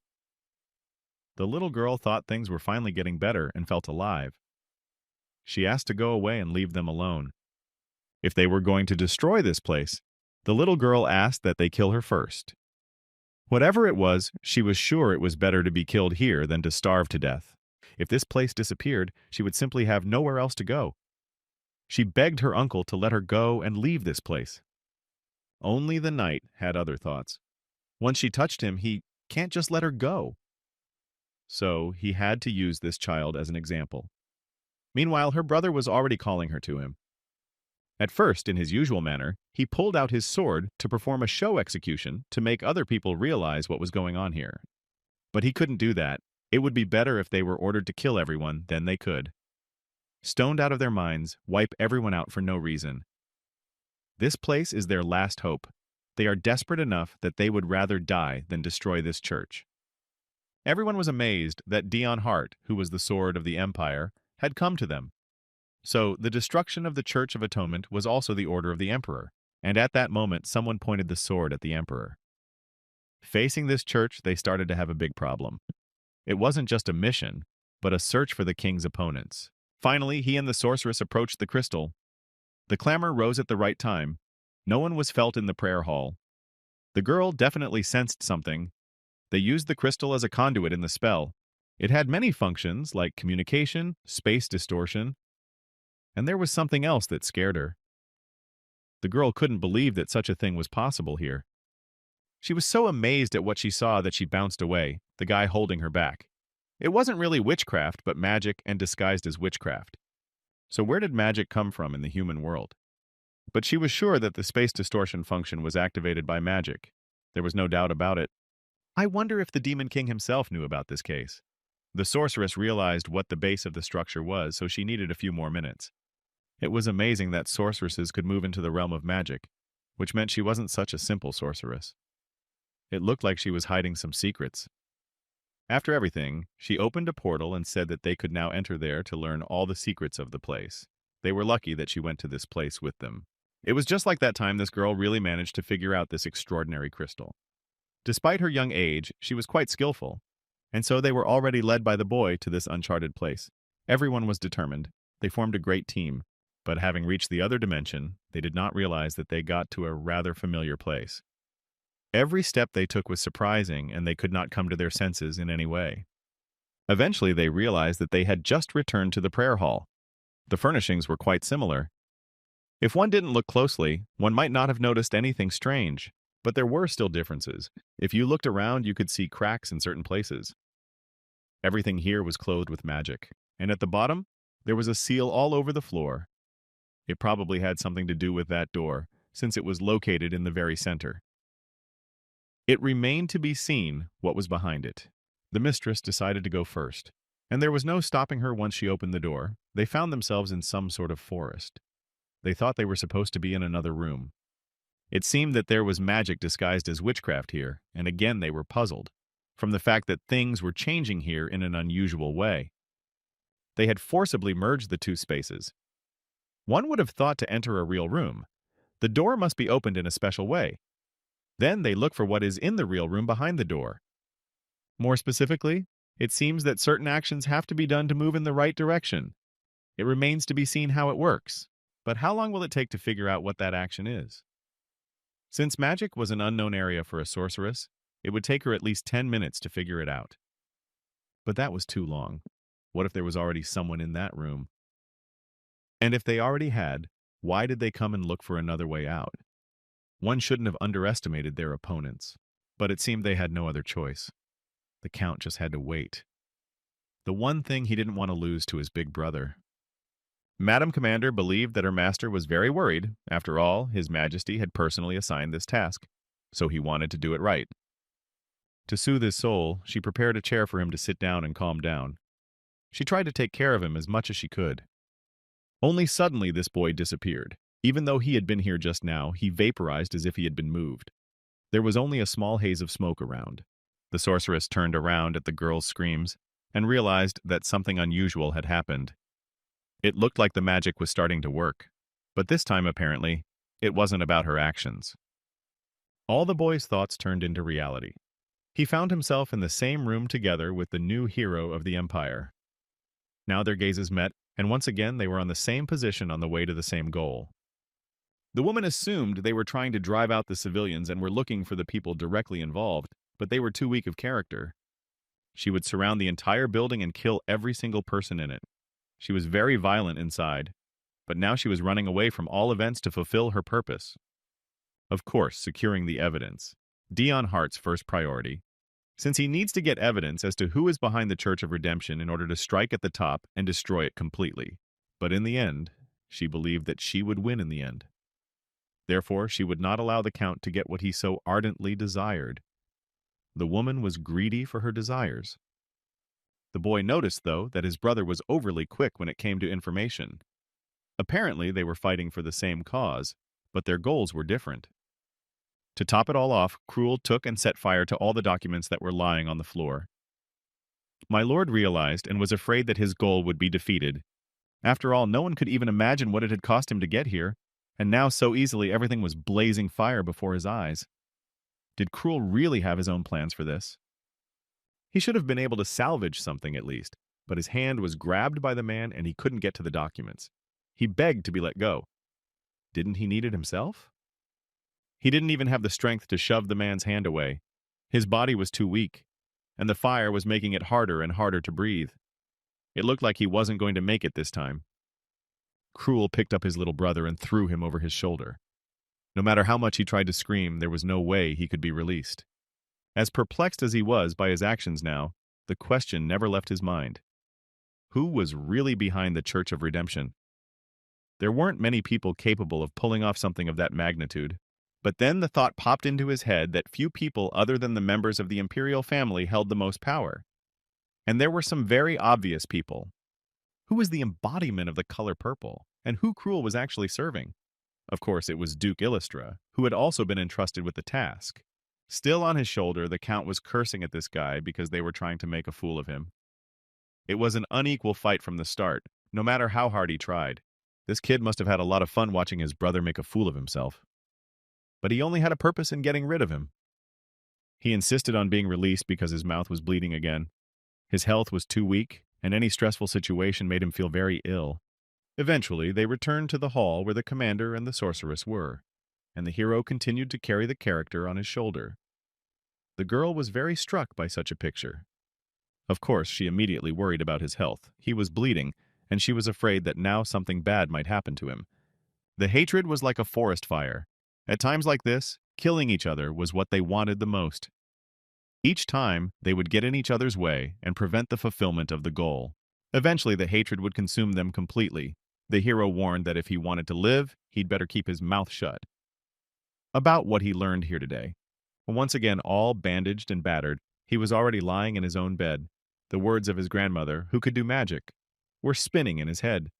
He remembered that his brother had taken some documents even though he had planned to go with the Duke. Once he had the proof, victory would be his. He continued to make his life difficult for him. A girl had already entered his room and noticed that my lord was awake. Before that, he had been contemplating killing his enemy, but decided to still ask if the sorceress was still with them. Ren had just left. If she had known he was awake, she would have suggested she look in on him first. He wanted to ask her something, but he couldn't. He was worried about the curse question he wanted to ask Cruel. With sorcery, but he couldn't tell his commander about it, so he only had to talk about the spells they had seen last night. If he was referring to the entrance to the secret room, that was entirely to the Lord's credit. Though sorcery had managed to break that spell at once. Then again, he didn't understand what it was about, after all. It wasn't like he had done anything. According to Ren, if you made a counterclockwise circle 3 times and a clockwise circle twice, you would automatically be transported to the secret room. While he was nervous and pacing back and forth, he got twisted. He couldn't imagine how shocked the girl was when he disappeared. She had noticed before, but she thought my lord incredibly lucky. But he thought he wouldn't live like that, if he had any luck at all. But before she left, the sorceress left a note for my lord. Strangely enough, the butler immediately appeared with the tea and the note from the girl, and that was because another visitor had come along with him. It was the Emperor's guard who greeted the Honorable Earl. He had come on His Majesty's orders to escort my lords to the palace. No matter how angry he was, the time had come. After a short rest, he would have to get out of bed and go to the palace again to settle all the urgent matters about the church. Ever since he became the emperor, he had lost the ability to sleep properly. How could he sleep well when all the people he killed were tormenting him every night? Now they were even coming to him in reality. He saw the silhouettes of everyone who had once been close to him, but after fighting for the throne, they had become his victims. They kept saying they hated him and wished him dead. With each step, their anger grew greater, but there was no way to stop them. They wondered why he was the only one left alive. So naturally their desire was to take him with them, to keep things fair. The dead grabbed his head and kept asking their questions. They hated him beyond measure. Nightmares were to him what day was to night, and he could not live peacefully. After all, his nephew would come to his room and see that he was getting sick. It felt as if he was his own enemy and imagined they were souls. The prince came to report that the honorable Count Dion and the hero Cruel had arrived at the palace. They would now report on their march to the Church of Atonement. The nephew decided to ask his uncle if he was all right, for he did not look well. It was noticeable that he was having some nightmares and was very tired. His gaze continued to remain stern, despite the fact that he was badly broken inside. It was suggested to call the court physician to examine and help him. But the emperor was greatly annoyed by the presence of this young man, especially since he saw all those he had killed beside him, and it upset him. But the boy also noticed that the emperor was not looking at him. What was he staring at? After all, no one but him had entered this bedroom. It looked strange. Then he realized his uncle was hallucinating. But all he said was that it didn't interfere with his daily routine. The answer was indeed strange, but it didn't seem like he was used to it. That wasn't the problem. He wanted to call the court physician immediately, but the man was discouraged because he didn't need to. They were worried about each other. The emperor was too busy preparing for war, and overwork caused hallucinations. The thing was, he had no intention of getting rid of these nightmares. It even amused him. Would anyone believe him if he said he was happy? Therefore, he would only reply that it was a complete nothing and it wasn't worth worrying about. But the prince was very angry because his uncle was hallucinating. After all, one could not carry the burden of guilt for so long. He had already justly repaid the family of the deceased and still continued to remember every dead person. The man knew perfectly well what this disease was, but if it were not for him, they would be alive. Therefore, it had to be realized that he had indeed done bad things. His decision started an 8-year war. They were all sacrificed because of his choice, regardless of their status or attitude towards him. It was a burden he must bear not only as an emperor, but also as a human being. Therefore, he must remain strong no matter what. But there was no need to worry. There was too big a burden on his shoulders to break just from that. The man had a rather positive attitude. Despite this situation, the two brothers who were bitter enemies stood together, waiting for His Majesty to report their successes and failures, and simply remained silent. Except that Cruel was ignoring Dion again. He had come here at once, not having had time to rest since the Emperor had summoned him. But to have that bastard summoned as well, was it impossible to meet separately? After a short wait, the Emperor allowed them to enter. The head of the nation sat in his chair and put his hand under his head looking at his subjects. They greeted each other, and these knights bowed their heads to the glory of the empire. One could never avoid the formal part, calling them out to praise them, but he didn't seem particularly pleased. Rather, on the contrary, he asked them to hold their heads up, for he had been informed that they had both successfully completed the task. But he still didn't look happy. It was rumored that the honorable Count Dion had behaved extremely arbitrarily. He only killed those directly involved and let the others go. They were summoned to punish him, but why did it have to be in front of his elder brother? But he did set the stage for them to find out who was responsible for all of this. Even though the emperor doesn't know how Cruel behaved, but he was the one who found the culprit and provided the proof. They both did a great job, but he should reward the wish to Cruel since he brought the proof. The game ended in favor of the older man. Of course the boy was not happy, and the heroes of the empire thanked his emperor for such a thing. Of course the man was also curious as to what the young lord would wish for. Even if the duke and the hero were conspiring, the boy had no evidence to back it up. The emperor's opinion would change if he found out that they were playing a game against him. In the end, he wished for the Hart Manor, which was now owned by the Honorable Earl Dayon Hart. This statement was too unexpected. Even the emperor noticed that his wish was somehow special. To begin with, it was necessary to find out what the owner of the estate himself thought about it. He wished he could say that it was his land, and he didn't want to give it to anyone. But the bottom line was that it was too much of a burden for him and would be grateful if he took it back, even though he wanted to give it away. Having that bastard get it made him feel lousy. It was settled then, but the hero had to realize that in order to claim the estate, he needed a title. Since Hart County already existed, he could not be given another title. He could either give up the family name and get a new title under a different name, or he could become the real head of the family. Which would he prefer in this case? When he met the emperor for the first time after the end of the 8 Years' War, he offered him the same thing. There should be full support, so it would be a good idea to become the head of the family. The Hart family is a man who survived to get even with his family. There was no reason to accept that role. He was shaking at the mere mention of that name, so he apologized and did not wish to take such a position. He didn't want to forget his anger, his thirst for revenge, and he wasn't going to give up his family name until it was over. It was strange that he didn't want to take the place of the head, and yet he didn't want to sacrifice his surname. Then what kind of reward did he want from the emperor? If he could wish for one thing, it would be the destruction of his entire family with his own hands. So he told the head of the country about it, but the emperor was sure that whatever he wished for would be much better with the title than without it. So he was given the title of Honorable Count to keep him closer to the empire. Since the title of Honorable Count would not be passed down after his death, it was easier that way. It was the best decision the emperor could make at that time. And he would have no other choice but those two. Since he has no reason to refuse, he would probably choose to become the head of the family. And that would be the perfect solution, so this time he would eliminate everyone in the Hart family, including Cruel. But he is not willing to become the successor, nor is he willing to give up his family name. So why did he make this decision? Even though he wanted the estate? Hart County is a real county with a rich history, unlike the title of Honorable Earl he received. However, the only surviving direct descendants of that family were these two brothers. One way or another, the county head seat was currently vacant. That was why there was such a war between them, because in fact, this place still didn't belong to anyone until now. Why then does he refuse such a position? It was normal for him to not have a family, a successor. Was that strange? However, he doesn't want to change his family name either. The emperor noticed that these two brothers were very stubborn. They refused everything that was offered to them. Could it be because he misses his family? Or maybe he just wants to find a way to get revenge? There were many more questions for this man than there were answers. In that case, why wouldn't the emperor transfer the ownership of the estate to the duke? One could be sure that the latter would grant the authority to the hero if he wanted to. Therefore, the man thanked for such an indulgence. Then it was settled. This time, everyone was free except for the Honorable Count Dion, although he was already going home to rest properly. In the end, he was left alone with the emperor. He didn't want to hear about failing a task right now, much less his brother leaving with his wish fulfilled. What should he do with this atmosphere?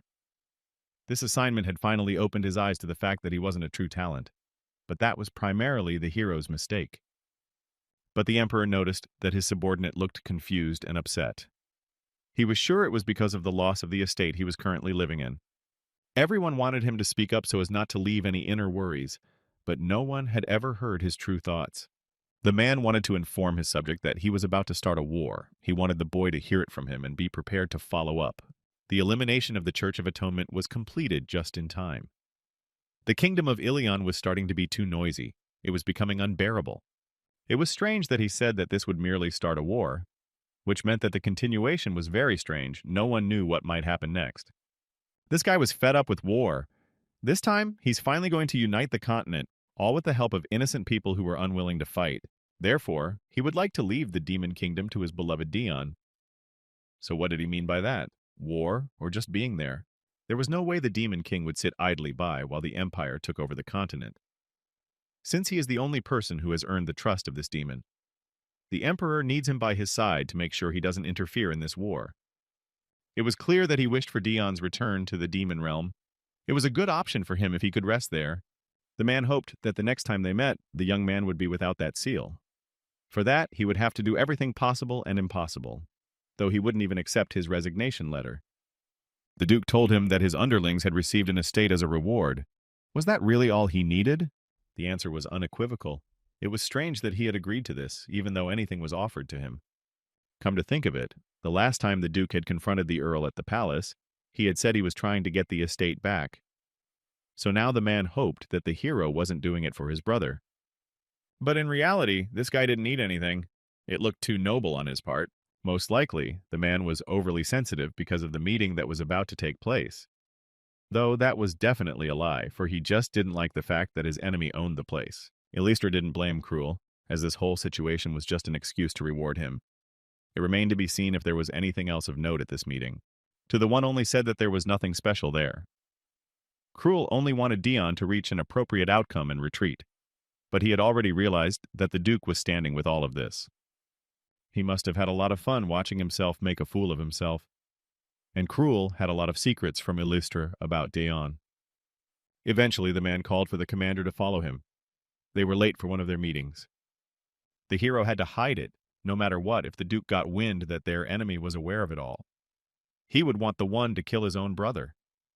After all the events, Shalin returned back to the manor. The girl was quite happy because she didn't lose to anyone. She had done her job very well with the Church of Redemption, although it was believed that she had done what she had to do. Moreover, there were still many believers of the Redemption Church. At this rate, they would definitely be able to achieve everything they desired. The main goal of the Redemption Church: to attract followers who were absolutely devoted to Duke. They cared about the people that no one wanted in this place. Because of that, they considered the emperor evil because he did nothing for them compared to this church, and the Duke was considered their salvation. After all the events, it was necessary to stop for some time so that no one would know about them. But the goal of the Church of Redemption was only a springboard for the Duke's true goal. At this rate, he will be able to achieve what he wants. This woman will succeed at any cost, for the glory of his name. The counselors were gathered in one room, informed that it was an urgent meeting. They argued, but felt that they could not be summoned without reason. The man thought them fools. Without a sudden meeting of the Great Council, could only be called together for one reason.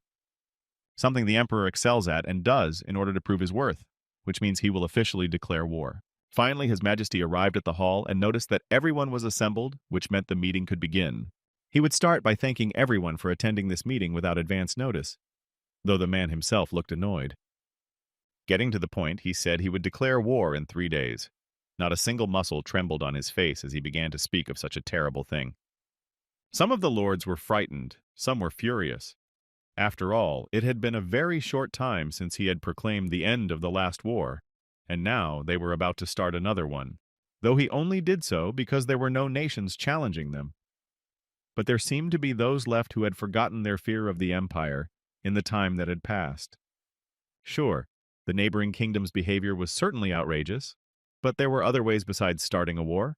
But it wasn't just that, because other nations had also stopped respecting the empire. Other kingdoms were waiting for an opportunity to strike. Hard times struck a hero. An odd number of them scattered and died during the 8-year war. Only 3 survived. Therefore, Dion was the last to gain fame, but despite this, he remained the most famous. Because of his previous injury, the others felt that the empire had weakened. Because of Dion's existence, they were able to suppress half of the forces, so it was easy to assume that the bulk of the empire's forces belonged to the boy. But shouldn't the continent learn that the empire wasn't just made up of one person? Conquering the continent was a long-term goal, even though they put it on hold for a while, but still felt that they still hadn't eradicated the revolutionary army too early for that.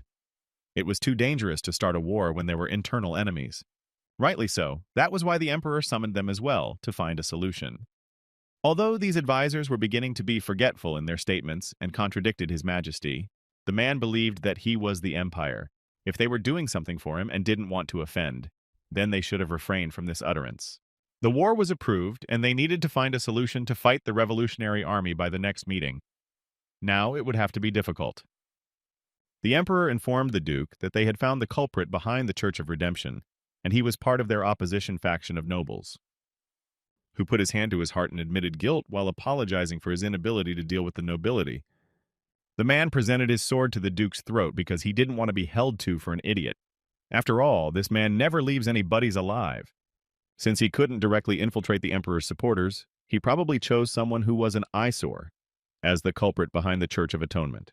Especially lately, there were strange rumors that said the emperor was evil and the Duke was salvation. He tried to justify himself by saying it was just ignorant nonsense. Except that he's a scourge rather than evil. Therefore, he can't be too dangerous to his allies. The Duke said that His Majesty could not kill him. After all, calamity doesn't discriminate against people. But the man seems to have forgotten that the emperor has already destroyed one duchy. Did he really think that he wouldn't dare to do away with the last remaining one? Although the man was sure that the head would stay out of the way for that reason alone, he still can't afford to kill someone like him. He would not be able to wage war if the nobles put up resistance. Illustra wished to take the place of the emperor. In order to take the power, he would first need to destroy the imperial dog, and for that, it was time to get active. At this time, the crown prince was asking his new friend if he was now heading to the demon realm. But it was surprising that he knew about this event. He should have been less tense. After all, he was talking to the future emperor, so he could know such a secret. Of course, he should be fully prepared to become an emperor at any moment. It could be assumed that His Majesty was sharing important information with him. Therefore, it was worth apologizing for such a ridiculous prank. As he already knew, the head of state had ordered an immediate return if the Demon King decided to start a war. They couldn't allow that to happen in their world. But no matter what, the little Earl had to return, and he should have considered the fact that no one was going to leave him so easily in an enemy state. That kid was always grateful for everything he did, my lord. He wanted to befriend him so that he could influence his actions and decisions more in the future. The heroes of the empires and the core commander of the demon army. What if the demon realm offered something that would give Dion far more benefit than the human world? He didn't know what his uncle was thinking, but he himself would have to be willing to be betrayed. Obviously, he would rather have a friendly relationship than a violent one. That might not be easy at all because of a personality like his. He understood perfectly well why he was causing concern. If they made a connection, he could with certainty be something that should tie him to the human world. Just then, his younger sister appeared and asked how the conversation with the Count had gone. He left her and went off to a meeting alone without saying anything to her. This was offensive to her. But it couldn't be helped, for they had something to discuss. It became curious as to why she hadn't decided to be the crown princess. But she refused to take such an annoying position. She was next in line after him and her uncles. So why was her brother so impatient on the matter? And it annoyed him himself. Of course, he had every reason in the empire to be full of talk of a revolutionary army and war, but still he was too quick to start making preparations to take over the running of this empire. The girl had already prepared tea in the garden so that her brother could have a good rest. She tried to maintain a trusting relationship with him. Her smile and attitude were friendly, and she wanted her brother to relax, even though she sometimes tried her best to encourage it. And this kid told her that their uncle had started hallucinating. It happened instead of nightmares. It frightened him that the dead had such a strong hold on this man. He knew the crown prince shouldn't say such a thing. But what could he do? Eduardo de Serres was the precious man of the family to him. For his sake, he was willing to turn his back on the world. Though the man had not even been to the court physician, and no one could persuade him to see him, so stubborn was he. There was absolutely nothing that could be done about his sense of responsibility. It was like a disease. In fact, it was guilt, not a sense of responsibility. His selfishness had exceeded what he could handle, and that was why he couldn't handle it now. He felt sorry. Since it was his fault, he would take full responsibility, though he had been told he didn't have to carry all this burden. The brother and sister didn't have much time. He had made all his preparations as soon as he realized his uncle was hallucinating. He would do his best in his current situation, so the girl should concentrate on what she was studying. They were so young. In the imperial palace, being with the young was considered a sin, but they were the ones he had left alive at that moment. And that was strange. Right now, the Count was pondering, what did the crown prince know, and to what extent? And what was the purpose of the emperor informing him in the first place? The country boy had come to report something to his master, but now seemed to be not the time. He noticed that his mentor was overly pensive. Of course, he had heard that his master's personality changed often, but today he seemed more serious than usual.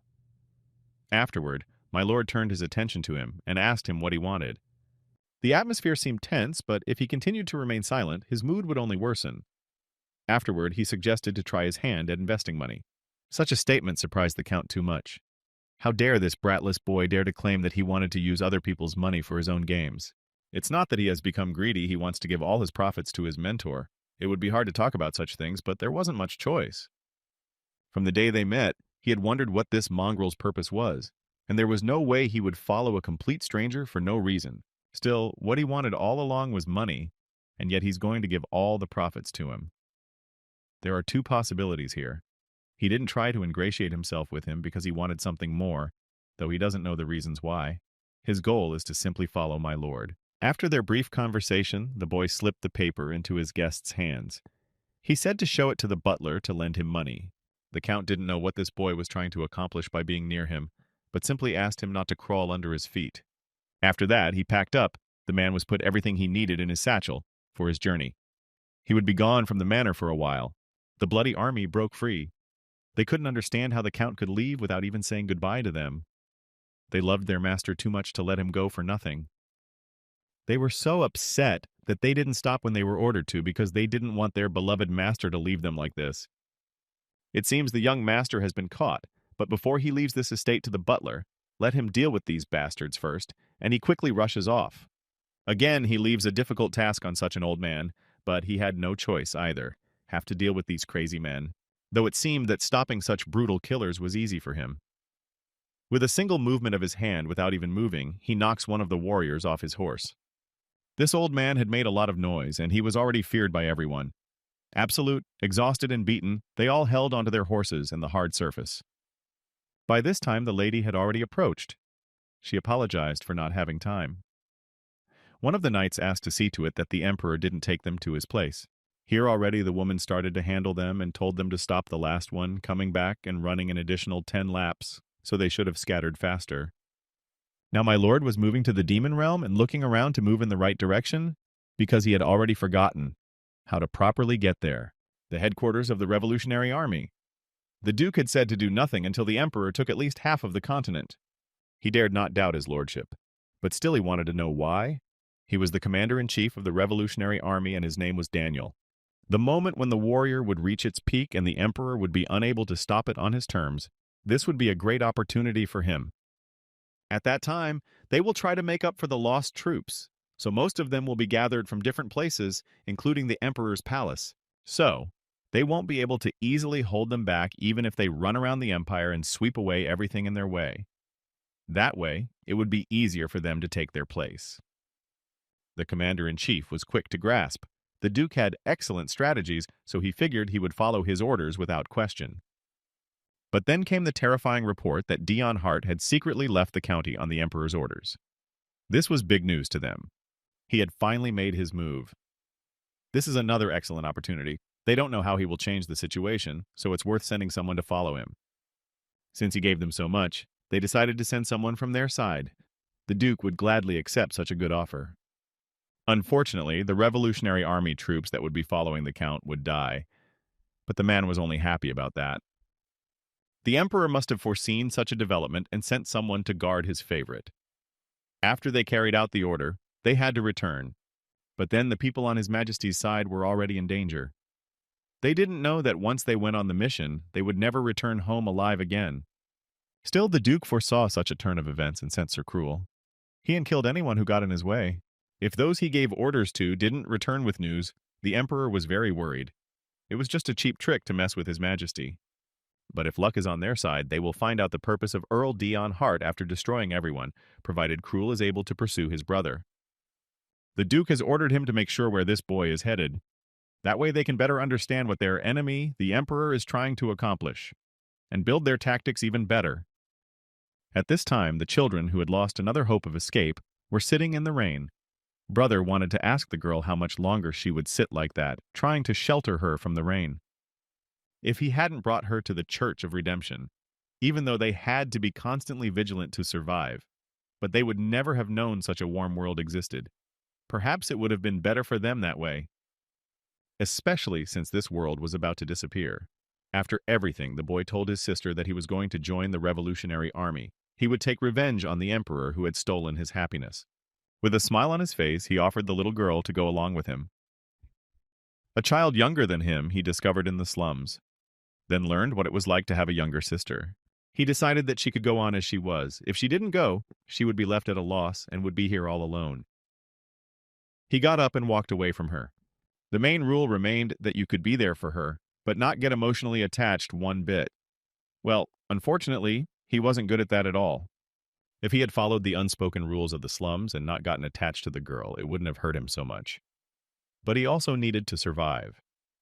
It was too late. He couldn't ignore him now. His heart was breaking with pain and tears were flowing from his eyes.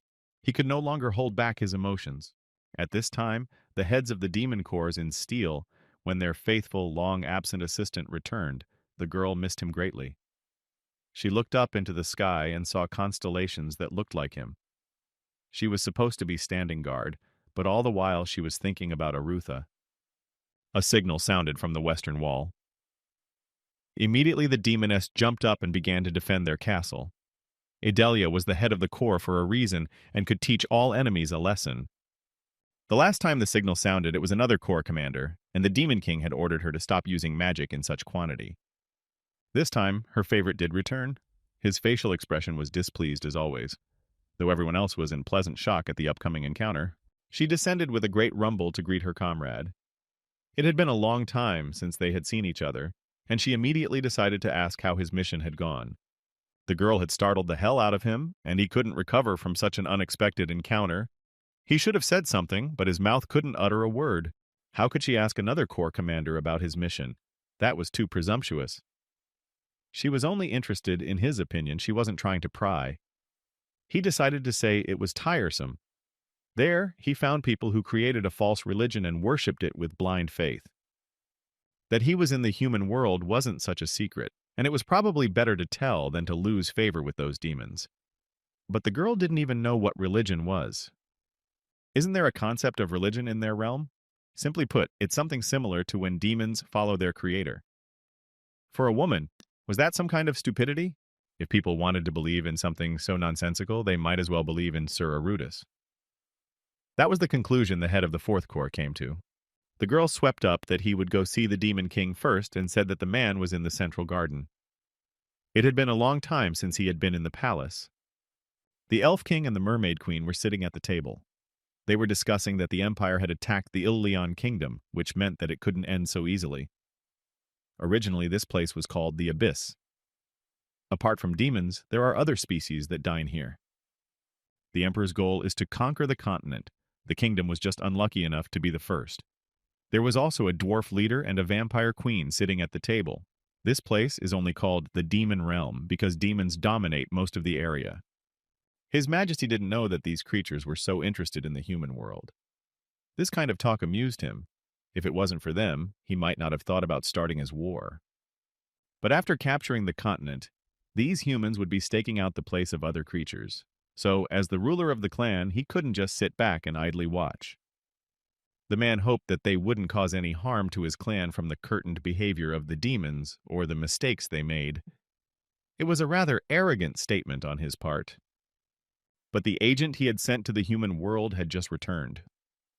It was a wonderful event for him, as his whole life revolved around one boy. The head immediately approached the boy and asked him how it had gone. He had a few questions for him anyway, so he was just in time.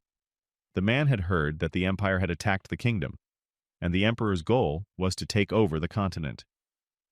The boy replied in agreement to this question. The Emperor proceeded to conquer the continent. Upon arriving here, he began to feel this seal even more strongly. One of the creatures had heard about this new agent of the Demon King. Does everyone really think this person is trustworthy? Since Arut was here, the Demon King thought he was trustworthy. He placed his hand on his shoulder and looked in his direction enigmatically. In other words, if he were to turn against the Demon King, he would immediately be killed. So he continued to play two camps, which was quite dangerous. The next question was, what was the Emperor's order? But could he talk about it here when there were many unfamiliar beings around who didn't trust his words? One could be sure he had his own reasons for asking it right now. And the one clearly said that he was told to keep an eye on the head and not let him interfere in the war. If the king decided to go there, he should return, no matter what. That was pretty much expected. But the boy didn't forget to mention that magic had been discovered in the human world, and that was quite a bit more interesting than talking about war. While investigating a religion called the Church of Atonement on the Emperor's orders, he made sure that magic was used there, not sorcery.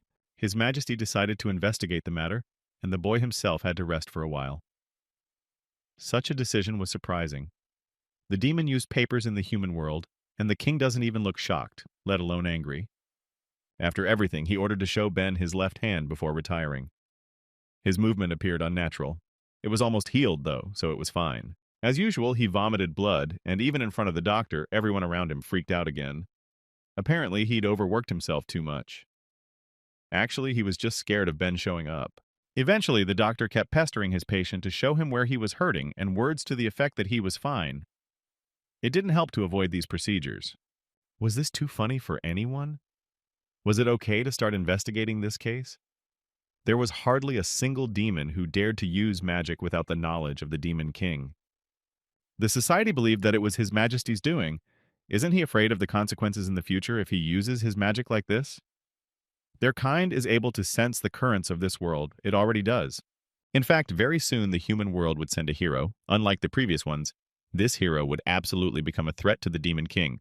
But he wasn't going to be afraid of the future because there was no reason for him to be. No matter how you are, the hero will appear and one day their paths will cross, and he was already bored, as everyone knows. He has been living for quite some time. Since the man didn't care if his ally was stabbed to death, let him do as he knows how. Though he was annoying, the blonde tried to be friendly. After all, he is the leader of the demons, forming the first line of defense against the humans. When humans invade the demon world, it's only a matter of time before they become aware of the existence of other species living here. Therefore, they must devise a plan against the human invasion. The proceedings between the two of them began. It was all well and fine, of course, but some of them couldn't choose better words. The leader didn't expect a formal speech from him at all, when he was just an elf king who still had milk on his lips. That was why he wasn't going to get along with the children. Of course, the man knew that elves didn't like demons, but next time he would have to try not to make it so explicit, and he, in turn, would try to be more patient. The doctor was still asking the Lord not to say he was fine. Couldn't he just let himself be examined? It would be so much easier that way. So he decided that he needed to rest. The doctor felt that he wasn't taking proper care of himself, making everyone around him suffer for it. It would be glorious if he valued himself as much as he valued others. He didn't seem to have changed in that. Once again, the doctor was scolded for being late to see the Zero Corps commander, who was vomiting blood again. Is that what he was appointed attending physician for? He didn't deserve to be his doctor, and he knew that Sir was suffering from the effects of the battle with the hero, and yet he couldn't take care of him whenever he felt bad. There was no way the demons would let a doctor who failed in his duties live. So should this be the end of him? But the boy certainly wasn't going to kill this demon. That was quite surprising to Ben, for why would he refuse to fulfill it? But does the one himself wish to die? Of course not. But they had different laws after all. The boy didn't understand why he would want to kill the man. After all, he was fine, so he had to go, minding his own business. When he came back, everyone was shocked because he had been left alive and forgiven so easily. After that, he was insanely proud to be Sir Arudis's physician. He knew that his commander was merciful, but he never thought that he would protect those who didn't fulfill their duties. That day, he resolved to do everything he could to make sure something like that never happened again. That's why he pestered the guy so hard to examine him even a glimpse. The man had created a magic stone using blood, this man's blood, and the Demon King's magic. If he has any problems with his blood like poor circulation or contamination, this stone will always tell him that. It also tells you his location, so you can find him before it's too late. Though it was a bit problematic if the boy had been injured outside of the demon realm. Still, the doctor couldn't leave this place without permission, but he would try his best to rectify this point somehow, with His Majesty's permission. Once again, the radiant face of the assistant who had been waiting for his master ever since he heard the news of his return appeared. But for some reason, there was a doctor hanging around him, as always, who couldn't get away from him. The two men started fighting because their master had hurt himself in the other world, and the men couldn't guard him properly. Ben, of course, told of his commander's well-being. The gardener appeared in the hallway, coming to the return of his new friend. He wondered if he would have some time now. The lieutenant grabbed him by the scruff of the neck and pulled him towards him. It was unexpected and too violent. He apologized to the commander and said he would be back soon. Arudis was greatly startled by this. Why on earth would his comrade get so violently angry? And also at such a little kid who hadn't done anything at all. This place was scaring him a lot. The man pinned him against the wall. This wasn't the first time he dared to talk to such a serious person. In this realm, it was unacceptable of him. Hot from thought that Sir Arudis liked the garden he was taking care of. He said that the garden was a wonderful place to calm the nerves, and the boy wanted him to feel the same peacefulness in his chambers. Therefore, wished to give this little boy a demonic plant that had the peculiarity of a strong odor. But his assistant knew that there was no way such a plant would please their commander as well. Though the incubus thought quite differently, and the flower was indeed very beautiful to him. The comrade grabbed the flower and decided to give it to him himself, but the little gardener wanted to be praised. Of course, the helper did not want to let it ever again come near him. But his master clearly didn't want this incubus to die. A moment ago, Arut had warned Ed not to kill him because Hyan had done nothing wrong, so he simply asked to speak to him. He advised him not to approach so carelessly next time. If it wasn't for the Lord's mercy, he would be dead by now. He was simply too kind. In the end, the boy found himself alone with this flower that endlessly made unpleasant noises. There were questions in his mind. Why did his comrade take this flower, and what had happened between them in the first place? When once again this plant made horrible noises, the man jumped back to the other side of the bed out of sheer fright. Although the lieutenant had said that this flower would never attack him, the gardener had made sure to train it well before giving it to him. But suddenly those words don't seem true. The gardener has no life. If his comrade next sees him next to his commander, a blade flew from the headboard. It was very close next to the Lord's head. The girl had expected this outcome. Apparently her blade was sensed and dodged in time. The commander of the Second Corps, Devilania, entered the room. She had decided to say hello to her partner, and her arrival was so unexpected and dangerous. The girl noticed that he maintained an intense calm. Was her blade unworthy of even a reaction? As a commander, she specialized in stealth, infiltration, and assassination. No one understood what he was saying, but he was actually asking for help, and once again blood came out of his mouth. He was in such shock that he didn't even make a sound, and he couldn't even turn in. But the demoness thought he meant that he couldn't feel the intent to kill. But how could she express such intentions towards her co-worker? Once he sensed her intent to kill, he should turn on her and do it first. She asked him not to be so angry. To him, she was the person he was most afraid of running into in the locks. To him, she was too annoying. In all this time, she had prepared gifts for him and brought them. She wanted him to wear it all. It was similar in design to the clothes the Demon King wore. But most of all, she wanted to see him wearing a costume from the south where humans lived. But it was too revealing for him. She enjoyed dressing him because he looked great in any clothes he wore. She couldn't stop, and he was getting pretty tired of it. Now the commander of the 8th Corps, Hell, entered the room. When he knocked, no one answered him, so he figured he might as well just walk in here. He had to apologize for the intrusion because he didn't think the mistress was with him. It was a rescue for the guy, and he wanted to know what happened. The man came over to say hello as he heard his partner had returned. Well, he couldn't miss the opportunity to befriend the man once again. Because of his stupidity, he couldn't even get through that door. Kneeling down, he said he was scum, though it was all about the placement of his weapons. 8th Corps Deputy Commander Nain immediately ran to his master, saying that this was a common occurrence. He tried to calm him down as he engaged in self-defeating behavior. He had too many weapons he didn't even know how to handle, kept calling himself trash, not worthy of even breathing, and he was bothering his deputy. Devillia decided to leave with a smile on her face. Unfortunately, they would have to continue this another time, as long as this situation didn't get out of hand. That said, she did tell the commander of the 8th Corps that there was a lousy man in the first city who was saying nasty things about Sir Arutha. Surely he's sure he should be here right now. Hearing this, the man immediately evaporated from the room. Although he had just plucked up the courage to say hello, but the madam had acted too meanly, starting to mock Sir Hell. The commander was angry because she was being yelled at by the girl. Being only a deputy commander, she failed to behave like that when talking to her elders. So where did the 8th Corps commander go in such a hurry? He was a demon born from the shadows with the power of a demon king. He was originally tasked to watch over the cities, but with the appearance of the 0 Corps commander in the demon army, he received a secret assignment. His task was to ensure that no information about the appearance of the demon Aruta reached the human world. Even if they promised to keep quiet, they were mercilessly killed. When the servants of the Demon King's castle chattered about his appearance, a commander was brought out when his face was revealed by an ordinary demon of the first city during his first mission. Even when he was fighting a hero on the frontier, Hell tracked down all the witnesses, took care to shut them up. He'd been entrusted with such an important assignment, and he couldn't make a single mistake. No wonder the Imperial troops, even in peacetime, are not aware of the 0 Corps commander.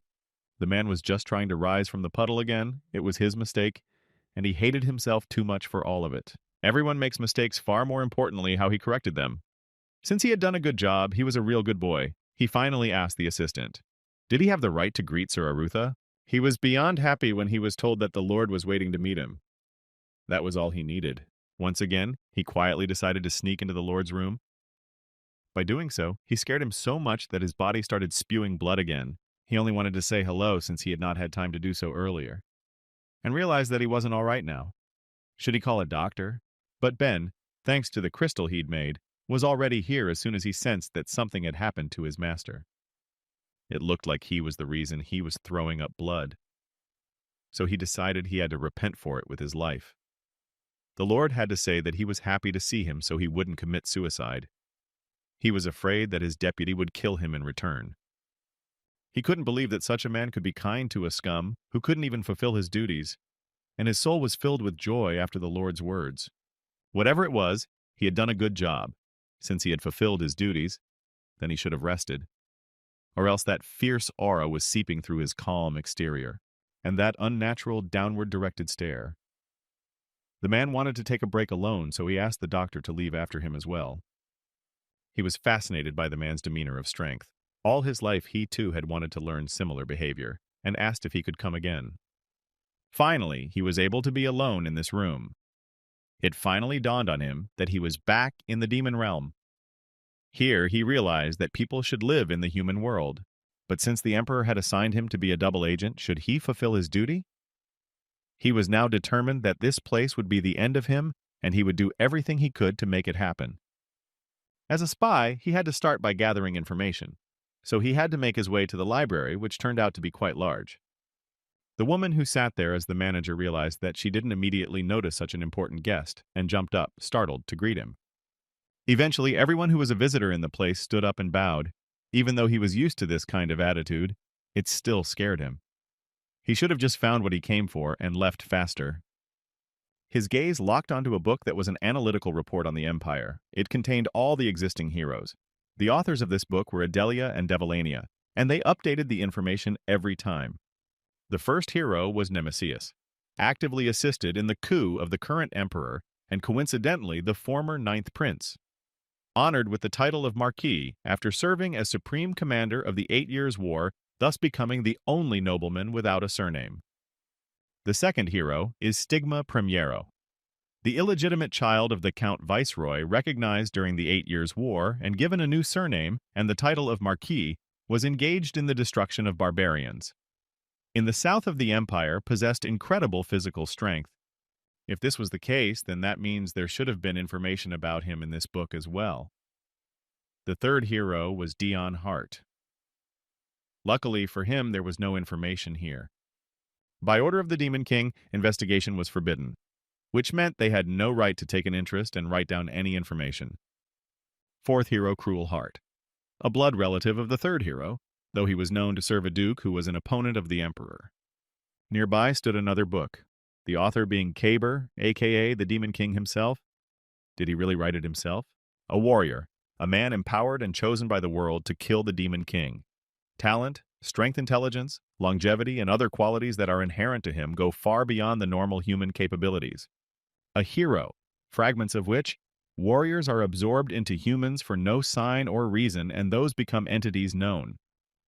Though their abilities are far inferior to warriors, their quality is still far beyond the average human's abilities. Although he already knew this information, it said something about a Demon King, so it might be useful. Except already the leader was standing behind him and asked what he was doing here. It was so sudden that he dropped the book, and on the open page was written that the existence of war and the Demon King serves as proof that this world is not yet formed. Now he wondered, what did that even mean? But it was also important that the book wasn't damaged from falling to the floor with such a clatter. His Majesty had come here to retrieve his book. It was amazing that out of all of them, he needed this one. He apologized for taking the book his ward was reading. He would be leaving afterward, so there was no need to worry about him, and he had to go on about his business. Had he really noticed that the boy had started to gather information? After all, there was no way that one would want to read his book. He decided to return to his chambers. He was a terrible spy. He might as well have been working on the matter in his room. The other demons were chatting about the party. They didn't understand why it was happening so suddenly, after all. It had been a long time since the 5th Corps commander had returned. That woman had procrastinated until then because she was so preoccupied with examining the junk that had gathered outside. Therefore, it was no wonder that it had all been delayed for so long. Commander L of the 5th Corps, a person whose curiosity was so prohibitive that even the Demon King was forced to send her away. And it's not just a party to celebrate her return to work. The mistress and her deputy are meeting. Deputy Commander Durnovan of the 5th Corps. They were a good couple and found in each other what they couldn't find in others, so they started living together. But he was considered by others to be a dry man with less sense than a dead man. It wasn't until some time later that they noticed that the Zero Corps commander was standing next to them. He wondered about the possibility of demons meeting each other. They were afraid that he might have heard their conversation. Since they had been caught gossiping about their superiors, it meant they were facing imminent death. Because of that, they started apologizing to stay alive. He was completely uninterested in who was dating who. But if this party, she must be there, so he had to hurry to drink the specialty wine of this realm. But after he opened the doors, he saw a big mess. And there was no one inside. Apparently it was already over, and he hadn't even gotten there yet. And it wasn't even the demon realm's signature wine, the usual one that could be found in the human world. One could assume that the girl had brought it with her because she was interested. The other demons came inside, and it seemed to them that the commander had drunk all the bottles that were lying around in the middle of the room. They were frightened, and he didn't even see a drop of alcohol and thought it was a mockery. As always, there was an incomprehensible showdown waiting in his path. Scared that the commander was drunk, they began to chant that there was an alarm. After that, they had to run out urgently, out of the room to stay alive. It was a state of emergency for them. It was relayed that everyone should take up defensive positions. This news was chanted through all the announcers. Even the Demon King was surprised that their boy had somehow managed to get drunk, even though they had seen each other just a few minutes ago in the library. As a result, a lot of warriors had snuck into the room, eager to surround the boy so he wouldn't have time to turn the castle upside down. And he didn't know what the hell was going on. The orders were to keep their shields down and be ready. If any of them retreated, they would eventually die. When a commander drinks to excess, he will stab anyone in sight. The rage awakened inside him because he hadn't actually drunk anything. The others ended up making a circus over the event. It had been a long time since he had felt such an atmosphere. In the demon realm, everyone was against him drinking. He did have a bad temper while drinking, but they could control him even if he lost his temper, right? It was hard to understand why these demon bastards were overreacting to such an extent, although he was actually going to drink. The others thought he had gone quiet for a while, but he ended up getting drunk. They hoped it would end without incident, and were sure that something like that day would never happen again. 2 years ago, at a welcome party for the commander of Zero Corps, an incident that made every demon recognize the man. He kept asking if the demon opposite was his enemy, even though he said he wasn't. The one still continued to ask, holding out his dagger against him. Eventually, the demon couldn't stand it and agreed that he was the enemy, though in the end, he didn't know what this kid would start doing. He never liked the fact that the Demon King had invented a position and put this character in it, a Zero Corps commander, standing higher in rank than a One Corps commander. He got angry and decided to see if he was talented enough to sit on such a throne. They tried to calm him down, after all. This was an event to welcome this man. But their silly argument ended with the Lord simply inserting his dagger into this monster's chest. No one expected it to end this way. And just like that, one of the Corps commanders was simply stabbed to death in the same second. After such an incident, there was a new rule in the Demon King's castle. First, if a Zero Corps commander asks if you are an enemy, you should immediately answer that you are not. Second, if he continues to ask the reason, give as clear an explanation as possible. Third, if your answer makes him suspicious, immediately take a defensive stance. One ended up wondering why they took a defensive stance. Wouldn't it instead be better to attack him first if they wanted to survive? But if they wounded the commander, the Demon King would kill them, and that was not acceptable at all in their case. In the end, they started fighting amongst themselves because it was a ridiculous bias. They were not allowed to shout so as not to provoke the Zero Corps commander if they still wanted to live. The Demon King would subdue him, and their job was to hold out as long as possible. Only, even though he was sober, the situation could turn against them. He got bored, so he decided to scare them with his usual beastly look. Did he just smile at them? But they couldn't back down. They needed to stay still. Except the boy himself didn't understand why they tensed up even more. He had just smiled as innocently as possible. But that was just his opinion. The leader finally entered the hall, followed by the assistant commander. He motioned for Arudis to stop. Good thing he was nearby and was able to get here quickly. They even called a doctor with them. Things seemed to be getting out of control, and they kept talking to him as if he was very drunk. The boy heard him, but didn't know where to start. How was he going to get out of this situation now? His look was unsure. The man assumed that since he was so calm, he was still in stage 1. He asked me to ignore and just listen, because the people here were not enemies.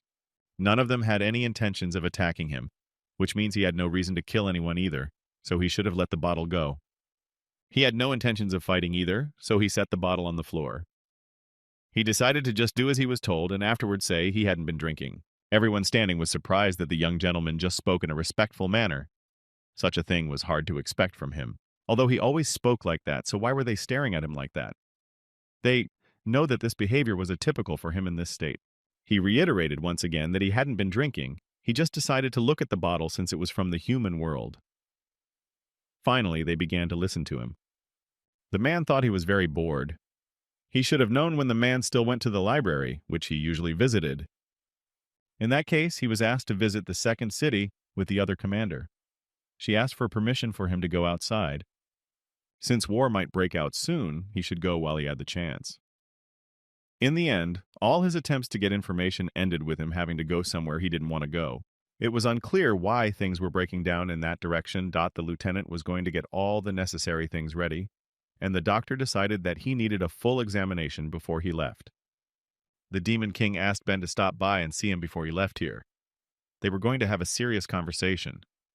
The man wanted to make a move when the Empire took possession of at least half of the continent, but it looked like they didn't have much time left. So they would have to inform everyone in the demon realm. It was worth it to prepare all the warriors so that their operation would be successful and no one would get hurt. It was decided that any use of magic in the demon realm would be forbidden from now on, with the exception of magical devices that have valid seals. Exceptions can only be made when their lives are in imminent danger. The commanders of the 2nd, 4th, and 8th Corps must ensure that those who use magic for no good reason are properly punished. They were authorized to kill for such a misdemeanor. Finally, they would have something to do, and some considered such an assignment a good trust from the government. Normally, he wouldn't pay attention to the appearance of war, but it was different when they were in the middle of a war. Right now, the best option for them would be to delay the appearance of wars as much as possible. True, the Lord was going to go alone on this mission, but the doctor said not to worry his comrade because he would always be there for him, and the boy said that his subordinates didn't have to follow him. It was very unclear whether the world would cooperate. It was impossible to understand how one could anticipate the typhoon and stop it so that their lands would be saved from this war. In an instant, all use of magic in the demon realm stopped. But it was already too late. The man doubted that the Demon King realized that the appearance of war had only come closer. The world had already completed all the preparations. Now it was simply waiting for the perfect time to attack. The moment when the world would reveal, war would be the worst for the Demon King, and at the end of it all, only death would remain. Before His Majesty apologized, because there were some difficulties regarding the continuation of the war, he was not comfortable listening to this. What was this reason, then, since they had come to report it? Of course, the counselor's face was terrified because he would have to tell everything now. As far as he understood, his emperor accepted the surrendered state also left the civilians and royalty alive, unlike the events of the 8 Years' War. As long as there were surviving rulers, the people's spirit was unbreakable because the soldiers obtained from the conquest would not be loyal to the empire. If they continued the war, they would be short of armed forces. Although they had the ability to resupply, they would not be able to find more soldiers. For the sake of the citizens, the emperor must stop the war. He was scared because he had spoken out against his superiors, but for the sake of the empire, he had to say it, even though he had no regrets. He just now hoped that he would be killed quickly. Only the emperor was merely contemplating. There was no anger on his face that could lead to the murder of a counselor. The other counselor decided to defuse the situation. After all, couldn't they increase the number of soldiers by mobilizing commoners? But this suggestion had its consequences. One could say to the citizens to fight for their empire. They could just drive all the peasants out of the slums. But all this talk had already bored His Majesty, and he pounded his fist on the table. He hadn't noticed their talents before, how they could bark so well. They say they can replenish the ranks of soldiers by sending ordinary commoners. How could they think of such a thing? They have the nerve not to offer their personal soldiers. They don't dare to lead an army, yet they don't hesitate to draft ordinary citizens of the empire. Don't they know why citizens pay taxes? It's a payment for their protection and welfare, implying that they have the choice to defend the empire. And the empire has a duty to protect its citizens. He had no intention of ending the war, and if he was short of soldiers, he would order his advisors to join the army. The modus operandi would remain the same as in the 8 Years' War. If there are 2 or more men in a family, more than half of their personal soldiers will be in the war with at least one of them. This in the news is upsetting, but if they already do not wish to participate in the war, they will lose 2/3 of their personal soldiers. Conscripting citizens into military service would be a last resort. If they understood this now, then it was time for them to head off to prepare for war. All they could do was agree with their emperor and quickly jump out of the assembly hall. The man knew that he had no right to be angry about what was making them go to war, but if the emperor wasn't in his right mind, shouldn't the subordinate be more prudent? He knew they were vile people, but they included him.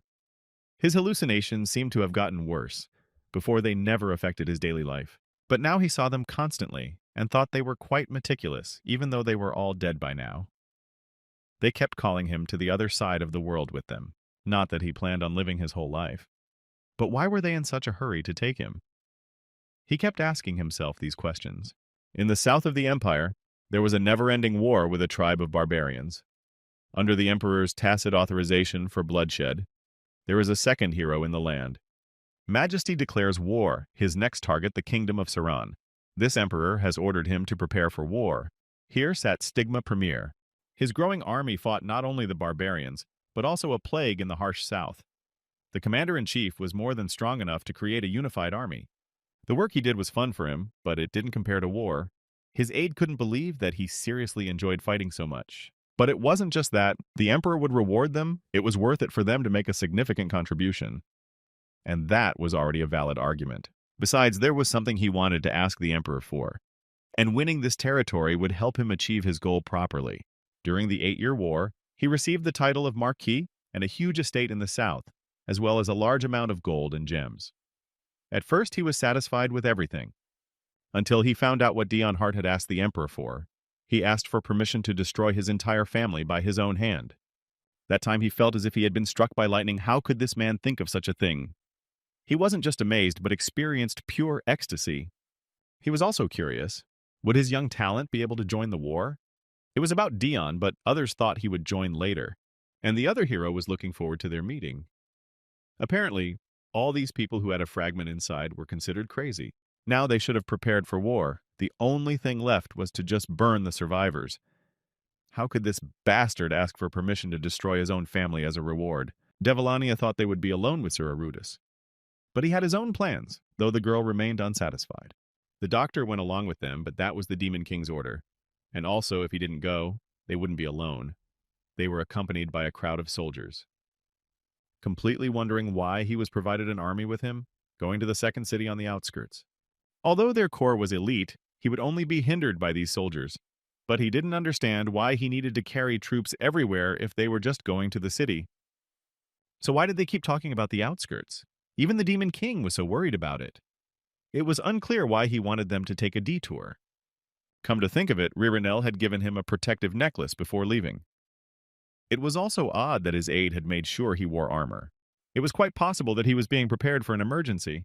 He felt uneasy and wanted to get out of that carriage to escape. In the end, there was indeed an emergency on the way, and they decided to be informed about it. The Lord could no longer keep calm, and he was getting worse. There were too many demonic monsters on the road. They couldn't let them pass peacefully, so the army for Togo would have to be called in to keep the defenses up. But these monsters were too many. They shouldn't have stayed back because this way they wouldn't be able to defend themselves and complete the task they were assigned. In order to fight the abominable creatures, each city is presented with a corps commander for protection, but they were not in the outskirts. The boy didn't understand why everyone stood so nonchalant, as if they expected such monsters to appear. At this rate, it was enough to infiltrate the territories of not only demons, but other species as well. It seemed that this was what His Majesty had in mind when he said to take a detour. Demonic monsters were the Demon King's responsibility. He must exterminate them so that they wouldn't invade the territory of other species. Following his order to ride on the outskirts, corps commanders should go where their territory meets the borders of other species. And after all this information, the boy agreed to volunteer for this trip. The girl decided that she would enter this battle first. That said, he shouldn't have been in a hurry, even though there were plenty of them. Well, he didn't want to enter this fight at all. He wished his doctor had told him to stay behind because he was throwing up blood this time. But apparently the doctor wasn't going to save him and wanted to know if he was in the mood to fight today. Was it really so obvious to everyone that he was avoiding the fight? Even though Ben had always been kind to him, he was also a demon. Once he found out that he was weaker than him, he would kill him without the slightest thought. Come to think of it, he only fought when he was drunk or his life was in imminent danger. If an ordinary demon saw this, he would think he was a weak man. Apparently, at least one demon had realized what the truth was. He now wanted to rush to justify himself, but the doctor said that he absolutely understood him. He understood that there were countless monsters, but this was just some scum. It was so insignificant that the Lord shouldn't bother engaging in battle himself. Ben decided that Arudis thought so. His personal physician had finally gotten to the point where he didn't realize what his ward was thinking. In the end, once again his actions were, as always, beautifully justified. There was no need to worry because the doctor had prepared something especially for his patient. It was a bottle of alcohol, also a specialty wine. The demon seemed to be waiting for a reaction, suspicious that he was offering him alcohol after forbidding him to drink all this time. But since it was all he had, there would be no inhibitions now. After all he needed was to relax and be in a good mood. He was handed a glass with a drink and told to drink. Even if it was him, who would ever drink questionable alcohol at a time like this? But without thinking long, he grabbed the glass and drank it all down, because it was not in his principles to refuse it. Judging from the situation, it was hard to imagine that he would be able to avoid a fight. So it would be much better to die by degrees. This time, he decided not to get too drunk. The doctor exhaled because he felt sorry for doing such a thing to a good man. There really was deception lurking here. The Demon King had asked the doctor to get the Lord drunk if he was indecisive during the battle, because he's too reserved when he's sober. At that moment, he almost looks like a weakling. But when he gets drunk, he always lets his strength go, which means he'll be able to fight well, even though he doesn't like to fight. He really was too calm without alcohol. But the Demon King is definitely the kind of ruler who uses everything to its fullest. Wouldn't it be better to let him blow off a little steam before he exploded? But what if it was too risky? After all, he was sick, and now he was getting drunk. Only he wanted to apologize as already his ward had attacked him. Alcohol and drugs of some sort were the key. It was only natural that the wall built by booze and pills would be weakened by them as well. He'd never thought of hiding such a thing, nor could he really do it. But to think that it would be taken advantage of so brazenly. Apparently, there was too little time for them. Since the Emperor was advancing faster and more decisively, and the demonic monsters were arriving exponentially, there was no time to waste. It wasn't that he didn't realize their haste, but just because they understood him didn't mean they could use it so brazenly. The man asked for forgiveness. Since he had done so much for him in the past, the Lord decided to turn a blind eye, but there would be no next time, for he pretended to care so much. This time, let him remember whose attending doctor he was, though he hadn't really counted on anything. Ben really was a fool, and he himself realized that his patient was right. Right now, one of the scariest demonic monsters was heading straight for the Zero Core commander. He was beginning to be warned of the danger, for it could have jumped him right on top of him. He was fed up with it, trying his best, trying to survive. But that didn't mean he'd let anyone take advantage of him. If something happened, he would use himself. The boy ordered the doctor to contact the Demon King, although it was forbidden to use magic when they left the castle, but it didn't matter, and he would call him now. Of course, he almost made another mistake, after all. He was Sir Root's personal doctor, which meant his orders always took priority. The Lord didn't understand why he was being called, even though it was forbidden, but it was his favorite. There were too many enemies and 2 commanders, and 1 squad of troops was not enough to fight. He was about to send reinforcements and ask them to hold out for 15 minutes. Arut must have been extremely annoyed. It had been a long time since he had been in this position. There were still too many enemies, but they needed to hold out until help arrived. But if he gave up at the first sign of desperation, he wouldn't have survived the 8-year war, so now everyone had to prepare to die. The only difference now was that his opponents were demonic monsters. But that didn't mean he would behave differently. He forced himself to think as best as he could right now about how to survive in this situation, so he continued to kill everyone who stopped in his path. What else could he do? Right now, his calling was not to kill, but to inspire fear. Demonic monsters, true to their natural instincts, would flee as soon as they felt overwhelming fear, although it may not work on all monsters. But it doesn't matter. The goal is not to make them run, so everyone contributed as much as they could. If these monsters start fleeing, they might be able to survive, but later on it wouldn't be the optimal solution, which means they need to set a trap to kill as many of them as possible. If they move, they'll be cut to pieces. Those bastards probably don't even realize what's happening or why. Demonic monsters are surrounded by many invisible shadows. Although she succeeded in trapping them, but she won't be able to hold on for long. What is the Zero Corps commander going to do in this case? They managed to catch the demonic monsters trapped in a fish-shaped trap, set up as directed, as well as restricting their movement. The doctor only gave them first aid, so it's worth being careful. But the boy wasn't really listening to these admonitions. It looked like he was about to enter the trap and kill the monsters himself. One really wanted to stop him because this action had dire consequences.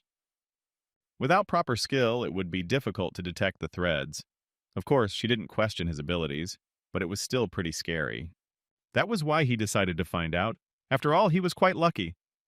An animal rage appeared in his eyes as always, and he was ready to go in for the kill.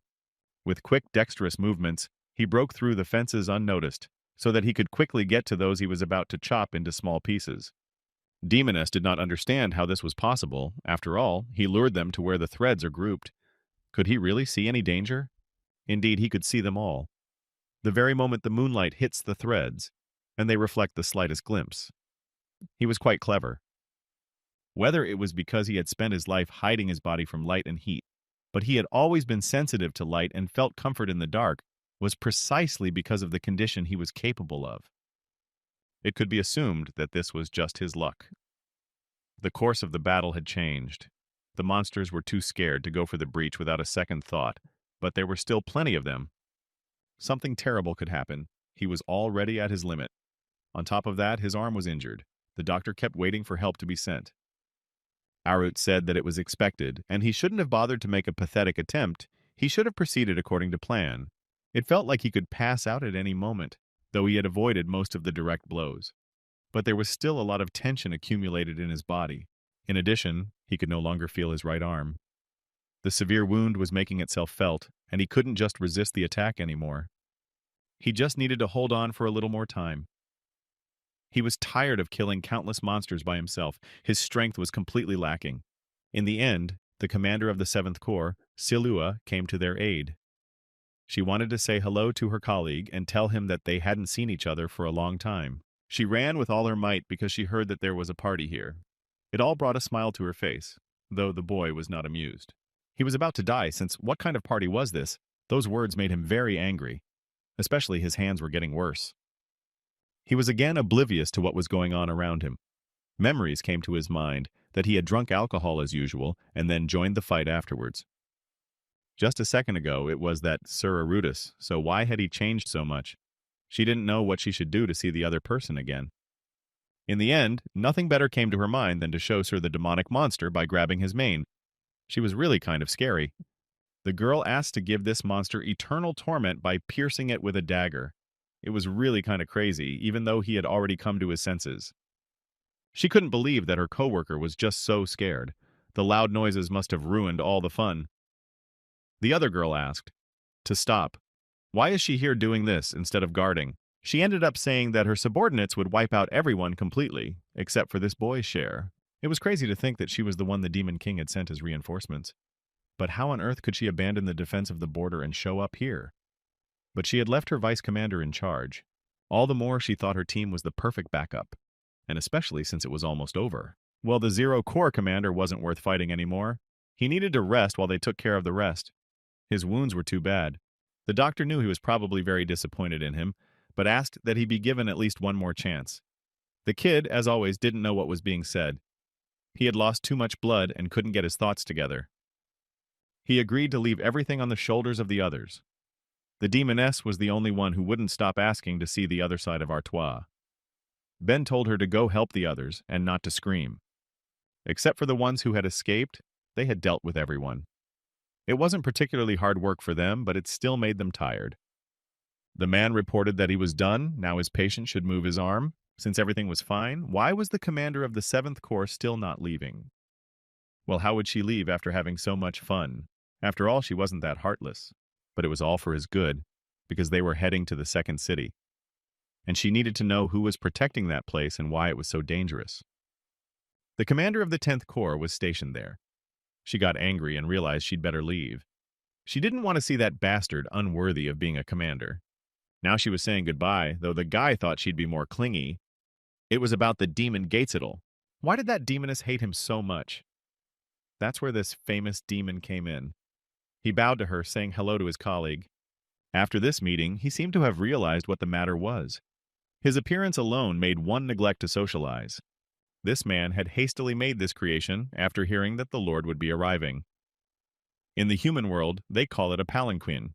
It seems that only high-ranking people can ride on them, which is perfect for him. But it was a real shame for him. Though others thought he had a headache or was generally worried about something, it was a terrible performance. Of course, this whole situation bothered him. One encounter was enough to realize why this demon was so hated by Silua. Now, they were on the same team. The two men ended up fussing over the little man, who only wished they would finally get off his back, but apparently his dreams would not come true. The others were finally able to see the 0 Corps commander. They looked on in amazement at how handsome he looked, all from his cold-blooded and unwavering aura. Since nothing was known about him, there were only rumors floating around. They knew he was human, for they did not sense any demonic energy, but how could he possess such an aura if he was not a demon? Even commanders from other corps have a hard time with him. Everyone gathered to see this mysterious man, who had received such an influential title from the Demon King himself, whose existence was recognized even by the proud commanders, and whose role and abilities were carefully concealed. Those who managed to see him for themselves confirmed that his strength was second only to the most important of them all. Eventually, the man yelled for everyone to get out of here because they were in the way. He figured the Lord was bothered by the demons surrounding them, so they needed to get rid of them immediately. In fact, he was sick of those flowers and pollen, so he wanted them removed. So why did they end up dispersing innocent demons? Plus, they were dispersing the crowd on behalf of the 0 Corps commander, thus smashing his reputation. And they were all furious at this rate. The entire people of this city would turn against him. Some never managed to see the commander's face. They would only be able to see him if they found the right angle. How he would never find peace in this village. But something absolutely strange was going on in the square. These creatures started praying in honor of the man, having things with his image on them. They were even worshipping him. You could tell it was like the cult of Arudis. Could this all be the work of Ririnel? Because she was the one who came up with such a stupid idea. After all, he even gave her a cookie to keep her from doing nonsense. Rememberer had put it with him. Did it all piss him off? The 10th Corps commander knelt down and apologized for causing any inconvenience. But the guy noticed that there was a string around his neck. It was Devilinia who did this. She noticed that the creature was bothering her colleague and suggested killing it. But killing among Corps commanders was forbidden. One could assume she was just holding back. If it were up to her, she would have killed everyone at will. He said it was all right, and there was no need to kill anyone here. They should have gone shopping by now. That's what they were here for. If things got bad, they would just kill him on a whim. The man kept yelling that he would do anything for this boy, even if he had to sacrifice himself. But there was no guarantee of safety. He should have stayed on his guard. And today the girl had torn through many wonderful outfits. She bought up everything she saw in her path. Her soul now rejoiced in such simple things. And the boy felt like a doll being dressed up. Although it was better than being in bloody clothes, there were still some accessories to look for. But the other guy just wouldn't quit. He brought a fruit called mangoes. It was from the south where people lived, so he wanted everyone to try it. The girl suggested he stay out of their conversation and tried to get him out of here by force. After all that shopping, though, there was food to be had as well. Sir Arudis noticed some suspicious things. The demonic monsters must have intensified their attack then towards the outskirts that the castle gates were wide open. The residents were moving around as it was convenient. Come to think of it, there were many things from the south of the human world here. Was there really a border nearby? When the demon heard this, he felt scared because no one should know about this. Monsters are rampant here. They found the border not so far from the south, a place where day and night are clearly separated. the true border between the demon world and the human world. The doctor couldn't understand that they had hidden it for so long. But when else would they city dwellers be able to touch the human world, since they had accidentally stumbled upon this place? He figured it was okay to enjoy it a bit. They even made rules and went sneaking around so they wouldn't be discovered by humans. And as one could see, they had safely protected their world from the infiltration of demonic monsters. The South was not part of the Empire. Was it even worth worrying about? But it was still a human world, so it was worth reporting it to the Demon King. But first, the captain decided to see for himself in this information, to see if there really was a connection to this world, and if so, it was necessary to find out to which state it belonged. They came out on the other side of a small state in the south. They were covered in blood from head to toe and crossed the border to the human world. After reporting to His Majesty, a royal doctor had to be summoned immediately. But a doctor wouldn't help here. The man knew that demons crossing the border that appeared out of nowhere pretended not to notice since nothing was happening. But times like these are enough trouble for the maddened empire, so he certainly didn't need conflicts with the demon realm. So he decided to just forget about it. Well, there's one more serious problem. They had established that one of the members of the Second Corps Commander Group was Devilania. What about the other unusual demon? It seems to be the commander of the Zero Corps. Judging by the respect with which they serve him, the ruler here was not in the least scared when he heard who had come to their territory. Even here, they had heard of this terrible man who killed everyone without looking. The man said they needed to hide this information. No matter what they gained in the human world, they must by all means hide the fact that these creatures had entered their land. The doctor told his ward to be sure to cover himself with a cloak. The sun shines much brighter in the human world, and that would be quite harmful to him, so it was worth being careful. It was quite hot in this place, and it was hard to cope. He also wondered why all these demons had tagged along for the journey after him. He could have traveled to the human world himself. The girl asked where he wanted to go first, the main street full of people or some quiet place, although it would be better for them to stay in the demon realm like the 10th Corps commander did. Since Devilania knows the human world well, will she be able to help them? Then they should go to a place where they can observe the daily life of the townspeople. They should find out where such a place was. In that case, they needed to go to the market, but someone appeared in front of them. They apologized for blocking their way. They looked like the knights of the area. They had come to pay their respects to the mercenaries who had prevented the monsters from breaking through the border. Their help had saved the lives of many people on behalf of the knights. They wanted to express their gratitude to them. It was strange that they mistook them for mercenaries. After all, there were worries that there would be some trouble. Even though it wasn't much, they wanted those to accept gold and robes as a token of their appreciation. They had prepared them since they had learned that those would be stained with blood after the battle with the monsters. Indeed, the boy thought only of himself and completely forgot that everyone else and his friends were covered in blood. He was the only one in nice new clothes. Anyone could realize that Devilania and Ben were not human. The demons were now standing in their robes. So why were these people pitying them so much instead of chasing them away? They were indeed frightened, but not entirely surprised, and went on to offer the bag of gold. They had already had to face demons before. Apparently the Southern Kingdom had already discovered the border long ago. Since the Emperor didn't say anything during their meeting, it can be assumed that the Empire is not aware of this.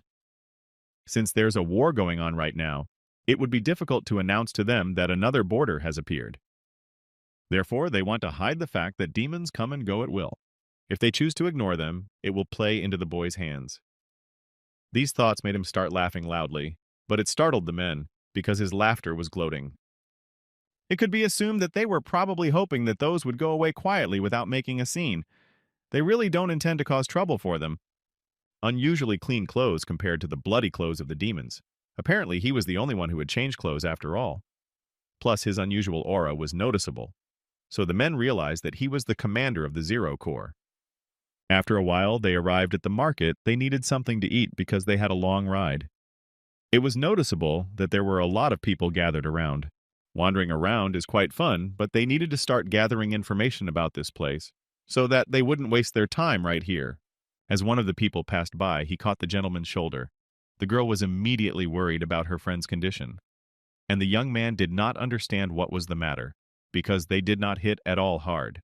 Was he really that shocked by the collision with a mere human? One could feel his wary look, but it was all because his right shoulder was still sore. Thus, he had played the part. Now, for a perfect scenario, he needed a doctor to take care of him. Only instead, he attacked a regular person. So why did Ben lose his temper while Devilania was calm? Then they realized it was supposed to be the other way around and switched places. The doctor approached his patient, and the girl pounced on the man to instill fear in him. This event caught the attention of the people in the markets. They began to wonder what was going on here, because such showdowns are quite rare.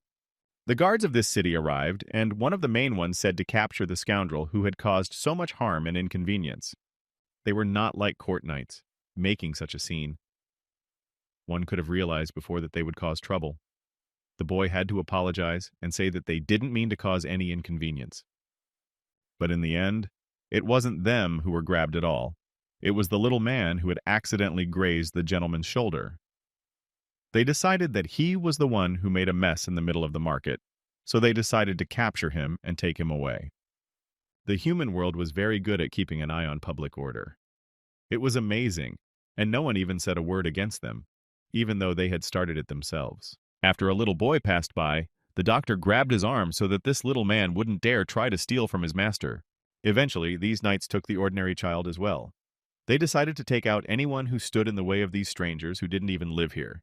And after the kid decided to try an unusual fruit, he found the taste quite strange. After that, the seller was also captured. The fruit, although rotten, but there was no need to arrest anyone. As soon as something was about to happen, the court knights would immediately appear. It all seemed rather strange and incomprehensible. Perhaps they were trying to deal with the problems on their own before they made a fuss and attracted the attention of the townspeople. The rest of us had already realized that you can't go near those people. If they even lay a finger on them, the court knights would arrest them all. Because of them, they would only attract more attention. The boy didn't think it was possible to continue investigating at this rate, which meant it was time to go home. The two merchants were arguing. One was saying that he didn't sell tea leaves to all sorts of peddlers. They're called Dan merchants. But it seems that because they are newcomers, there was a lot of stubbornness. They insisted on importing tea leaves. These men were also approached by the Lord. He decided to inquire about the possibility of buying tea leaves. The merchant scrambled to get everything packed for this buyer right away. The merchant noticed that this kid looked like an ordinary traveler in appearance. But for some reason, there was such a horrible aura emanating from him. Could he be an important person hiding himself? Deus Teye leaves. They are almost impossible to find in the empire due to the limited number of plantation and high cost among aristocrats. The southern kingdom is wealthy enough to sell such valuable tea leaves in the regular market. The small tea kingdom that exports tea leaves is Taehong State. This time, he could confidently say that he had finished all his business. The residents rejoiced that these people were finally leaving. Some decided that the stranger didn't look like a zero-core commander since he was coughing up blood and was so weak in the market. The events were now taking place in the battle zone of the Empire's camp. The Duke had traveled a great distance and requested a personal audience with the Emperor. And the man wanted to ask if His Majesty remembered about the death of the first prince, the father of the present one, the prince and the princess, as well as his older brother. Everyone was ordered to leave the tent. The man who died was a kind soul, the only one who cared for Eduardo de Serra. It was said that this fine and kind man was killed by Duke Gratis, but was it really so? The two men knew exactly who was really behind those terrible events. It wasn't until Duke Gratis and his family were destroyed for the murder of the prince that he learned that Illustre Starbe was behind it all. It was madness. He had no choice but to cover up the crime for a while because of the strengthening of the aristocracy. But for the criminal himself to confess to his atrocity was unusual enough. To begin with, he had to tell the emperor why he had gotten rid of the first prince. Everything was done in order that he might gain a high position. After all, if the rightful heir to the first prince was gone, all the princes and princesses would vie for the throne. He had planned to put someone he could control on it, but who knew that the ninth prince, whose existence was so insignificant, would be able to turn the tide? If he became a duke, there would only be one person above him, the emperor. That's just the way this man was born. The last prince said before he died that he would return soon because his affairs would not take long. And he entrusted the care of his children to his good friend and relative. He should have stopped him as soon as he sensed something wrong. If he had known that his kinsman was going to end that night, things would have been different. There was a strong love that bound them together, so he would never have let him go. As soon as he heard of his brother's death, he should have investigated, rather than grabbing a gun. But the spreading rumor that his other siblings had killed him to take the throne made him bare his sword. Now he found himself in this predicament and was too tired. The murder of the first prince, the Church of Redemption, and Daeon Hart's involvement in the 8 Years' War, all of it was the Duke of Illister's doing. To top it all off, he rejoiced in his actions. His parents didn't even know that their son had been taken while they were away from the castle. It was a terrible misunderstanding to them. They had been informed that their first son would be going off to war, and to them that meant that there had clearly been a mistake with the draft. But the officials kept saying they couldn't do anything about it. They had checked everything and no adjustments had been made. This made the mother suffer a lot because her son was weak. After all, she couldn't even hug him for fear that he might get sick. If she had only known that things would turn out this way, she would have acted very differently. The man asked to be allowed to see the emperor to talk in person. He also wanted to see his son in person to clarify the situation. But every time they went to the palace, the emperor was not there. They kept trying to convey their words to finally rectify this mistake. The Duke saw what was going on, but it always amused him. He only asked to burn the documents for the request to call another son into service from the Hart family. He forged and hid the documents. Of course, the emperor had no way of knowing that Dion had been conscripted by mistake. At least in the beginning, but when the truth came to light after the war, the men stood by and watched Dion Hart murder his family. I wonder already how he will react when he learns the truth. To the emperor, those words seemed like a death call, because they were absolute enemies now. But the Duke repeated that His Majesty cannot kill him if he does it for no reason, his honor will remain. But the emperor himself would become even more famous as a ridiculous tyrant. Except that he didn't care at all, and he wasn't afraid of such dishonor. However, the authority of the royal family and its heirs will fall to the bottom. It was unlikely that he would want to spoil their family even more. Besides, he had been pretending not to know anything the whole time. Doesn't that make him an accomplice? Well, how could the Duke continue to blabber on and on, even though he was left alone? But a man never gives up his throne, and the official looks forward to dealing with him with his own hands. The emperor lived because he could not die, but to accomplish his goals, the emperor cannot be allowed to die, though His Majesty will not rest now until he has given him the most brutal death possible. The emperor won't die until he kills the Duke. That's why he visited the emperor. He instructed Shelin to take care of the revolutionary army. The man rode out into nature to dispel his thoughts. He took his horse and rode down the road. But just as he got out to get some air, and immediately someone came to him. They had indeed come to see him, and it was a whole army. Thus, they wanted to say goodbye to him quickly and kill him. The commander of the revolutionary army, Daniel, entered the house. There he was greeted by his mother and rejoiced that her son had returned. She had heard the news that he had come after his mission. It seems he was injured when he traveled to Ilion. There was a conflict with the bloody ghost knights there. That's when he received a small injury, but it's nothing to worry about. For a world where everyone is equal, where there is no social hierarchy, he won't be able to fool his mother. She won't say anything about what he does or where he goes, because she trusts him completely. In this world, one man has brought everyone together to kill the emperor. And yet his mother asked her son to be careful, and this same man stated that they should eliminate the throne and make the world fair for all. This was all for the sake of his mother, whom he loved dearly.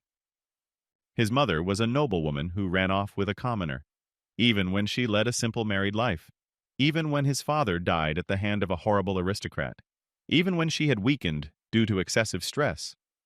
His mother always spoke of her dream, a world where there would be no king or aristocrats, a world without social hierarchy, where everyone could be the owner of this state and its workers.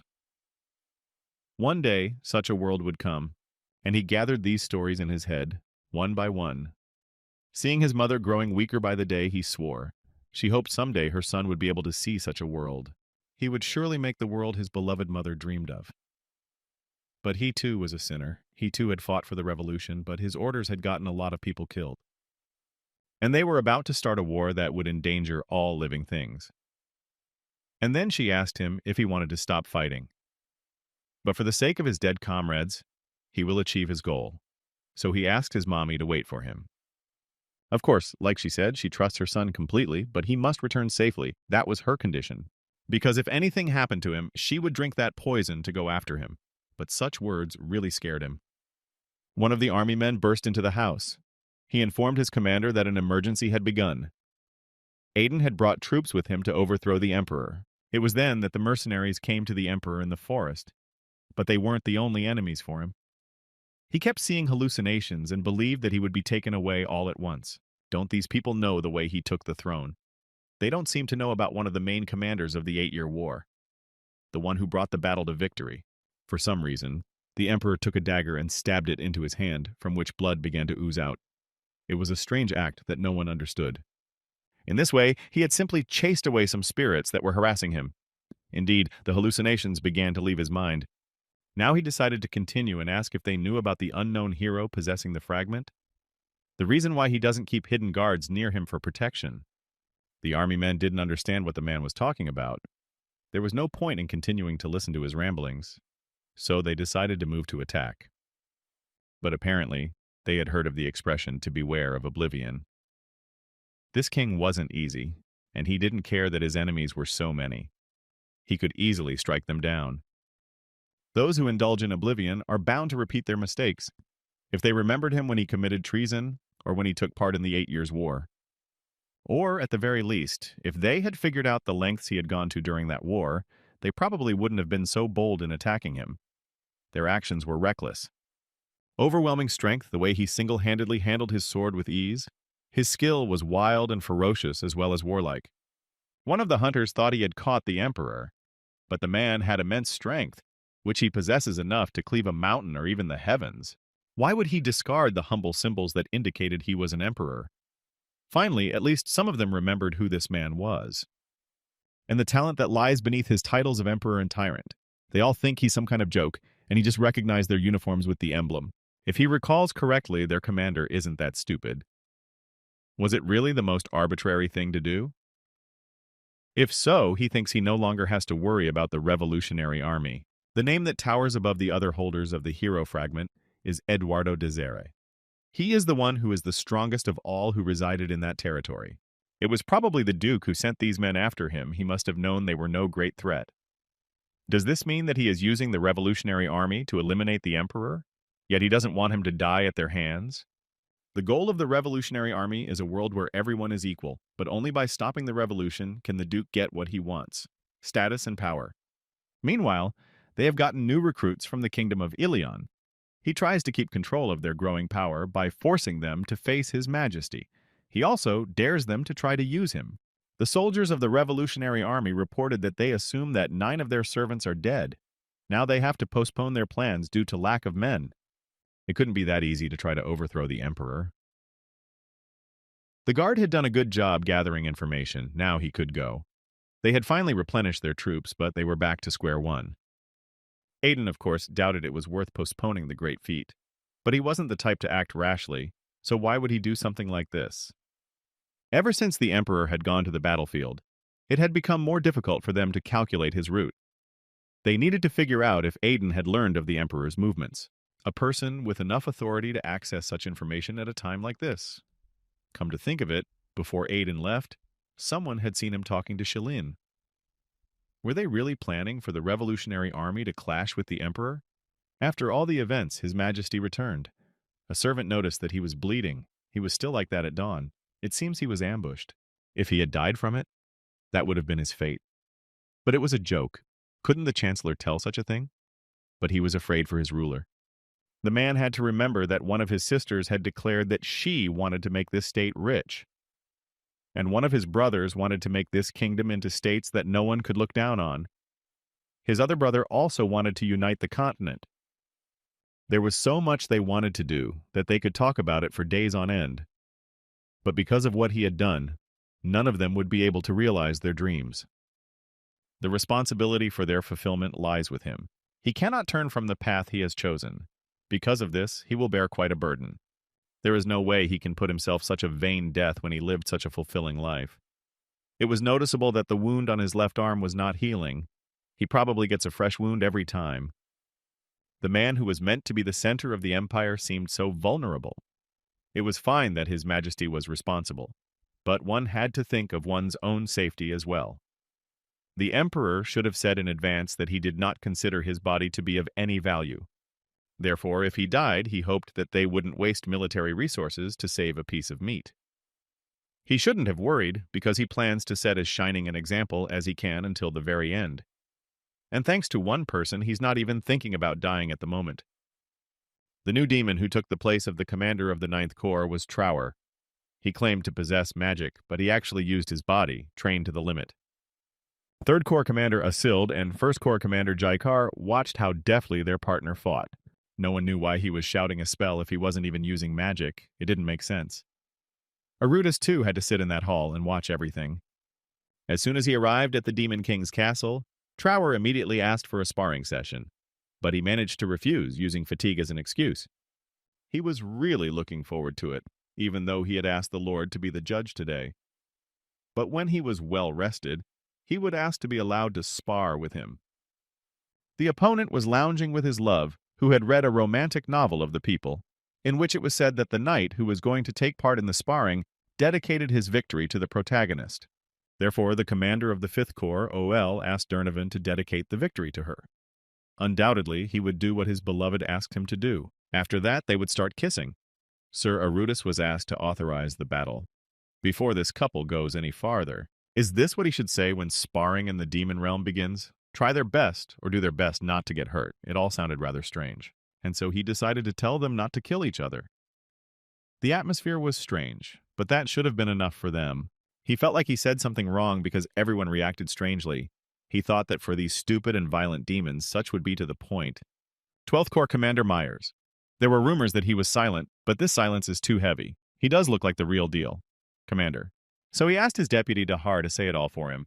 It was really hard for him to talk to others. The man greeted the commander and introduced himself. Asked to be allowed to give him a message. First of all, he wanted to say that it was great when he said not to kill each other. To think that he only allowed the duel to end when one of them was incapable of fighting. None of the corps commanders had ever been as cold-blooded as this man was expected to be. He was a true demon. It looked like he really had been misunderstood. This ridiculousness made him speechless. The other man remarked that it would become much more interesting because of this, but he didn't think the winner would be decided anytime soon. Since Durnovan had gotten the offer to be the commander of the Ninth Corps before Trover, it meant they should be about the same level. The girl had heard that the number of refusals to become a corps commander was unusually high this time, and she even mentioned Ed's aid. The Lord had just heard about it. Did he stay on as his deputy even though he had been made such a wonderful appendix? Then Durnovan refused. Yes, and his girlfriend had wondered why he had refused, but seeing him today it was obvious, because he couldn't separate from her because of his great love.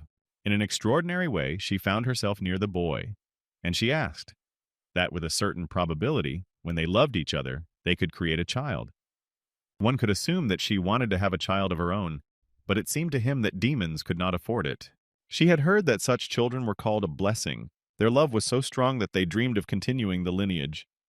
The boy wondered, after all, is a child considered a blessing? What then is he? The fight was still going on. One girl decided to cover her mouth when she decided to ask the boy why he looked so strange. His behavior was attracting attention. The demoness was worried. Was something wrong? After all, it must be fun sitting here. Now she was wondering what she could do to get the boy's attention. She decided to tell Aruth that Trover had originally used magic.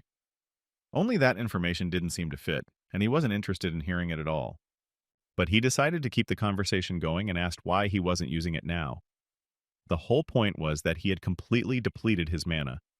The mana that magic consumes doesn't regenerate. One could be sure that he was aware that it needed to be controlled. But because of his character that put fun above everything else, the mana had run out. So the commander of the Ninth Corps won't be able to use magic for the rest of his life, but there is one way that can be used once in the last minutes of life. The power of the Demon King that resides in their bodies. Since they are the Demon King's children, their bodies are also filled with his power. It is pure mana, more powerful than any other mana. It was the one that could be used. In other words, it would cost him his life. And Trover still wasted valuable mana for fun. Very strange. The man couldn't believe his opponent was being so evasive. It was too ungracious of him. He wanted to make this fight an equal fight. With an intimidating shriek, he combined a death blow and earthquakes. To top it all off, he added blinding and physical enhancement. It all crushed the floor around him. One of the pieces was already flying towards the boy. He realized it was too late to dodge. Of course, his assistant couldn't just stand by and gladly defended his master by getting such an obstacle out of the way. He flicked that gigantic piece of debris away like an annoying fly. It was only getting worse because he was probably the reason they stopped this sparring. They were starting to worry that such a great commander might have gotten hurt because of their fighting. But the first to start apologizing was the lieutenant. He knelt down and bitterly apologized for such actions on the part of the demons. He had not foreseen that the environment here would be unfavorable to him because of all this dust. Besides, he didn't think there would be anyone stupid enough to attack him. The wolf cub didn't think anything of the situation, but the other commander was scared to death because of the fact that his actions had led to this outcome. The boy stood up and said not to worry because everything was fine. He decided he'd better go get some rest. He decided to call it a draw and continue on another time. Everyone was discussing the Lord's actions. They believed that he would retaliate with his own hands. In the midst of it, declaring a draw. Could that mean they would eventually see him smear one of them? His necklace reacted, so the doctor immediately went to his patient. Later, the Demon King told his ward that he'd better go to the Empire. It was quite a sudden summons. No wonder he was sealed as soon as they saw him. But was there a reason for being sent to the human world? The man asked, looking at this map. The Empire had already captured half of the continent. The kingdom they are trying to take over is currently called Esperanus. The smallest one on this map, considering its size, it's only a matter of time before they break through the castle doors. The boy had heard of this kingdom from the butler. Then he had asked the man what he had been doing before coming to this manor on His Majesty's orders. He was too suspicious and powerful for a normal butler, so he wanted to hear some answers to a lot of questions. And then, remember said that he came from the Esperanus kingdom. He wanted to know his real identity, not where he was from. In the end, he only heard a story about his homeland and learned absolutely nothing about who he really was. It was clear that the Empire was at war with Butler's homeland, and it wouldn't stop at conquering the human world. It would also move on to the demon realm. There was no point in continuing to be an observer. The king was also going to get involved in this game. He was going to turn the situation against the Empire. So he would change the name of the game from Territorial Conflict of Humans to Survival of the Human World and the Demon Kingdom, which means our root must become their main weapon. The real war is about to start, and he really needed to go there. Right now it's dawning in the human world. By the time he gets there, it will be morning. In the demon realm, it's hard to tell time. The king still kept the watch, and the boy felt guilty for favoring it. He had just given it to him first thing in the morning, since he had started pestering him after his return to the kingdom. This time he asked him not to bring him any gifts. But if he did want one, it should be something exclusively for him. The best gift for him would be information. He didn't want to send it there, but that would be against the rules. Since this war and game is between him and the emperor to decide who wins the prize in the form of Arutus. The only rule was that if someone tried to take him over or kill him, that would be considered a coward and a loser. So the man should follow the rules, for he doesn't want such a fun game to end so quickly. He should be careful when he uses Dion Hart. Therefore, the boy will go on a mission right now. His assistant had already prepared all the things. This lord was quite useful, but a very dangerous card, and this promised to be quite exhausting. The Demon King was in no hurry with his actions, and at this time the guy was sure that there would come a moment when he would have to engage in battle. Would he really have to put a handkerchief in his mouth and deal with all this horror again? After all the battles, he always coughed up blood even if he wasn't wounded. At that time, he was given a handkerchief to at least take away this embarrassment. As the saying goes, in battle, the weakest become the first targets of the common soldier. It doesn't matter if he swallows the blood or puts it in his mouth. This handkerchief should hide the fact that he's sick in any way possible. The lieutenant was worried about his master. As expected, the time spent on the training ground was taking its toll. And the boy tried to remember that child. There was no longer any need to hide his condition as everyone was aware of it now, but at that time it was indeed sound advice. Now the military chief traveled to the human world and took with him a flower that the gardener had given him. For some reason, he figured he could use it. Remember was glad that his master had returned safely. The boy thanked the butler for looking after the manor, even though he was only doing his job. Still, the man wondered why the boy hadn't left that briefcase with the maids. There was something important in it, so he would take care of it himself. Of course, there was no way he would leave it to obscure people. It's a stupid plant, incomprehensible when it got into his bag. It would be a disaster. If anyone saw it, that's why it was necessary to remain calm. my lord, almost choking, and the butler asked him to take his time. With one hand he tried to hold his bag down, and with the other he tried to keep the cup balanced in his hand. The tea today was quite flavorful. This time he brewed the Deus leaves that the commander had brought. Last time, Dan had brought those leaves with him as well. He said that the group of merchants he had formed had started selling them. Come to think of it, he had borrowed money from him before going to the demon realm. Did he really use that money to create such a thing? They are called Dan merchants, and their craft seems to have grown exponentially in a short time. The boy realized all too well now that the last time they had been in the south, it had been about his boy. Had the lad been ungainly? Why wouldn't the Lord drop in on them when he had a spare moment? Even the butler liked him? But would he even have time? A full-scale war between the Demon Kingdom and the Empire was about to break out, and that was far more important. The Count remembered that the butler's homeland was being attacked right now, and so he wanted to ask how he was feeling after such news. Had the man heard this news too? His home was attacked. He must have mixed feelings. It was worth it to find out how he was. Although the man himself replied that he was perfectly fine. Last time, he briefly told his story. It's a small kingdom in the middle part of the continent, and it is called the Fortress of Natural Wisdom and behind the surrounding mountain ranges. This means that if they want to conquer this place, they will have to go to war not only with this kingdom, but also with the other surrounding nations. More will be lost than gained.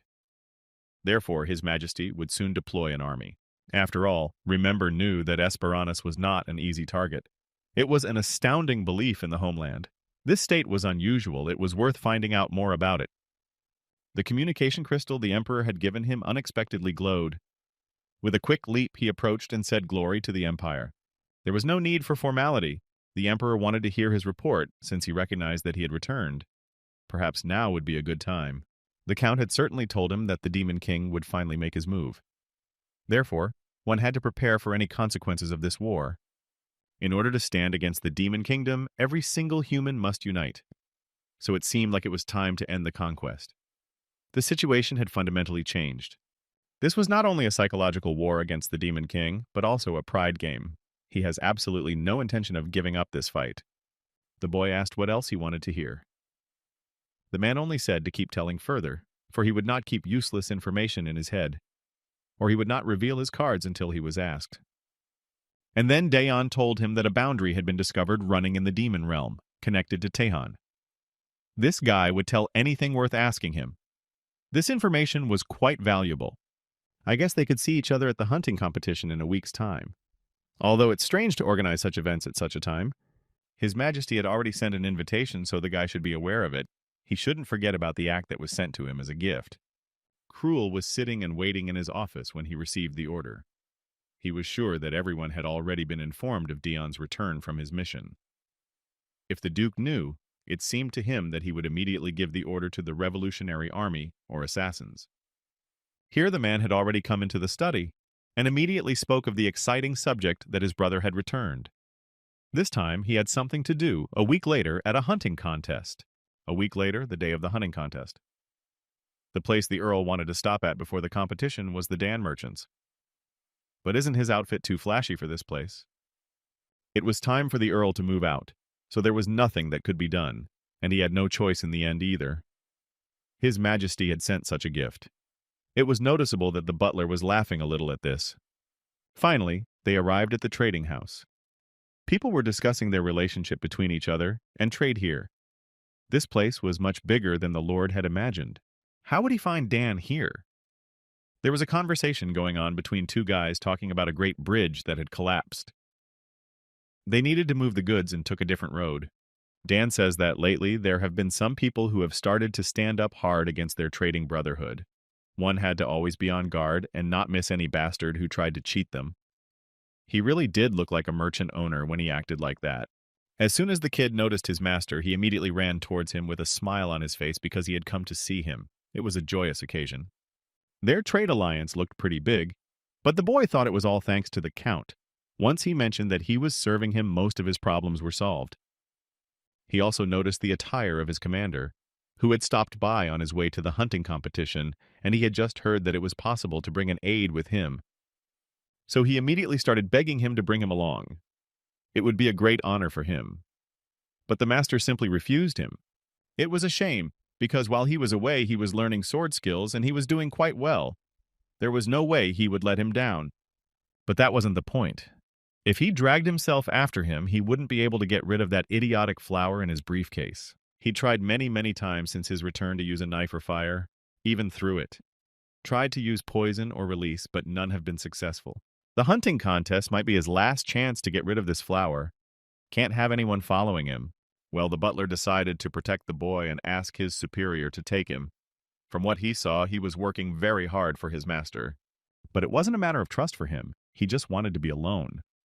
They decided to push pity and say that it was the old man's last wish and the boy would not be a burden to him.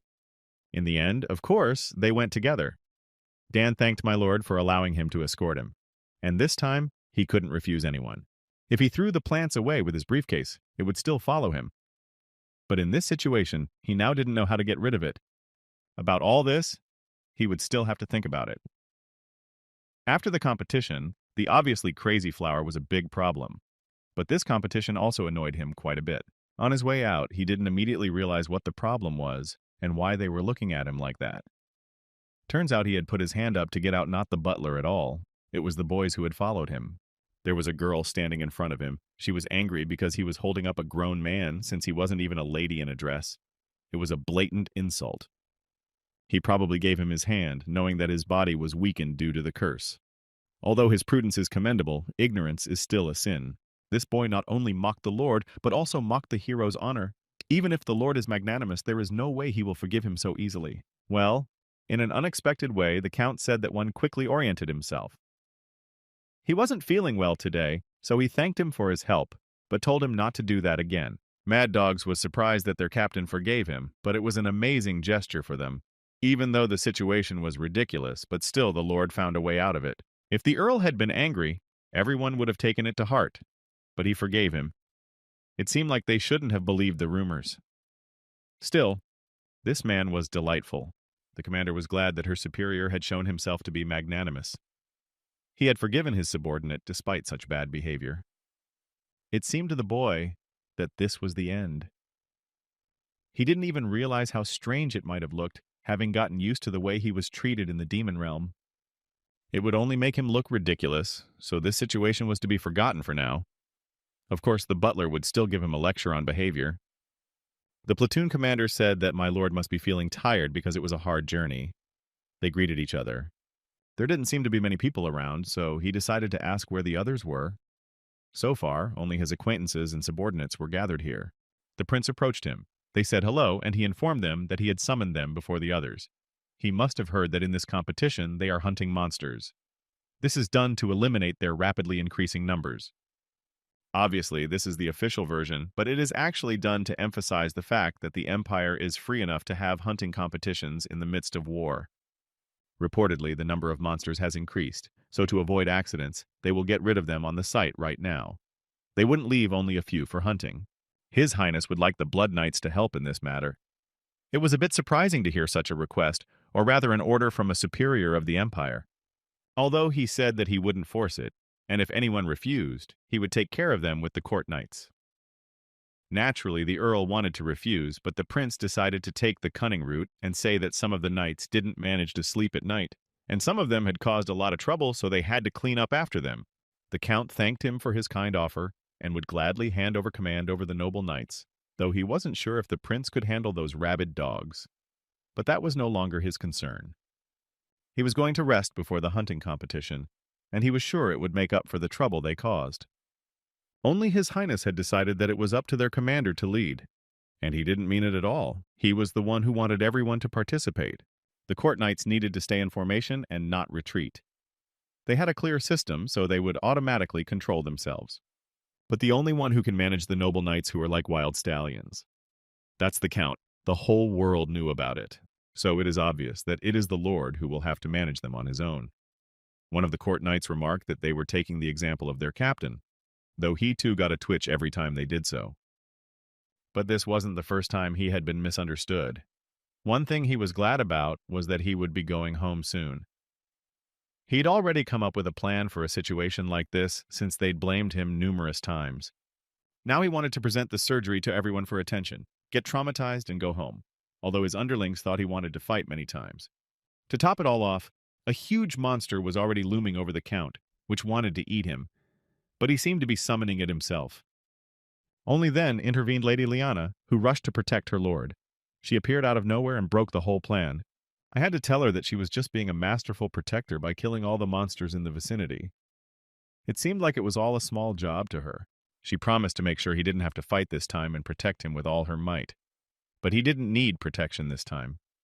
Everything was coming to an end. At this rate, he would have to participate in the hunting competition. But he might be able to fall off his horse and get injured. Only now another misfortune seemed to have caught up with him. The horse had really gone wild and almost threw him off.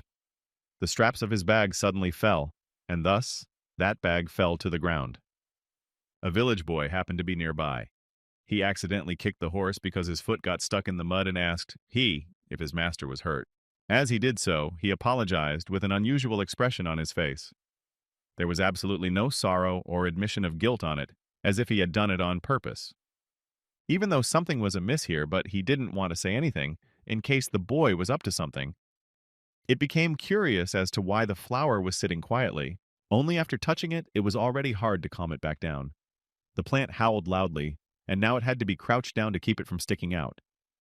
But behind the earl's back, the boy appeared again, even though he had been told he would be spoken to later. He decided to ask the question, why does his master never get angry? He had made so many missteps today, but my lord had not a drop of anger at him. That was admirable. So he decided to talk about it. So the boy decided to follow Dion Hart because he was a disaster. He expected the fury befitting that title, but he was only kind and considerate. What if Dion isn't really a disaster? The lord thought his ward wanted him to lose his temper. Could it really be true? But there were more and more monsters in the neighborhood. The Empire Knight needed to focus on his opponents. At this time, the Count decided to move into battle and would talk to the redneck after the hunt for sure. Right now, he needed to snatch his ticket home, and the boy himself wondered if perhaps this banner was him and not the one he had decided to follow. The introduction of these women needed to be explained. The lord decided this time, no matter what, to get injured and go home. He needed to pick a good opponent to definitely lose the battle. Since this monster wasn't too big, luck should be on his side and he wouldn't get seriously injured. One had to gather his thoughts and think of a plan. But this time too, the girl decided to protect her master and rushed forward much faster. She easily destroyed this monster. So he will never be able to fulfill his plan. We'll have to find another opponent. Another ticket home had to be chosen so he could finish this event soon. This time he was hindered by his knights who were already arguing with each other about killing the monster. Each of them wanted to be the first in this competition. Only they noticed that their captain had an intimidating face. Indeed, because everyone in his path was preventing him from breaking out into battle in order to fulfill his wish. It was incomprehensible to him why these underdogs were trying so hard. Everyone around him was furiously destroying monsters, and there was no way he could find a victim to fulfill his plan. Some knights missed one of the monsters, and then the boy decided that this would be his chance. So with the speed of light moved into battle. The men were surprised that their commander was on special alert. They hoped he wasn't going to use his skill that could blow everything around. It scared the warrior greatly that their captain could use such a thing on a stupid monster hunt. So why was he taking it so seriously? And all he wanted to do was to go home. The desire to get away from here unleashed a special rage within him, especially because of the fact that he was being hindered by everyone around him. Because of such turmoil, the Blood Knights started shouting and ran after their master. They didn't realize what he was doing and thought that he was about to do something particularly stupid. They all decided to pile on top of the Count to hold him in place. This frightened the young gentleman very much. They piled on him from all sides and began to hug him. They felt sad and wanted to know if their favorite person was hurt somewhere. He immediately started yelling at them and asking why they did this since the monster had escaped. The knight tried to say that their boss wanted to pull a dangerous stunt. Wasn't he going to use that skill just now? A skill that allowed one to increase their maximum speed and body strength for a moment, making them the toughest and fastest person at the cost of severe bone and muscle damage after a fight. Sometimes they managed to escape thanks to the captain's sacrifices, but right now it wasn't even a critical situation, so why did they need to do it? They wanted the commander to take care of his body. Now he said to let everyone get away from him, and he would go home. After all, he just wanted to get a small injury. The man came over and said that since the sweep was over and they could move out to the jousting grounds. This meant that his plan had failed, and no one else would be able to give him a monster. But since he wanted it so badly, they still needed to leave an hour for the competition. That scared the man. Dion was getting goosebumps. It was said that the official hunting competition would start soon, so he only had a little time to be patient. It was possible to kill a lot of monsters, but not until a little later.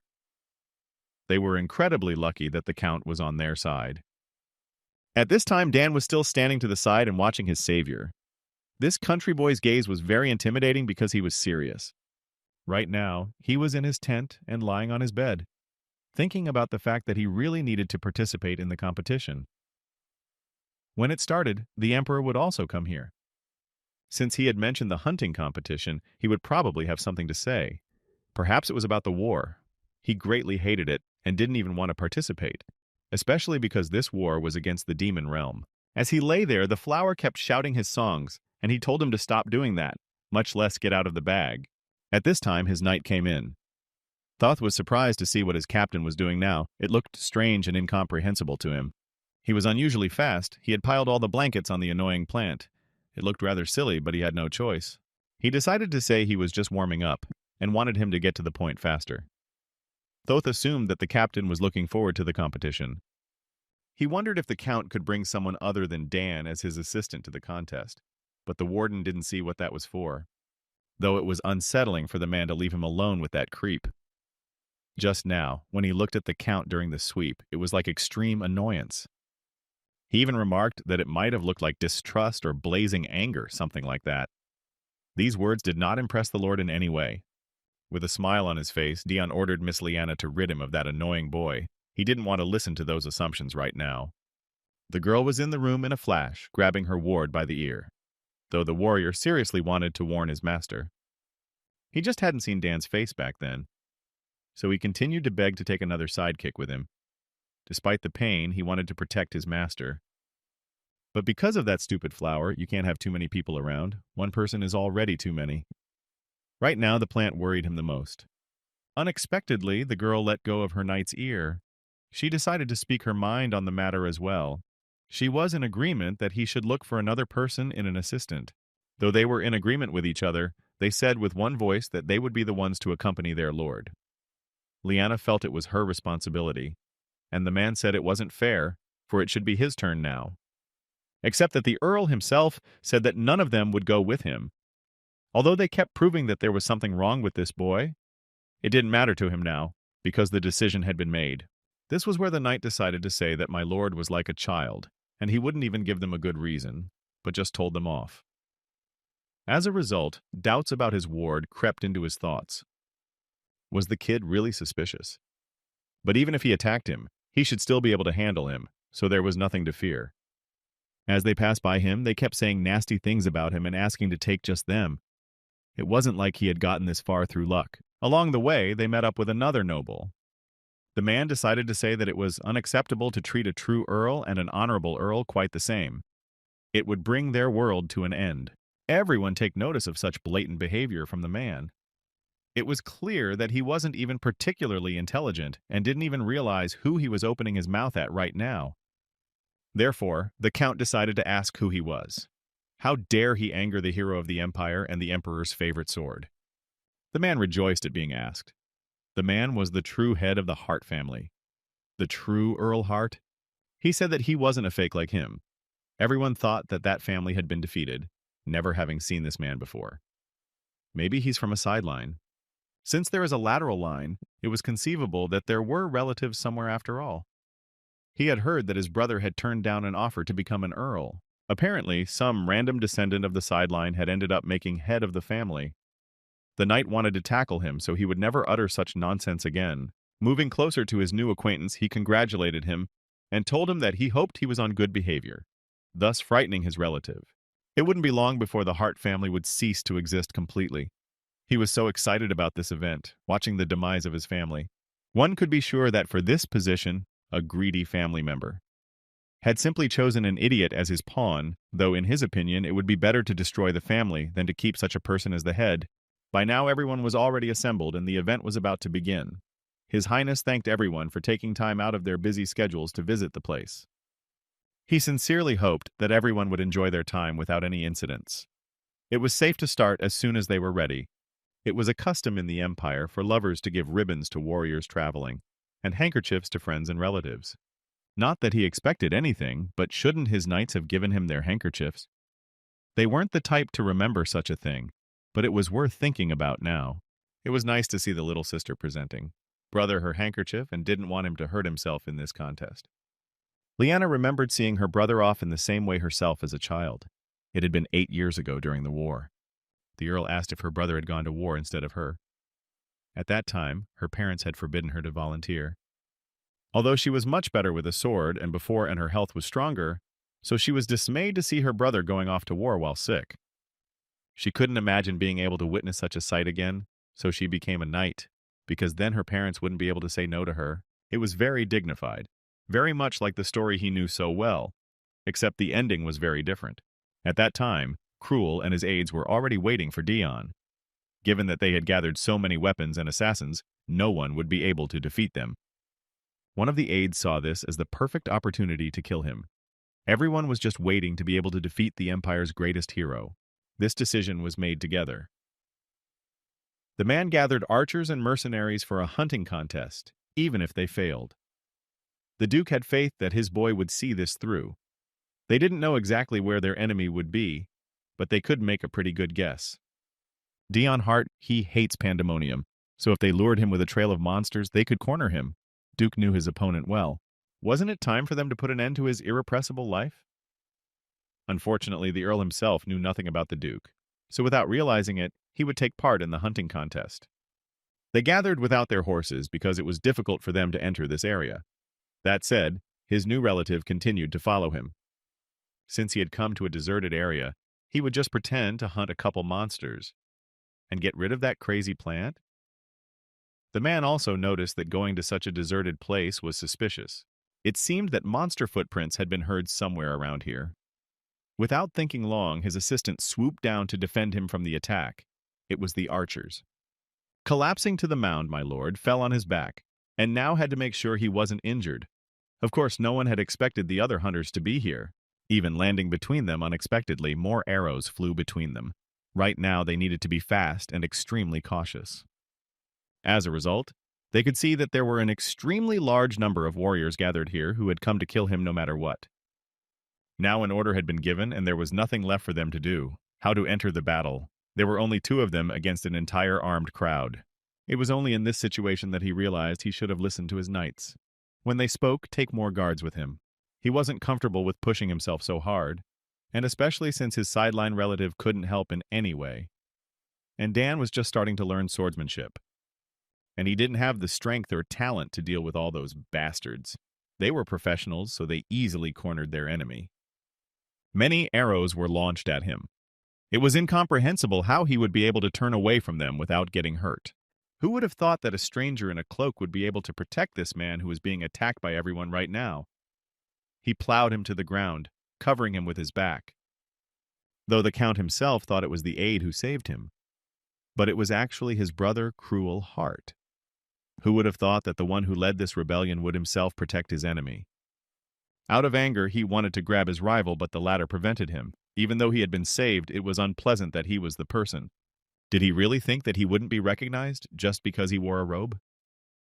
What was this man really up to, and why was he here? No one could believe that the crazy flower would start destroying all of his master's opponents. Incredibly, it grew to a huge size. This plant decided to get rid of all the mercenaries. No one could even get close to it to destroy this sinister plant. It was certainly good that he had taken care of the mercenaries, but it felt as if the danger now lay elsewhere. After the Imperial Knights heard the alarm, they had snuck into this place where the real carnage had now begun. The men had never seen such monsters before. To them, this monster was like a true devil. The new member of the family decided to report that a flower had come out of Dion Hart's bag. Thus, it saved him from the assassins. It must be the one controlling him. Everyone seems to have decided that this monster belongs to their boy, though the latter didn't even hear what his new relative was saying. No matter what the truth is, the rumors about him should be known to everyone. Is he only afraid because he's brainless? Meanwhile, Cruel had already escaped from this place. Everyone around him annoyed the hell out of him somehow. The situation only seemed to be getting worse. Therefore, he had to deal with that stupid demonic flower first. It was worth getting closer to it to start his operation. Should he really kill that plant this time? But it was easier said than done. If he could, he had already dealt with it long ago. Right now it was unclear what it was doing, but its stems already contained the host itself. It looked like it would be the flower that would win this contest. Although the knights thought they had been told that they were in on it, but now the picture was unfolding in a very different way. The man decided that it was all a sham. But who would risk their lives for such a spectacle? They urgently needed to go to the Count's aid. This flower was helping him. So why was it acting this way now? It was becoming difficult for him to breathe, so he had to resort to violence. He wanted to get rid of this monster's tenacious clutches as soon as possible. Everyone saw the plant drop dead, and they all realized that the Lord himself had defeated it. The helper ran away to his master after defeating such a formidable monster. The man had already lost a lot of blood and defeated the flower with a single attack. But he once again vomited blood due to his weak body, but he was not seriously injured.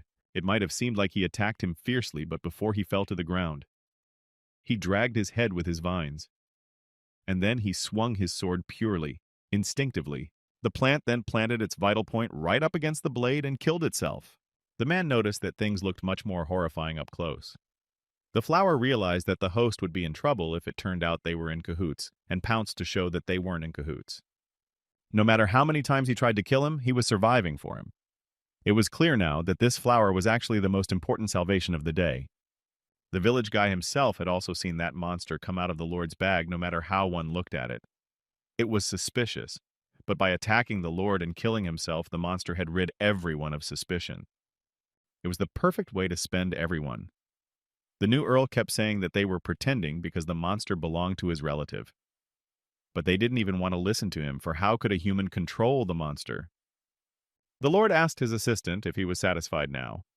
As soon as he saw the monster crawling out of the Lord's bag, he stopped helping and just watched. After that, he was convinced.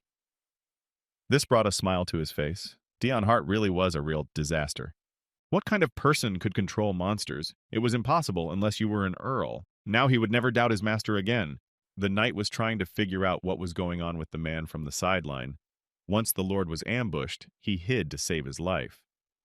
He needs to get rid of this manor as soon as possible, or else he would die too. Who knew the rumors were true? Of course, his relative had set it all up, but no one believed him. Now he approached him and asked if he was now living in the manor. It was safe to assume that he had managed to launder everything.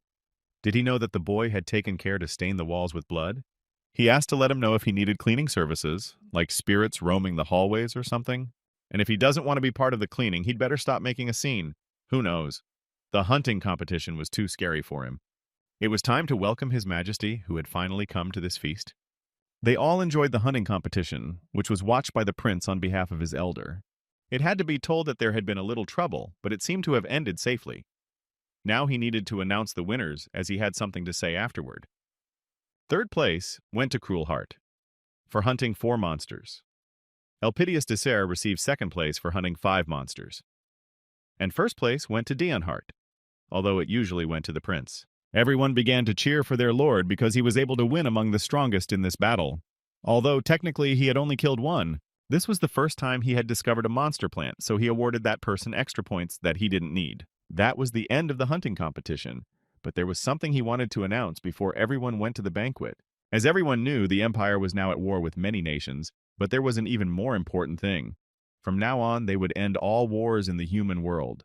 With special satisfaction, he declared war against the demon realm. This was a serious declaration, even more so in front of everyone. The Demon King announced that they intended to take part in the war against the human world. It looked like they would no longer be able to turn a blind eye to this situation. What would they do with the financial and human resources they lost due to the war? Someone wanted to speak up because didn't they think that the warring kingdoms should voluntarily accept this state of affairs?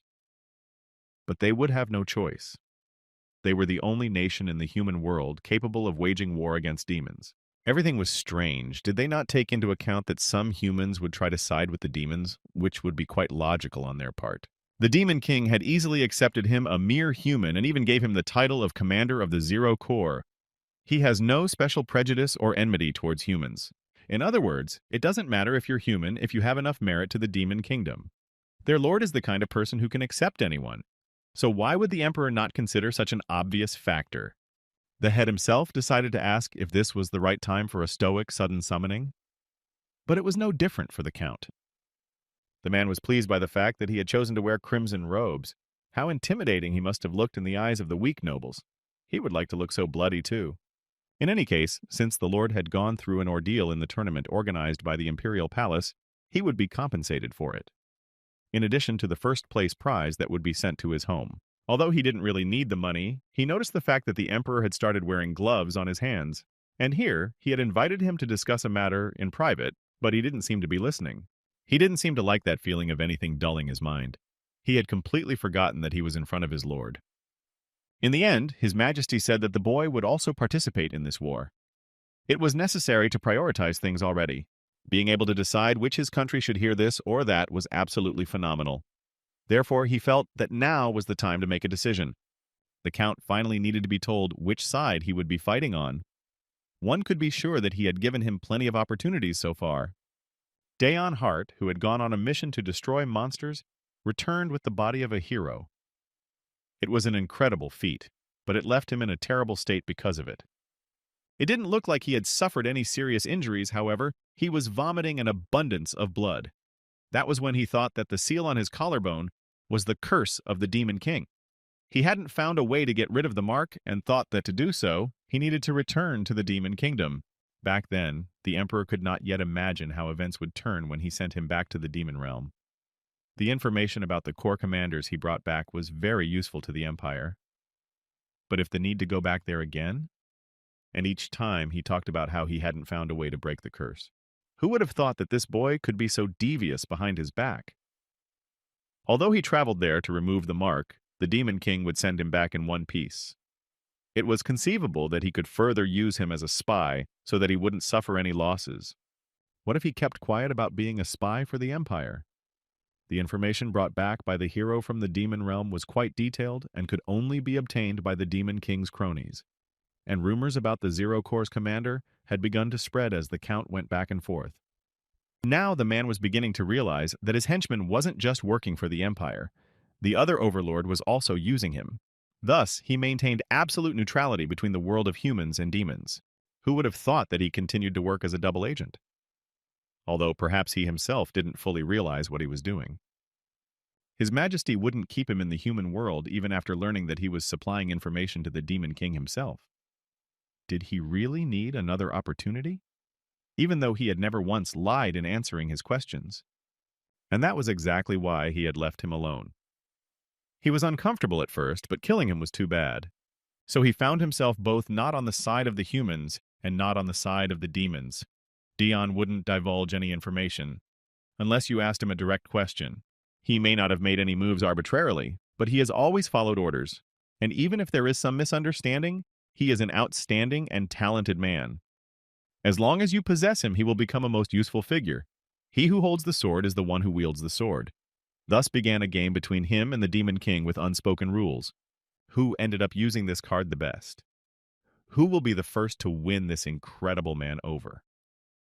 If Dion Hart chooses a side, how quickly will the opponent realize this fact and react? This game involved a Demon King and an Emperor. The host was Dion Hart, and he was also the reward. But also whatever his curse is, it must be broken if they end up killing the Demon Lord. After all, everything he had accomplished was in this very world.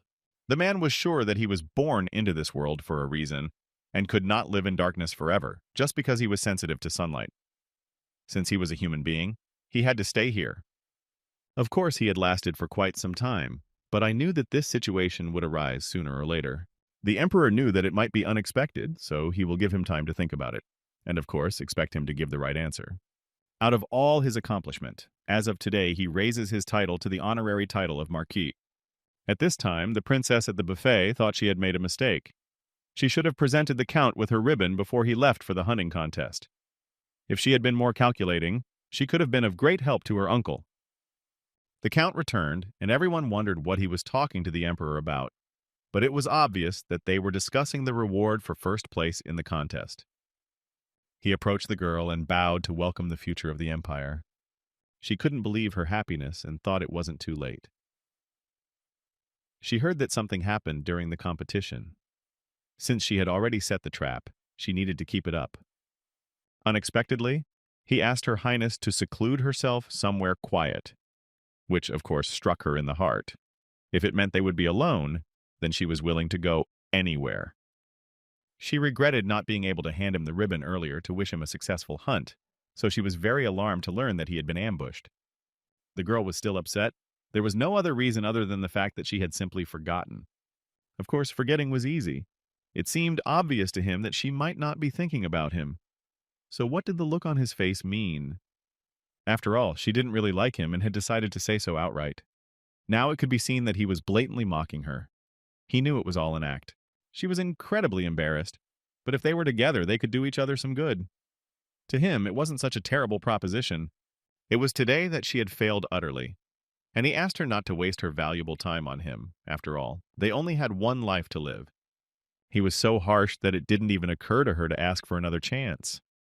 He doesn't want to get married. Even with that face, he hasn't had a single scandal with the ladies. Now speculation about his preferences was coming into her head, and he felt as if he had been unjustly judged in something. Then an unexpected guest appeared behind the Count's back, who was just looking for his junior. It was the Marquis of Stigma Premiero. But once again his identity had changed. He thought he had recently spoken to the Emperor, but now he was already here. The interlocutor decided to ask him what was his problem. He was now remembering what the Emperor had said. It was necessary to ask the Marquis what business he had with him. It seemed to him that he missed him and was very happy to meet his junior. The man fidgeted, not realizing what the man implied was unfair, that he was acting as a judge if partial to him. But he never said he knew him, for this was the first time he had spoken to his colleague. And he called him so because he liked him. It was worth asking the Count to be a judge, but first of all, he should have met him. His name was Tenter Amable, who had heard much about his accomplishments. There had been some disagreements between the two, so they wanted the boy to judge them, and he thought the one would be the perfect person to do so. Their argument was quite simple.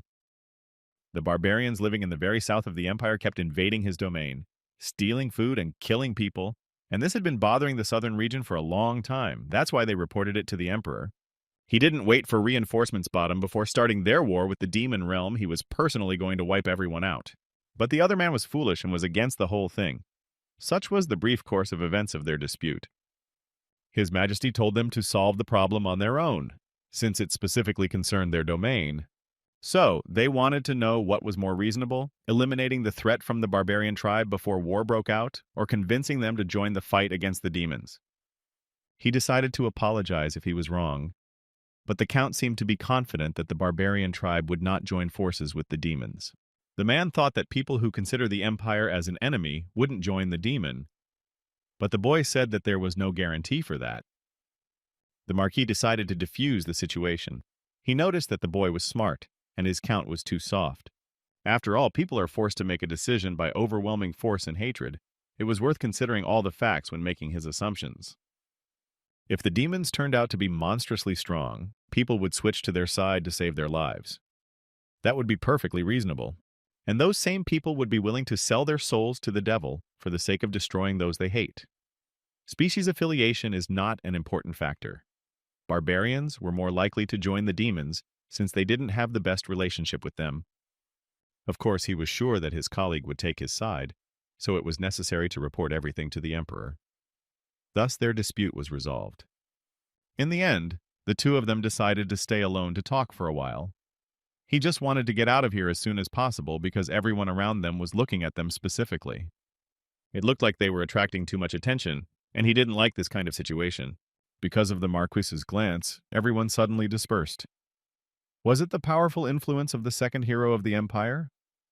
It seems like he was still uncomfortable right now, but he just realized that his interlocutor had brown eyes. A rather common and cheap eye color, but why not? They were the same color as his mother's eyes. The Count was wrong in his judgment because this character was an illegitimate child born to a servant girl, and he had said all this out loud without thinking. And since their conversation would be long to begin with, it was worth a drink. So he brought glasses and a bottle of wine. After that, he decided to call him Stigma Senior. Looking into his wineglass, he realized that he hadn't had a drink in a long time. Or maybe it had only seemed that way to him. The elder was stunned and silent, staring at his colleague. The situation was a little awkward. He ended up laughing because he knew he couldn't believe the rumors. He just thought the one would be cold-blooded but seemed so naive. It would be nice to have a younger brother in his life. Now he understood why the emperor also treasured him the most. His Majesty treasured talent, especially those who were like him, those who started at the bottom and made their way to the top, those who would not recognize their position and were obsessed with proving themselves. And the most important sign of all was that he treasured those who killed his family. On that point, Daeon was truly the best. Was that why he liked his younger colleague so much? Right now, he was wondering how he had gotten such an idea into his head. After all, it was simply unbelievable. He had asked for this as a reward for his accomplishments after the 8-year war.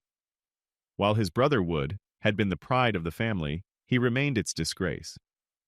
These questions triggered a flashback in his mind.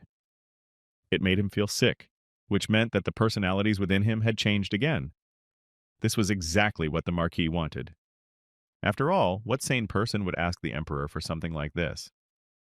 Why don't they leave this conversation and drink the place of this? After all, he had brought a great wine from the south. If he refuses to talk about it in his normal state, why not just get him drunk and make him lose his mind? A duke came to visit the Emperor. The man hoped the conversation would be short. He had a banquet to attend. Since he was so busy, it was worth getting straight to the point. And then there was the question of whether His Majesty was suffering from hallucinations. His Majesty had taken his precious time to honor him with an audience, and he was talking nonsense. He asked not to deny it, for his left hand, which is not healing despite his possession of the hero fragment and his habit of staring into the void, does not allow him to ignore this fact. The Emperor is a very important person who should be moving forward, but he is only focused on the past and those who are no longer there. It is a shame that at the slightest occasion he feels guilt and easily succumbs to it. Is it possible to recognize an emperor who is so consumed and crushed by the weight of his own crown? It seems that his title is quite burdensome to him. Therefore, the Duke offered to hand the matter over to someone else. So the emperor offered to remove his crown when his head was cut off. The idea made him laugh, although it was creepy. He only wished that the emperor would offer the place to him. After all, he is fit enough, especially since he turns a blind eye to many issues. He was the head of the nobles and had one of the heroes of the empire at his command. He also exerted considerable influence over the citizens through the Church of Redemption and had a connection with the Revolutionary Army. At the same time, he makes sure that the citizens and nobles do not overstep their boundaries and keeps the Revolutionary Army in check. So why does he want to take this position?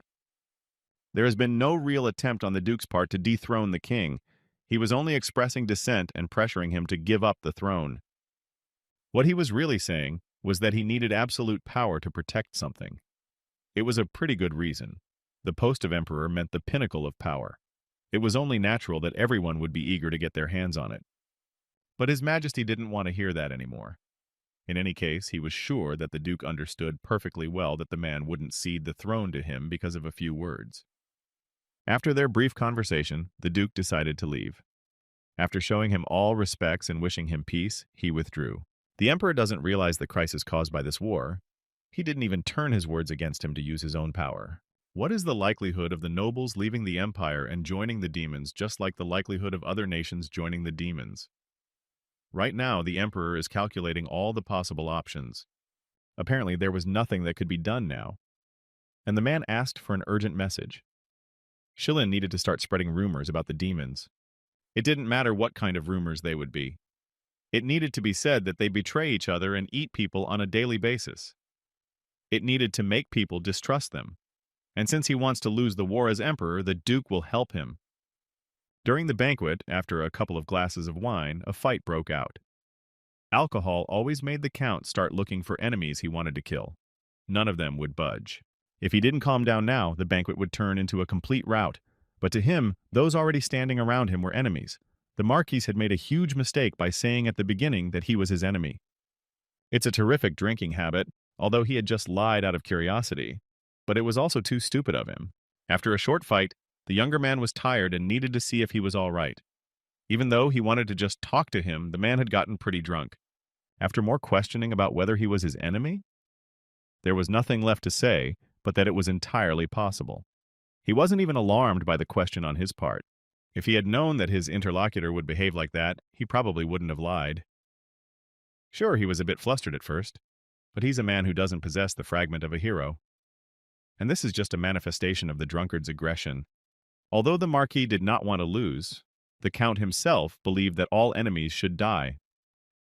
To think that only he possesses such speed, determination, and technique while being completely drunk. If he was sober, he would not be able to blow his head off. After that, the man decided to use one of his techniques and said that it would hurt a little. But it was necessary to end this stupid confrontation. But someone decided to protect the little lord from this attack and appeared right between them, deflecting the blow. After everything, the emperor appeared, who was all wondering, "What's all the commotion here?" And here he sees their heroes, who are supposed to be model citizens. Dion found nothing better to do than attack the one who protected him. It was his own brother, but now he was calling him his enemy. He had to kill them. All enemies must die. The emperor repeated once more for the man to stop his attacks. He grabbed his hand with his dagger, so that he wouldn't have time to do anything. Only this madman shifted his center of gravity to his wrist and dislocated it so that his hand was finally released, and went on to say that all the enemies had to die. There was nothing in his mind but to kill everyone in a row. Unable to stand such behavior, the emperor grabbed his hand and put his head in the ground, covering it with his hand. He twisted his wrists. It was worth grabbing him because he knows that the emperor would not hold on for long for fear of injuring him. The one kept holding on and begging to be let go because all his enemies had to die. Apparently, he had too much alcohol in his system. He was using his conscious and subconscious mind to his advantage. Although they were not on the battlefield right now, it was absolutely hard to subdue him. It was time to return to reality, and the man made every effort to do so. Of course, he had to hurt him a little, but there was no other way to bring him to his senses. He finally came to his senses after getting his wrist righted, but it was best to see a doctor. He needed to leave, even though he wasn't sober yet. Cruel was going to leave this place. His body reacted in this situation before he started to realize everything. Well, how dare that Marquis bare his sword against his dear little brother, whom he loved so much that he couldn't even hate? He left his ward here and asked him to give his brother the following message as soon as he woke up. After a nightmare of a nightmare, the boy found himself in bed with his wounds treated. The previous night had affected him greatly. The doctor sat beside him, and a little farther away stood the emperor. Along with the Marquis, everyone was observing his condition. He was wondering why his whole body was hurting so much, and the court physician was beside him. Since His Majesty had already set the dislocation, nothing was required of him. He only needed to keep his wrist at rest. Of course, he couldn't remember where he had gotten these injuries from the sensation of his body feeling like it was on fire. Although the king himself did not give permission to put strong alcohol on the banquet that night, it was the Marquis personally who had asked to bring it. Sometimes weaklings don't mind resorting to drink and drugs, and my lord finally woke up after a long sleep. He said he was fine and apologized for what he had arranged, though it was his colleague who got carried away and let him drink too much. But for the Earl, it wasn't his fault, and he put on his best not to become too much of a burden to them because he was drunk. Judging by His Majesty's words, it wasn't just a drunken baloney, a phenomenon in which one suffers from hallucinations, imaginary voices, severe depression, or aggression. In this case, everyone is perceived as the enemy, common among those who have been wounded and killed others in combat, post-traumatic stress disorder. They say he went into combat at the age of 14. To him, he was still a human being, despite all that vicious gossip. But if all of this is true, then he is even more unusual than he realized. Such behavior only manifested itself when drunk, which meant he must suppress it with all his might when sober. Still, he was very surprising. The court physician was again pulled to give the young man a good look. There was bruising all over his body except for his wrist, but that was a minor injury, and his nose shouldn't be bleeding. Therefore, the king assumed that it was all about the Demon King's curse that weakened his body. Since the doctor had done enough, he was allowed to leave. The Marquis had forgotten, because he couldn't tell from the get-go that he had any problems. He must have been trying hard not to look weak. Now he loved him even more. At this time, the new hero returned to the Duke's house. The man said it was too late to return. Well, the man decided to do otherwise, and before he spoke out, then his ward had to kneel. Of course, he did not listen to this request, and after that he was stabbed in the leg with a sharp weapon. This forced him to his knees. Perhaps it was not pain, but only submission, for it could only get worse from here.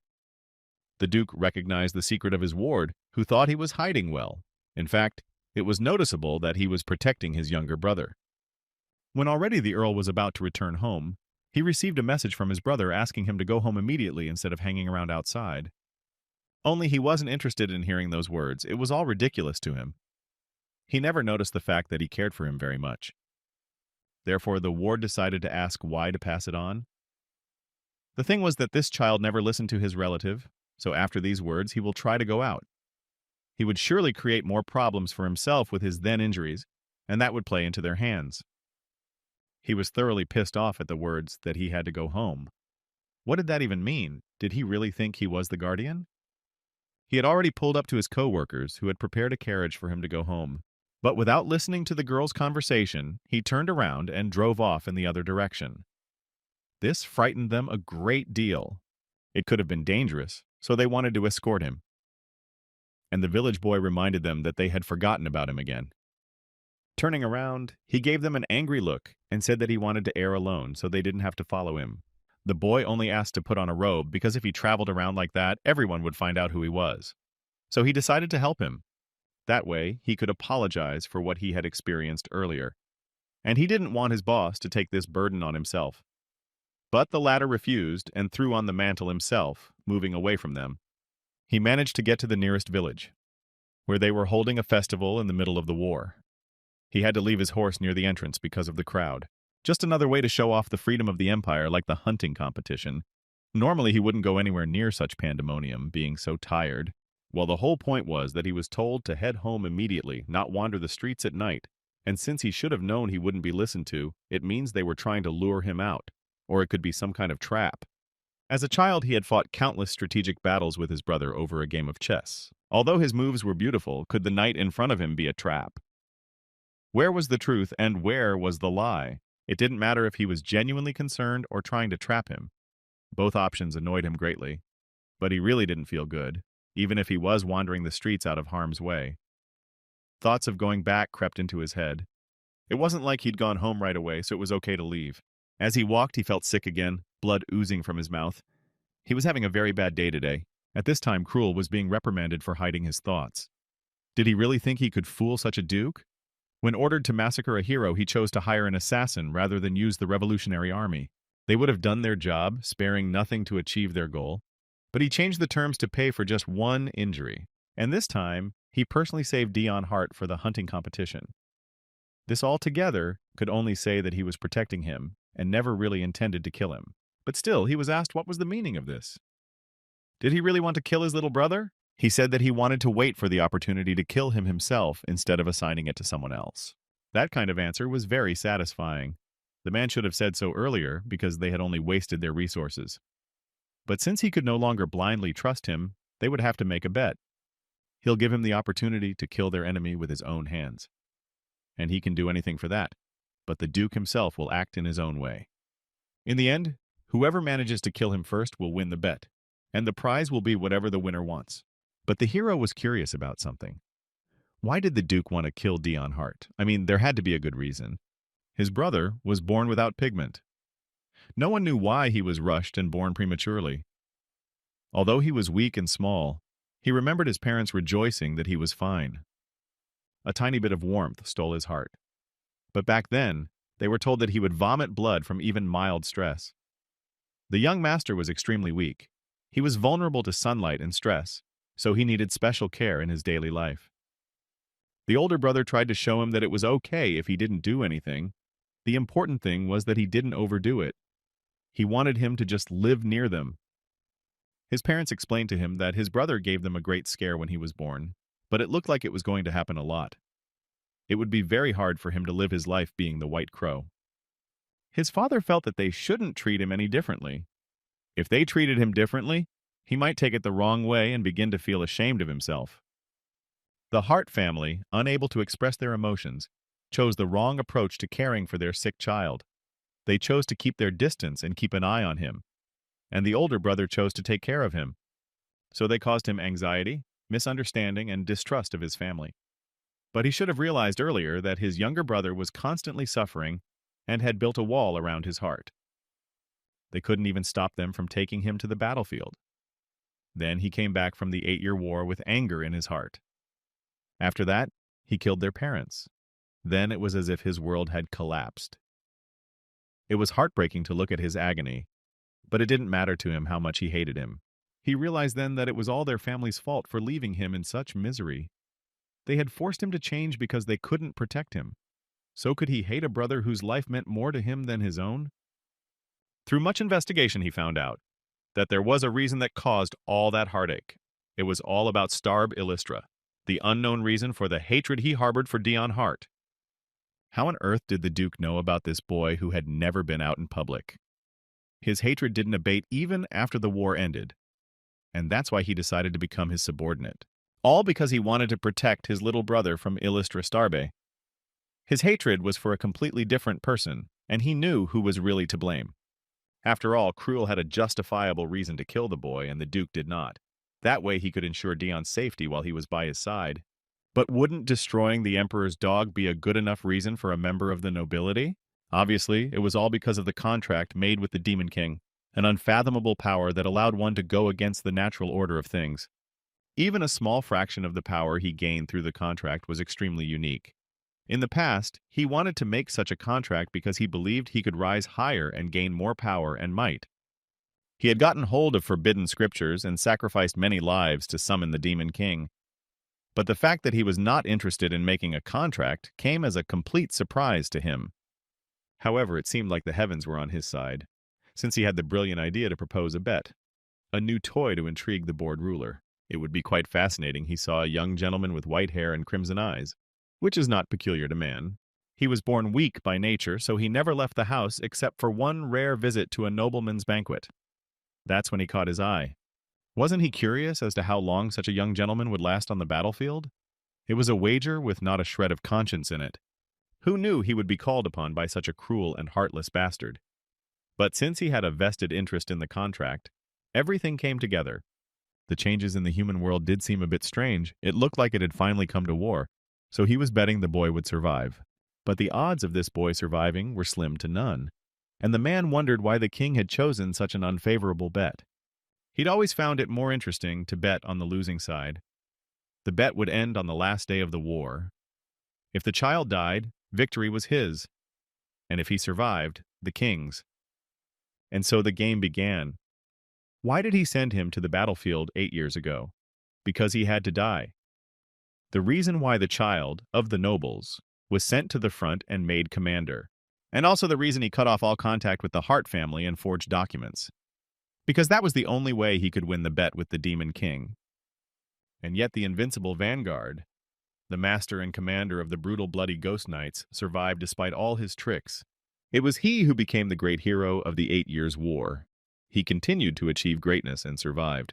He didn't know how he could make a contract under such conditions, but he realized as soon as he saw the ruler again. The latter offered to send this boy to him, then he would give him some demonic power. It couldn't be called a full-fledged contract. He really thought he might be interested in this unusual person after watching him for the past 8 years, and it was easily resolved. He figured he could find a way to send him to the palace, but keeping him here would be a task for someone else. So he came to the emperor and decided to task the new hero to take part in the destruction of the Demon King. After all, this task might require a more suitable talent, as the empire was still in chaos. Thus it was suggested that Dion Hart, His Majesty's sword, be made. The emperor accepted the offer, though he was undeterred. Of course, he could have died on the way there, but the duke had done his best, so he decided to sit tight. It seemed to him that everything was going according to his plan. But everything was ruined then when the one he assumed was going to die came back with the body of a hero. So how had he managed to return? And why had the Demon King let him go so easily? There was something special to be learned on this assignment. Cruel was told to eliminate everyone, provided he could pursue Dion Hart and find out where he was going.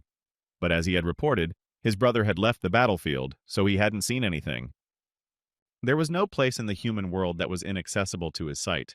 But if this, the very place where the Earl was heading, then he realized that the Zero Corps commander who appeared in the demon realm and the hero of the Empire who was idolized by the Emperor were the same person.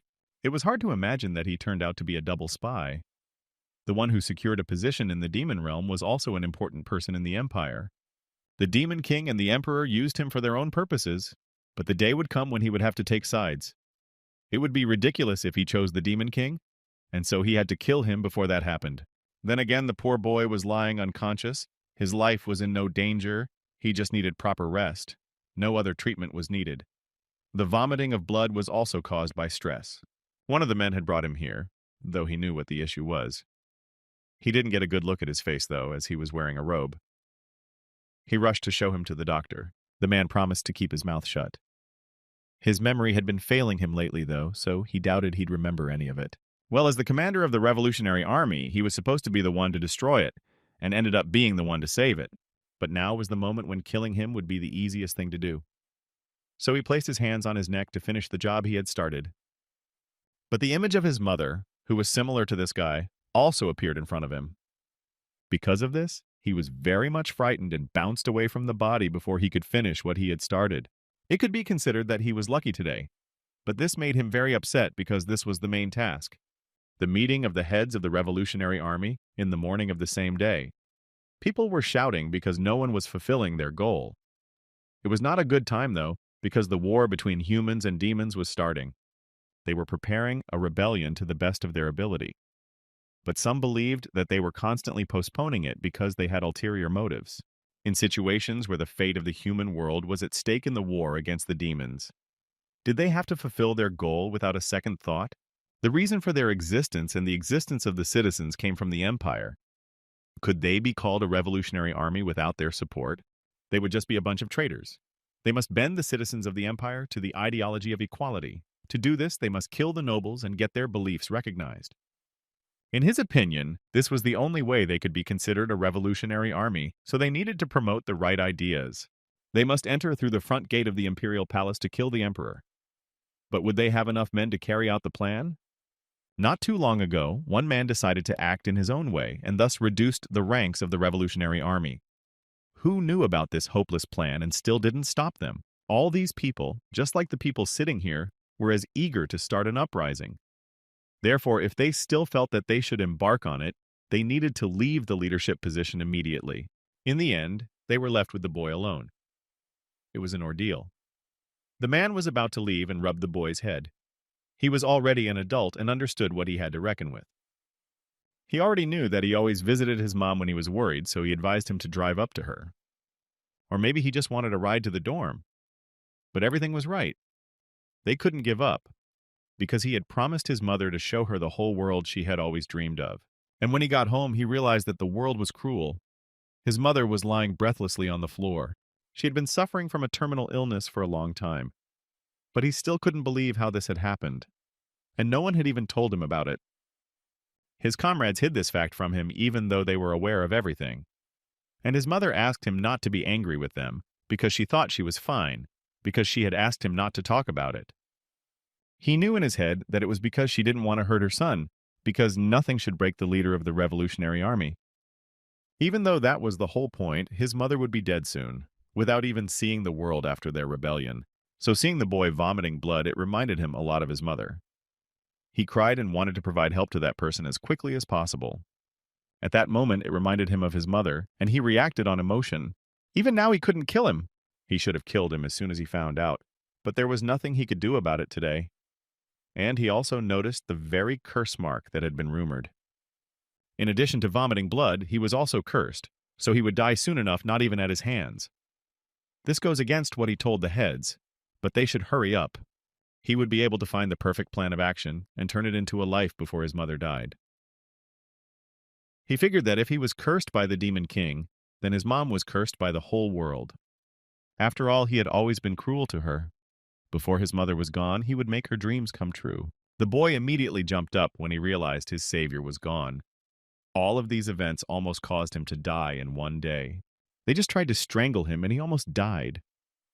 He better get out of here fast before that man comes back. It remained to be seen where he was even. Eventually, a completely different man came into the room. Maybe he was a doctor? He figured he'd pay the man and get out of here fast. He was told not to worry about payment. If he was going to leave, he was offered to find his things. It was a robe and an eye patch. They would be unfortunate if he memorized the location, so he would have to be patient and put the blindfold on. He would be escorted out of the building when he was ready. After all that, the man arrived at the Duke's office. It was quite an early hour, much less unannounced. In a loud voice, he said that they should start planning the rebellion right now. There was no reason for him to delay his work any longer. The Duke said that with the coming war with the demons, the troops of their empire were of the utmost importance. Any internal conflict would be fatal, though the heads were pleading with him daily to rebel. Since his demeanor had changed drastically, he seemed to have learned of his mother's condition, except he didn't want to sit idly by. But the man thought otherwise. Perhaps it was time for them to take a break, or better yet, put an end to this rebellion. Though he was held in high esteem, they couldn't imagine him being shaken by such a minor event. Now he could use to cool his ardor. He should realize how much he was trying to rush things. The Duke needed to make sure that during the war he would not have any other ideas. And of course, he had to get an answer from him. I wanted him to understand everything, and then sit silently without any action. Thanks to the Duke, he realized the situation he was in now. Right now, he had learned that the Duke and Shilin had planned the clashes between the Revolutionary Army and the Emperor. Right now, what he wanted most of all was for the Empire not to fall. A person in such a position as the Duke would never give up his status voluntarily. From the beginning, something had made him wary after all. He had turned to the Revolutionary Army only to have them fall into his trap. He should have been more cautious when accepting any help from a higher power. When little did he realize, though, that he was being used for personal gain. His ally came into his room, though it was thought he was long gone. Paul learned that his superior had brought Dion Hart straight to their lair. It really scared him, and he wanted to know where this information had come from. Maybe he saw someone come in, or maybe he was without a robe. He was shaking violently, but he tried to calm his brother, for he was the only witness.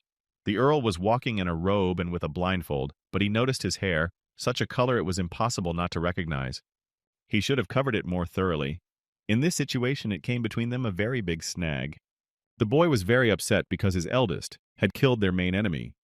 Was it hard to at least take him hostage or ferret out information? He was sure it would have affected the Emperor, since he was his dog.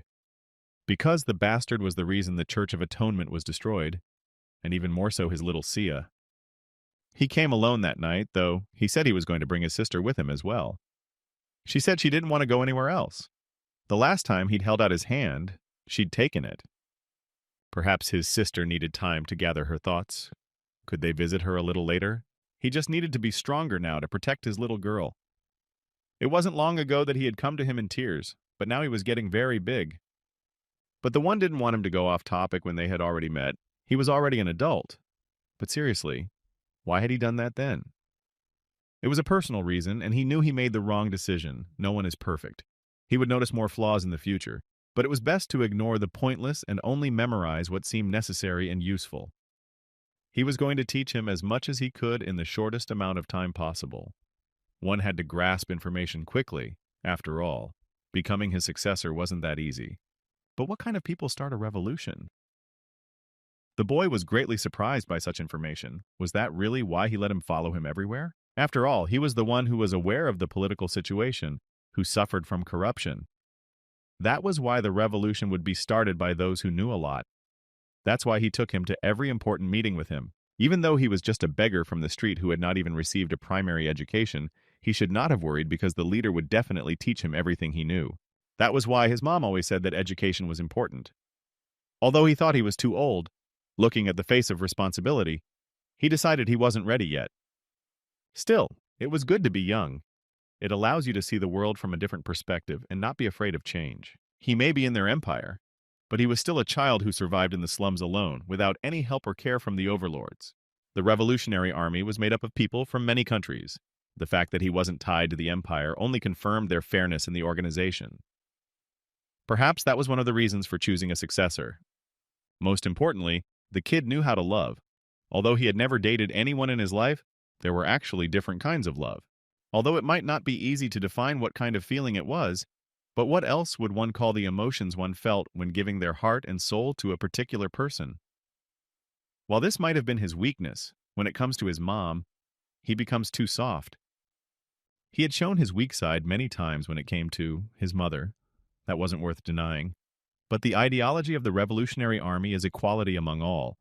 To create such a world, they need someone who knows how to love someone who can be considerate and understand others. And he was exactly that person. Despite all this, he had no idea if his master had made the right decision in choosing him. And funny enough, the young lad was already talking about a successor. Still, he decided that he would study hard. To accomplish their revolution, they have to overcome huge obstacles like the emperor and the duke, which means it was worth starting now, and since time was running out. Also, the Duchess has a weakness in the Duchess, so it came to read these books. First, we should have discussed the natural rights of man, and the Duke's weakness was pride. It was a good weapon to use against him. The Emperor knew that because he saw the man look down on everyone and think he knew everything, but he didn't suspect that he was also well observed. There were times when the Emperor was used like a fool, namely the Duke, who could use people on the day he announced the end of the War of Empires and announced that they would wage war against the Demon Kingdom. There were countries that rejoiced. There were those that were outraged. There were even countries that tried to come up with a clear strategy, but not a single nation even thought of joining the demon realm. He made sure that any unknowing person would portray the demon realm in a negative light. After all, that was his thing. That was what made it easy for His Majesty. He put on a show in front of the Duke, as if he believed that people wouldn't side with the earth, so he stepped in and made it so. But couldn't he see that these were obvious games? He just let the man fulfill the role out of politeness, while he himself pretended not to know anything. Thanks to the man taking independent action, he solved the problem without lifting a finger, saving himself labor. It was a bold move to put such an important resolution in the hand of his enemy. Meanwhile, they had dealt with all the monsters in the area. He entrusted it to him, knowing that there was no way the Duke would let the empire fall. After all, he wants to have it for himself. He had treated him like a child before, but here he had fallen into such an obvious trap. One thing was certain, one day his pride would be his undoing. I wondered what expression would be on his face at that moment. The prince arrived at the Hart Manor. He was holding a bouquet of flowers to present to his friend as a token of their friendship. The boy was surprised, even though he and each other hadn't seen each other in a long time. He had stopped by precisely to present the bouquet, only he didn't understand why he had to do it. All for the sake of tying him to the empire. It was his sinister plan, but he had actually been prompted to do so. The princess decided to say that at this point in time, the Marquis was actually infatuated with men. Therefore, it was decided to seduce him in this particular way.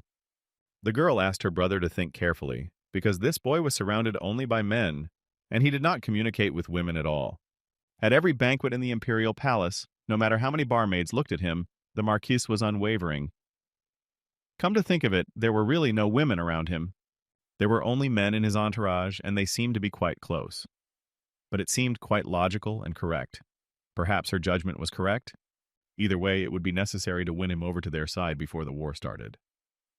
The prince decided to ask why he didn't ask the emperor for a higher status for winning. Perhaps he shouldn't have asked for it, even though he had become an honorary marquis. And that was the most important thing. Here was the bouquet as congratulations on his promotion.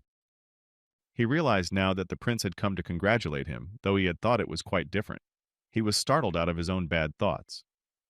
The man noticed that his interlocutor smiled, though he had never lifted a corner of his lips to whatever the princess had done, but now rejoiced at the bouquet. Since he had taken a higher position, it was interesting to know his political stance. This question caught him off guard. Something had to be answered. Apparently, he had received orders from the emperor to see his reaction at the mention of war or something like that. One must be extremely careful. But why was he so hesitant? Finding nothing better to do, the prince decided to ask about the possibility of same-sex marriages. Apparently, he wanted to get straight to the point. Everyone around him fell silent, and he felt embarrassed. He waited for his colleague to say something. Such questions turned out to be out of place here with everyone. The Marquis found nothing better than to become and quickly left, saying that he had an urgent matter. The prince tried to stop him by grabbing his arm and saying that it was a complete misunderstanding. He wanted to rush out and say that everything was all right, because he realized that there were different orientations. But he didn't understand what he had to do with it. He was told that he didn't have to hide it as it was a matter of personal preference. Tried to backtrack even further and said that he actually liked girls. The enraged prince shouted that he too preferred women. His face was purple with anger, for he was in such an awkward situation because of his sister. After this silly conversation, he immediately wanted to leave. The services noticed that he was the one who was now shouting that he was crazy about women. Apparently, he really adored them, but it looked strange. He thought himself a complete fool for thinking such a thing was possible. He was too emotional because he was in a hurry. It seemed his sister was in trouble. The Marquis's aide was laughing because of the situation. even though he tried to say that he respected all of his master's decisions. And the commander himself tried to shut him up. Why was he still here? The Marquis thought that he would only accompany him to the hunting competition, but serving his master was his first priority. After all, the boss was going to leave soon to fulfill the Emperor's order, so the boy wanted to accompany him and offered to do so. But he was more comfortable alone, so told him to bugger off. But last time he didn't return until dawn when he left alone to compete. Much less was he wounded. Last night was pretty dangerous. They pretended to treat him, but then that guy started choking him. Even as he was leaving, they blindfolded him and were very vigilant. He wondered what kind of place he was in. He couldn't even guess which enemy it was. In any case, he was extremely lucky, and still he said not to even think while following him. Otherwise, one of them would die. Anyone who sees him crossing the border must die. He felt that he had been too harsh. But a strange smile appeared on his face, and he told his master that he would not follow him. He would never have thought that he would be, as he would give birth under ordinary circumstances. It was strange to him that this jerk looked so happy after being turned down. He wondered more and more about this kid. Daeon made his way to the hall where he was greeted by the butler. The Blood Knights were also seated there, enjoying their lunch. They were waiting for their captain and offering sausages. It was soon time to depart. One had to see how long it would take. It took about 10 minutes. Luckily, special medicines had been added to the drinks and food. That was how they were able to put the knights to sleep. To think that they had chatted for 10 minutes while being drugged with sleeping pills that would have knocked over elephants. In any case, it was a good thing. They had really rattled his nerves last time, and now he could go out in peace, but it was all out of great affection for him. He headed for the tiny loophole in the border, one that existed only for Dion Hart. Both of his parents had given a silent nag and revealed the location of the border for his safety until he decided which side he would serve in. Which is why those who accompany him without following him farther than the mountains, but have kept the Demon King in his silence when they learn that the Emperor is about to start a war. Of course they didn't. It was time for him to make his decisions. He had a feeling his life was coming to an end. And just as he did, the image of his unloved brother appeared in his path. Perhaps he was here to learn his intentions. At this time, he was dealing with some mercenary, but the Marquis had no choice, for he had to kill all the witnesses in his path. This concerned him in particular because he was subordinate to the leaders of the nobles. They had to engage in an unequal battle. Aside from anger, he was completely distraught. He must hate him, though. After all, he was a worthless and troublesome little brother to him. It was noticeable that he was trying to pretend as if he was trying to save this young man. It was too incomprehensible for his perception. In the end, his opponent escaped once again. Of course, he didn't want to fight his brother to the death. That was not part of his plans. And the character felt as if he was missing the big picture of what was going on. But that's exactly what was happening. It's not like he didn't know how things really happened. The Duke was angry that his enemy was leaving right now. Even though they had just made a bet to kill this man, he had to eliminate him before the war at the latest. Though the man was just obsessed with him because of his anger as he was constantly losing. Now it seemed to him that the whole world was protecting him, but obviously that was impossible. After all, it was the world that had given him the cruelest fate. One could only hope that he would return soon, and when he arrived back, imminent doom awaited him. The boy saw that the Demon King had prepared a horse for him. He probably knows that he is on his way because he can follow him with a spell. There were some medicines in the bag that the butler had put in his bag, and he decided to just throw them off the cliff. It was a coffee-flavored medicine they'd invented, so he could drink them with pleasure. Eventually, he was already near the gates of the kingdom, where he was greeted by everyone very happily. Everyone was rejoicing and worshipping their master. Ririnel was also there.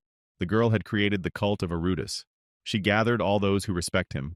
Almost half of the castle's inhabitants were members. She used a concept of religion she heard from Devilania to create it, and figured it would please her co-worker very much. In any case, he wanted everyone to disperse immediately and said so.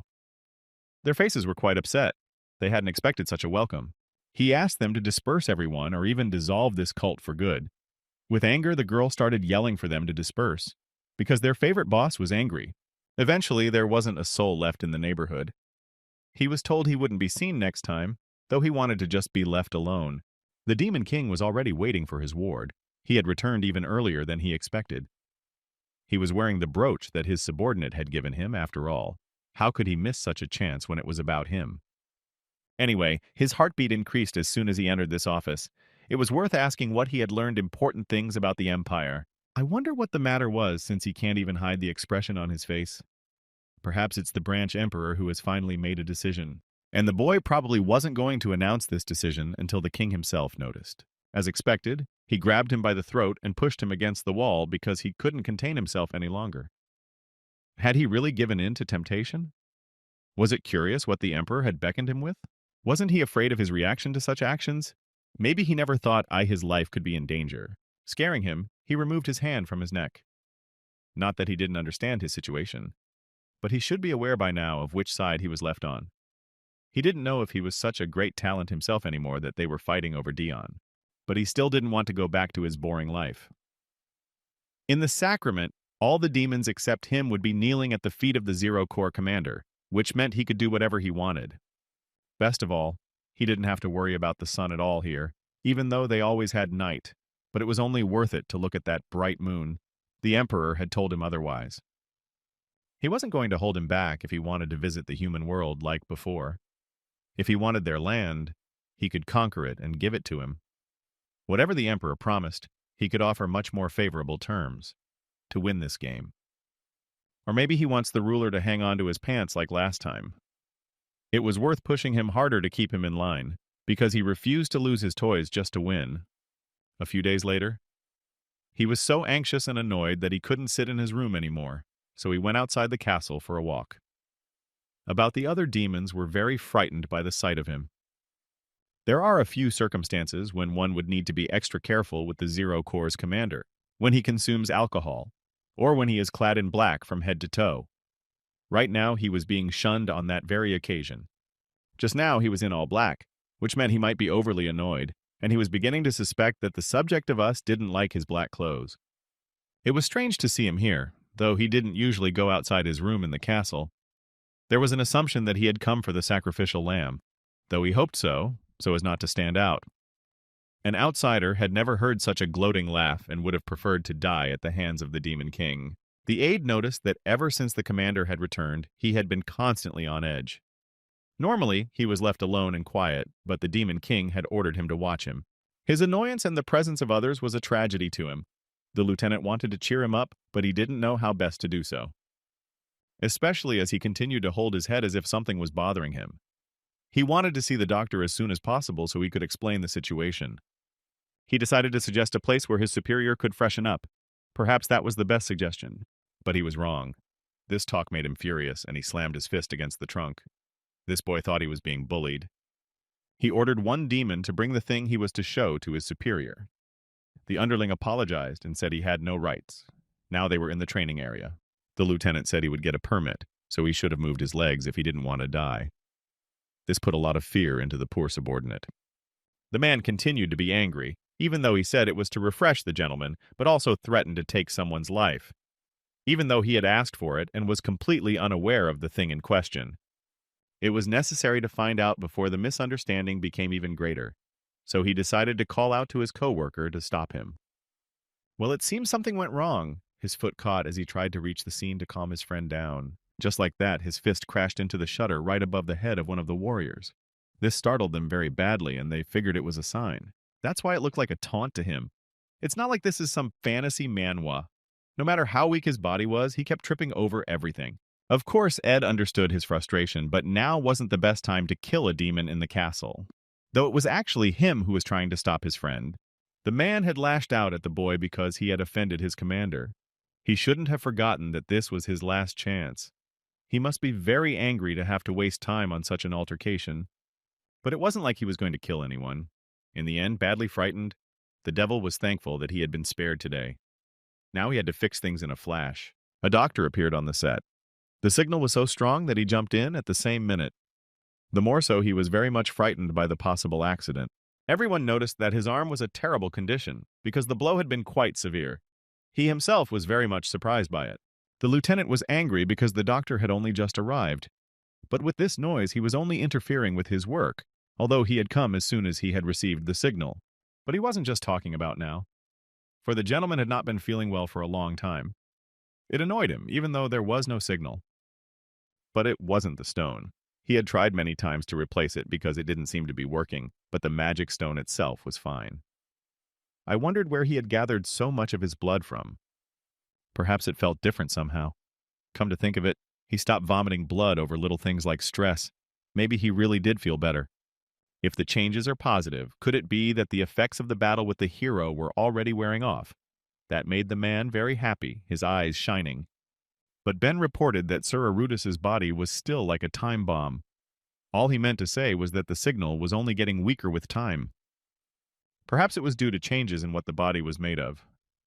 Because of all this, he had forgotten to treat the wound.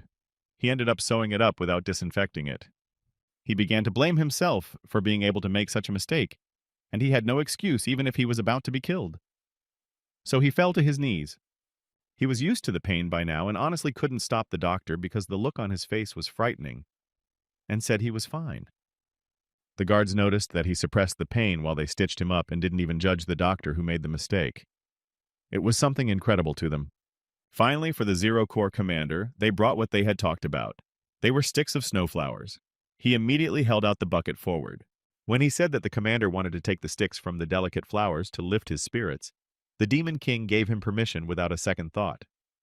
But why did one even need to ask permission for this? One still had to learn how to use it. He was advised to simply rip off the top. Eventually, snow with different snowflakes appeared high in the sky and it began to fall to the ground. It was truly mesmerizing, especially for this world.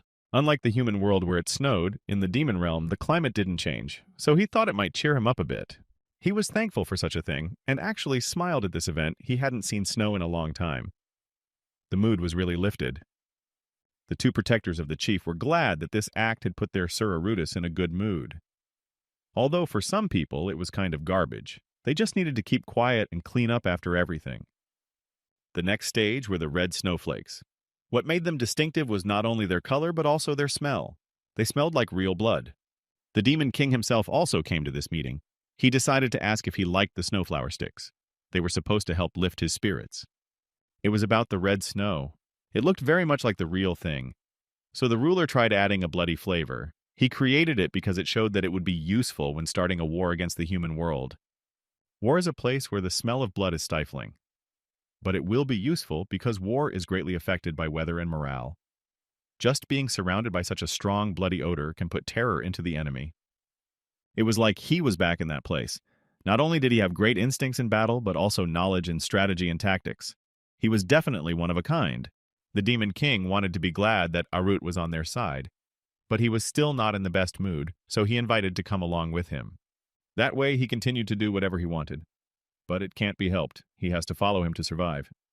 It seems he hasn't made his final decision yet. To further impress the boy, he brought him to the land of the fairies. The atmosphere around was exactly the atmosphere he was looking for here during the most difficult moments of his life. It really was a beautiful scenery here, considering they were in what was still the middle of nowhere. The kid was really impressed by what he saw. The fairy leader was surprised by this arrival. He didn't like the fact that this boy had been brought here, but they had already traveled all this way to listen to the complaints and disappointment from the fairy race. But he shouldn't have made himself righteous after all. They were the reason the fairy race was in trouble, so of course they had to come. Though he thought that they had brought him here just to cheer him up. Well, it was unclear to the man why this man was brought here. He didn't want to talk to someone he didn't trust at all. All the fairies turned to the peace tree. It seemed to be agitated, which meant that someone had come. It was all about the person, someone who had the world's attention.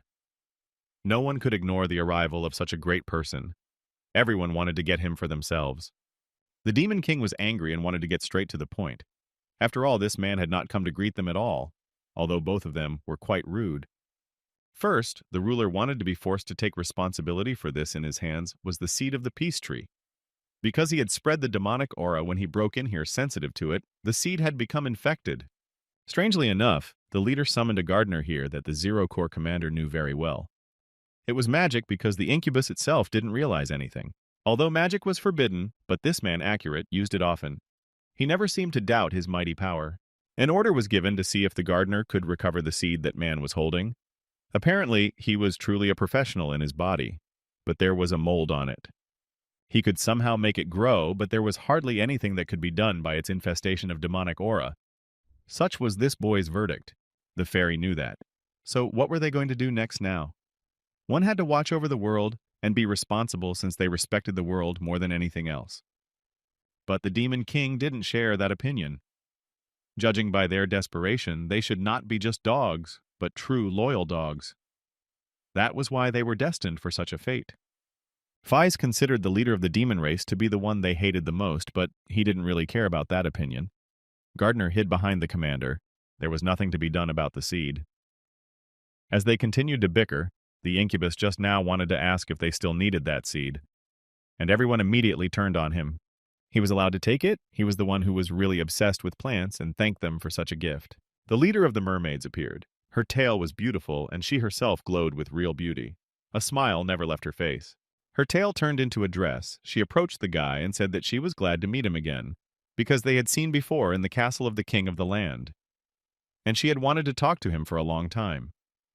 This girl looked at him with a very good-natured look, and it seemed that she was favorable to him. It made him feel uncomfortable. She had foreseen the future not so long ago. It said that a new hero would appear, and he would be incomparably more formidable than the old one, and that hero would decide this guy's fate. The world must not be too fond of the Demon Lord, since there would soon be a new problem for him that only he could solve. From the very beginning, their race was not liked by the world. A little more hatred wouldn't hurt. Besides, the future she foresees can always change. Anything was possible, but the future she saw was somehow special, so it would be a miracle if things were different, but she was confident in her judgment. The fairy thought it was useless to ban magic after all. He had said the whole world was after him. But he banned it not because of the hero, but because it would be troublesome if the hero appeared during the war. This was to balance the forces said that the more demons use magic, the sooner a new hero would appear in the world. And the boy's arm was captured because his leader couldn't heal him even properly and used a primitive healing method. So he was urged to follow the fairy to heal the wound. They sat down on the roots of a tree. This awkwardness drove him crazy while his wound was being treated. Well, of course, he couldn't resist the suggestion. But why were they suddenly inclined to him for so long? One could be sure they hadn't liked him when they first met at the castle. As the night wore on, the more he looked at this king, the more he reminded him of Jaikar. It was about the commander of the First Corps. He said it out loud without thinking about it, but it didn't seem to faze him in the slightest, so he decided to ask if this demon was doing well. Even though he was infected with the demonic aura of a demon king, he was still a warrior of the Fey race, so he was curious. It was unbelievable to hear that this man was actually a fairy, because it didn't fit in his head in any way. Well, the treatment was already over. It was noticeable that the boy was burdened by such unreasonable kindness, but if he offered to give him a tour of the place, he would probably refuse. Though he didn't show favor to anyone, the reason was that the whole world was focused on him. It was unexpected and the first time they had met, but as the leader of a race of fairies who shrewdly understood the will of the world, he immediately gendered that the world was expecting something from this particular person. But his questions and doubts grew more and more. Was it especially the red eyes? From the sensitivity to light, it was only becoming a weakness. Furthermore, he had a small body that had nothing special about it. Could it be that the person who stood in front of him was really the one who had the world's attention? But then he realized that this boy was actually usually lucky. Dion Hart's track record, which he had learned about through research, was unbelievable to the point where he couldn't even believe it. A man who had crossed the line of fire between the demon realm and the human world countless times and survived against such ridiculous odds. He grabbed him by the scruff of the neck and asked him to think hard. For example, a situation where he survived but had to die, or a situation where he should have been permanently injured but got away with treatable injuries. The world, which normally does not interfere with the course of events, protected his life. For example, a sudden display of immense strength or the ability to withstand a heavy blow. Since his body didn't shift into a position favorable to him, especially when his life was on the line, all of this was truly unimaginable. If we look into it and see if it has recovered, it seems like nothing has changed. He used to say that the reason why he has been able to stay alive so far is the blessing of the world. A body that complements this world, not a supplement that makes him stronger or healthier, but a supplement and modifications to better accept the powers of the world. In the not-too-distant past, there was a hero who worried about his companion even in death. He asked the world to save him. It was then that his request was answered. He gave his soul for his wish. The world had been watching over him for a long time, and the world's will was unyielding, so he became the next hero. The fairy shouted for no one to retreat. It was necessary to fight. There may have been more smarts to pass, but they were still weaker than them. Suddenly, monsters invaded their territory. The Zero Corps commander just stood there, and the gardener decided to ask if he needed to join the fight. But he didn't think his participation was necessary. Had the monsters gone crazy? At this time, the Demon King and the leaders of the other races were here. So why did they attack at a time like this? Because of them, his conversation with the king had been interrupted, and he was curious to know what the man's words to him meant. Had the monsters gone missing? The instinct of self-preservation, because of what was in that pouch. They had become scarier and stronger, and the fairy was looking at these unknown artifacts. This was after they ate some strange brown liquid from this pouch. But why would someone scatter it? It smelled like coffee. They thought that humans or demons at war might have had something to do with it, but humans didn't know they existed yet. Besides, a demon used force rather than resorting to such cheap tricks. That left only a human who could freely enter this place. The gardener said that the Lord pretended not to be interested but actually wanted to fight, and to avoid admitting that it was his fault, he started destroying the monsters around him. Now they were pondering if he had anything to do with it. But if it was his plan, he wouldn't fight so hard. It was embarrassing for the girl to suspect him. It was like the medicine he had thrown away. But why would monsters eat such things, and how did they even get stronger from it? There was nothing left but to fight because of guilt. Since it had turned out like this, he wouldn't give it a chance to talk to him either. The Demon King stopped his ward at first and wanted to ask something, but Poland, he said it wasn't important and they could discuss it later. He ended up standing in front of the boy, shielding him from a bunch of monsters. They had to get this over with quickly and get back. They needed to get back soon so the demon leader could use his magic to quickly destroy all the monsters in the area. In the end, the man managed it in literally one blow. It was truly incredible, but now they could go back. He reached out and said that he hadn't been caught off guard in a long time. Of course, the guy immediately started apologizing. There was nothing strange there, just medication to help him recover. But what kind of person created such a thing? Did he really practice alchemy? The man wanted to know more about it. An appliance doctor would have his breath taken away upon hearing this. The question remained, why did he throw it away? It didn't really taste good to him, but he simply said that this medicine had no effect. A great desire to strengthen Arut's body was felt, even more like a desperate determination. But this person didn't seem to be able to do it. But he was told that it was fine. After all, he didn't do it on purpose, so he could go. It was strange that they were letting him go from here so easily, and he didn't have to come to the Corps Commander's meeting this time either. After all, he must have been tired since he was helping to deal with the monsters. Oddly enough, he was once again at the meeting. Although some heard that he was resting because he was tired after the battle with the monsters. But he turned out to be very diligent. I wonder why he even came here if he always said it was for him to learn. The girl pondered over the young master's words. But her young man told the lady that this was not the best place to say such a thing, so he covered her mouth with his hand. Even though the Demon King said that he could rest, he still came in and said that it was fine. Since he came of his own free will, it's not against the rules, but who knows what you really did to him if he really didn't come. He's a man who survived by using his ability to read the situation. And the king noticed the boy's resemblance, guessed his true intentions.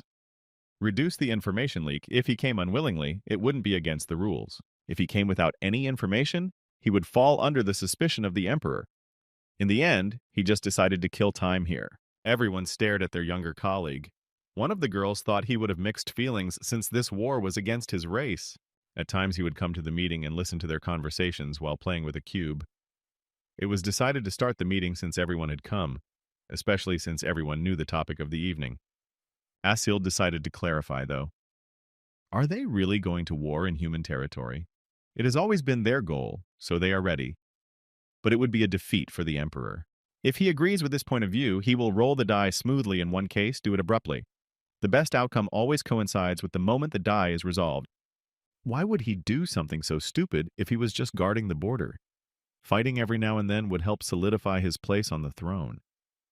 Since no one understood, the Demon King said that the emperor actually wished for his death. Out of surprise, the boy stopped playing with his cube and stopped. the emperor, and also a very stubborn person. He must have felt deep guilt for killing his brothers. The guilt overshadowed his responsibility. He could never die of his own free will and decided to choose war. If he ended up taking over demon territory, great. But on the other hand, if he died in battle, that could be seen as him having done his best. He was a pathetic but selfish man. After all, he had given so much of his life in the war for such a paltry reason. They had no choice. They would just kill him if that's what he wanted. Strangely enough, he could actually understand the emperor, being the leader of a long-lived race. He didn't know what about other things, but living because you can't take your own life, and he was familiar with it. So he advised the boy to think simpler than that, and the long-standing full-scale war needed to be taken simply as a little warm-up for the body and enjoyed. The humans would most likely attack when he went on a mission. As long as this man is in their territory, the emperor won't be able to make a move. Going out, they try to attack them at a time when they won't have their strongest weapons. The empire's action could be seen as a rejection of Dion Hart, but it's entertaining, so he decided to leave it that way. Time has run out, and the die has been cast, which means it was likely that he felt it was the best decision from now on. There was no turning back. As a result, he decided to go on a mission as soon as the meeting was over. The fateful war between the demon realm and the human world was beginning. In the end, he returned to the empire. His Majesty questioned him about what he had learned. Was that all the information he could report? But he really didn't have much to add. This meant that only 5 divisions of the demon realm were going to participate in the war. Those would be the commanders of the 1st, 3rd, 7th, 8th, and 9th Corps. But after all, even their entire army wouldn't be enough, and they were sending so few troops. Just think that they were so ill-prepared, even though they were going to march against the great empire. There must be a limit to their arrogant attitude. He would have to make them regret their decision. That seemed rather intimidating on his part. Just for today, the man didn't need to pry answers out of him, so he told him to go rest. Rotomoyu must have thought something that he wouldn't be able to hold back and was waiting for him to push the boy. But things wouldn't work out the way the Demon King had planned. Just as he was about to leave the throne room, the Chancellor jumped up and started screaming. In fact, the Demon Kingdom had already begun its offensive. The Emperor walked out and looked at one of the commanders who was sending a message from the Demon Realm. Based on the Demon Realm's stance that valued balance and peace, rather than felt that taking over the continent of the Empire had gone too far and had become a threat. In order to protect the people from the collapse caused by the Empire's actions, they thus declared war. There was an urgent need to hold a pretend mage. The boy smiled because he didn't understand what they were doing. Was it really an order? Their message was quite funny to him. They had decided that if the Empire promised no further action, they would consider retreating. To think that they were able to make such direct contact. People began to realize that the Demon Realm didn't actually want war, which meant that the Emperor himself wanted to start it for some reason. But the leader himself had already listened to their barking and made contact with them. The entire world knew about the cruelty of the demons, so why did they find the courage to lie so much? According to the history recorded in the Creator's palace, the theme had always coveted the land touched by sunlight. All this time, he was able to interfere with their magic so quickly. Is this really the skill level of a court magician? In other words, demons have always been watching the human world. So why should they trust the words of some demon now? Here the Demon King entered the conversation and said, "Why don't they try to pretend to be fooled and retreat? It's never too late to make a move if he sees that they don't keep their words." The men saw the Demon King himself. Now they realized that he didn't look like a monster, but much more normal than they had imagined, which meant their minds weren't as scary as the rumors said, and they began to believe him. The Duke was also watching, but was it too much to sacrifice his men for greed? War was no child's play, although the operator didn't start this war because of his greed. It was about selling the future for a temporary peace, or taking advantage of the fact that the Empire was at its peak and using that to secure their future. Here, the people had already gone over to the Emperor's side, though it might be hard, but they must ensure a better future for their descendants. The manufacturer instantly tempered people's curiosity about the Demon King and turned the war into a noble cause for future generations. He knew a thing or two about speeches. One had to realize that this was the way to influence the hearts of many. The receiver was trying to teach even at a time like this. The Demon King patted this marvelous speech. To him, the emperor was a far more entertaining person than he had thought. But no matter how he embellished it, still meant that he would seek to dominate without caring about human sacrifices. It looked like the demon had won this fight, because the emperor wouldn't have any answers for that. Guy asked his brother if that meant the emperor had lost. The one replied that since the citizens are wavering, the scales are tipping in favor of the demon king. If it came to the point where people stopped believing in their power, the empire would fall into chaos from which there would be no recovery. The damage done will be decisive for the loser in this debate. The image of the loser affects a lot of things: soldier morale, the difficulty of gaining the trust of the people, his own image in the eyes of the people. Since the operator knew all of this, the only thing left for him to say that the demon kingdom that pretends to be righteous. Pesca now the opportunity to invade the human world. Taking over this land, they would brutally trample the humans and deprive them of everything. As it stands, neither side has an unjust reason to go to war, which meant that they had already both lost. The demon recognized that the emperor was brilliant. He might have pulled him over to his side if he hadn't met that guy. Then it looked like the negotiation had failed. The demon would want to be entertained like that in the future. Thus, the war between these worlds has begun. While there are small battles to test each other's strength, but each day is like a time bomb, and it is unknown when a full-scale war will break out. After the war started, acting as the commander of the Zero Corps in the demon realm and the third hero in the human world, and he had to mosey back and forth to both sides. He ended up attacking humans first with his corps, and then attacking those same Blood Knights. Thus his life hung in the balance, and he thought he would die of overwork. Not only that, the leaders of both sides started to increase the pressure, even though he did well in command every time. Talking to his superior, he said he would send the casualty report through his subordinate. At least this time he recalled the details of the battle.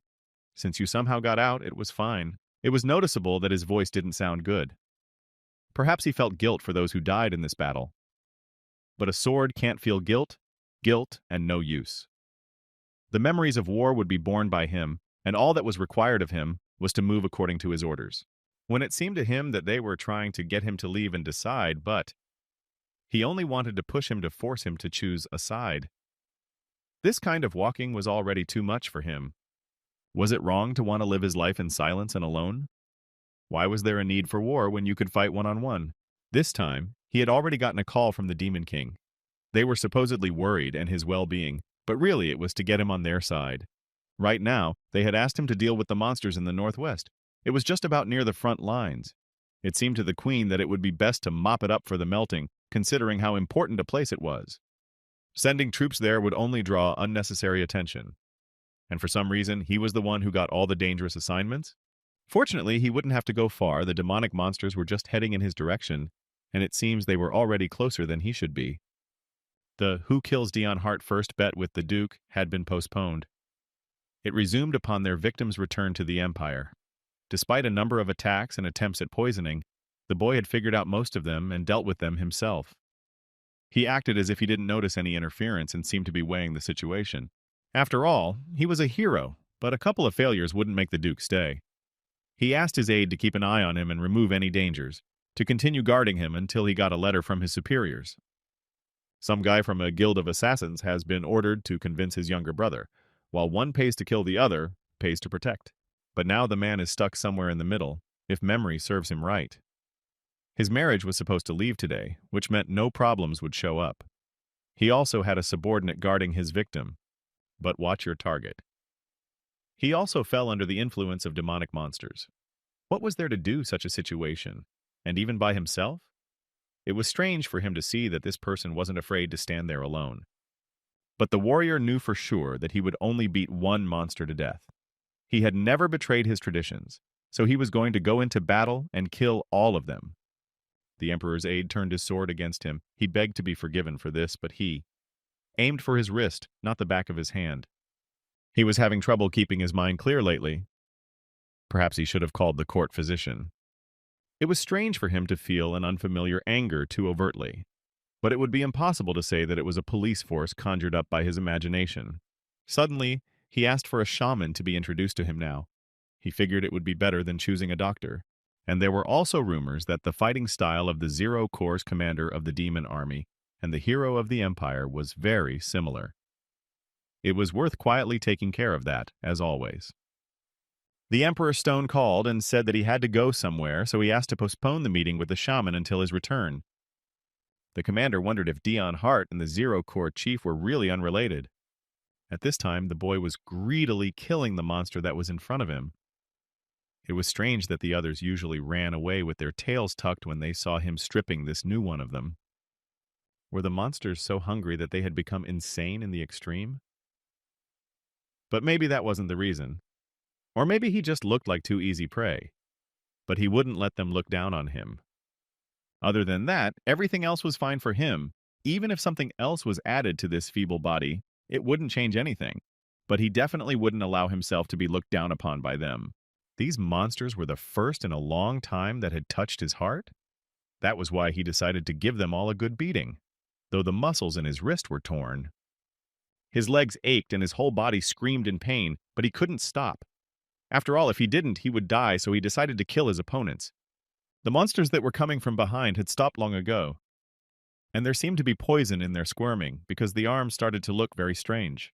Then they should have just cut it off before it spread. It was time to get it over with. Regardless of their race, they would always be able to tell the difference between a madman. We needed to get out of here as soon as possible. He was in a lot of pain right now, and he couldn't move on his own. These stupid monsters would quickly forget the feeling of fear. And so he called the Demon King and said that he needed help. After all, these beasts would be able to come back here in search of food. Now he had to get up, only he wasn't very good at it.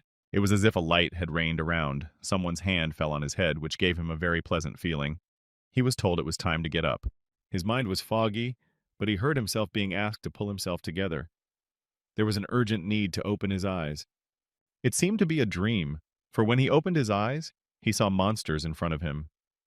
He remembered fighting those bastards on the orders of the Demon King. Many knew when he managed to lose consciousness. Unexpectedly, the Emperor came to his aid. He didn't understand what was happening to his body at all. Had he really reached such a state? He seemed to have mistaken the communication device for a stone link. And could a spy really be so scarred? He mistakenly contacted the Emperor when he lost consciousness. He was speechless. Since his talent was being asked for help, he had no choice but to come here.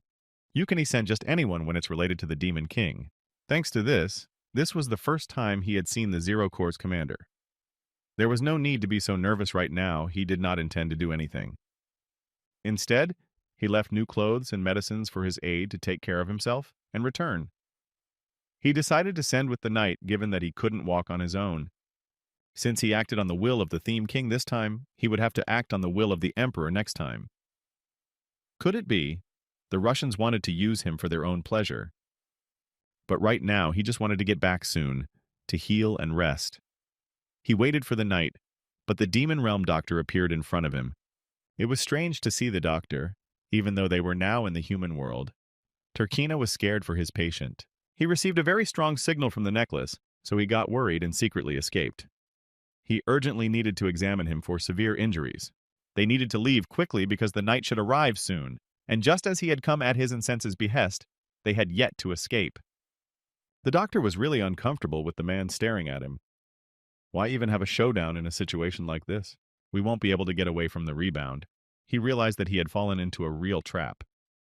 Now it was urgent to come up with a plan of action to get rid of these misunderstandings as soon as possible. The knight shouted for the demon to take its hands off the marquise. The boy contemplated killing the man. He was sure the Emperor would understand him.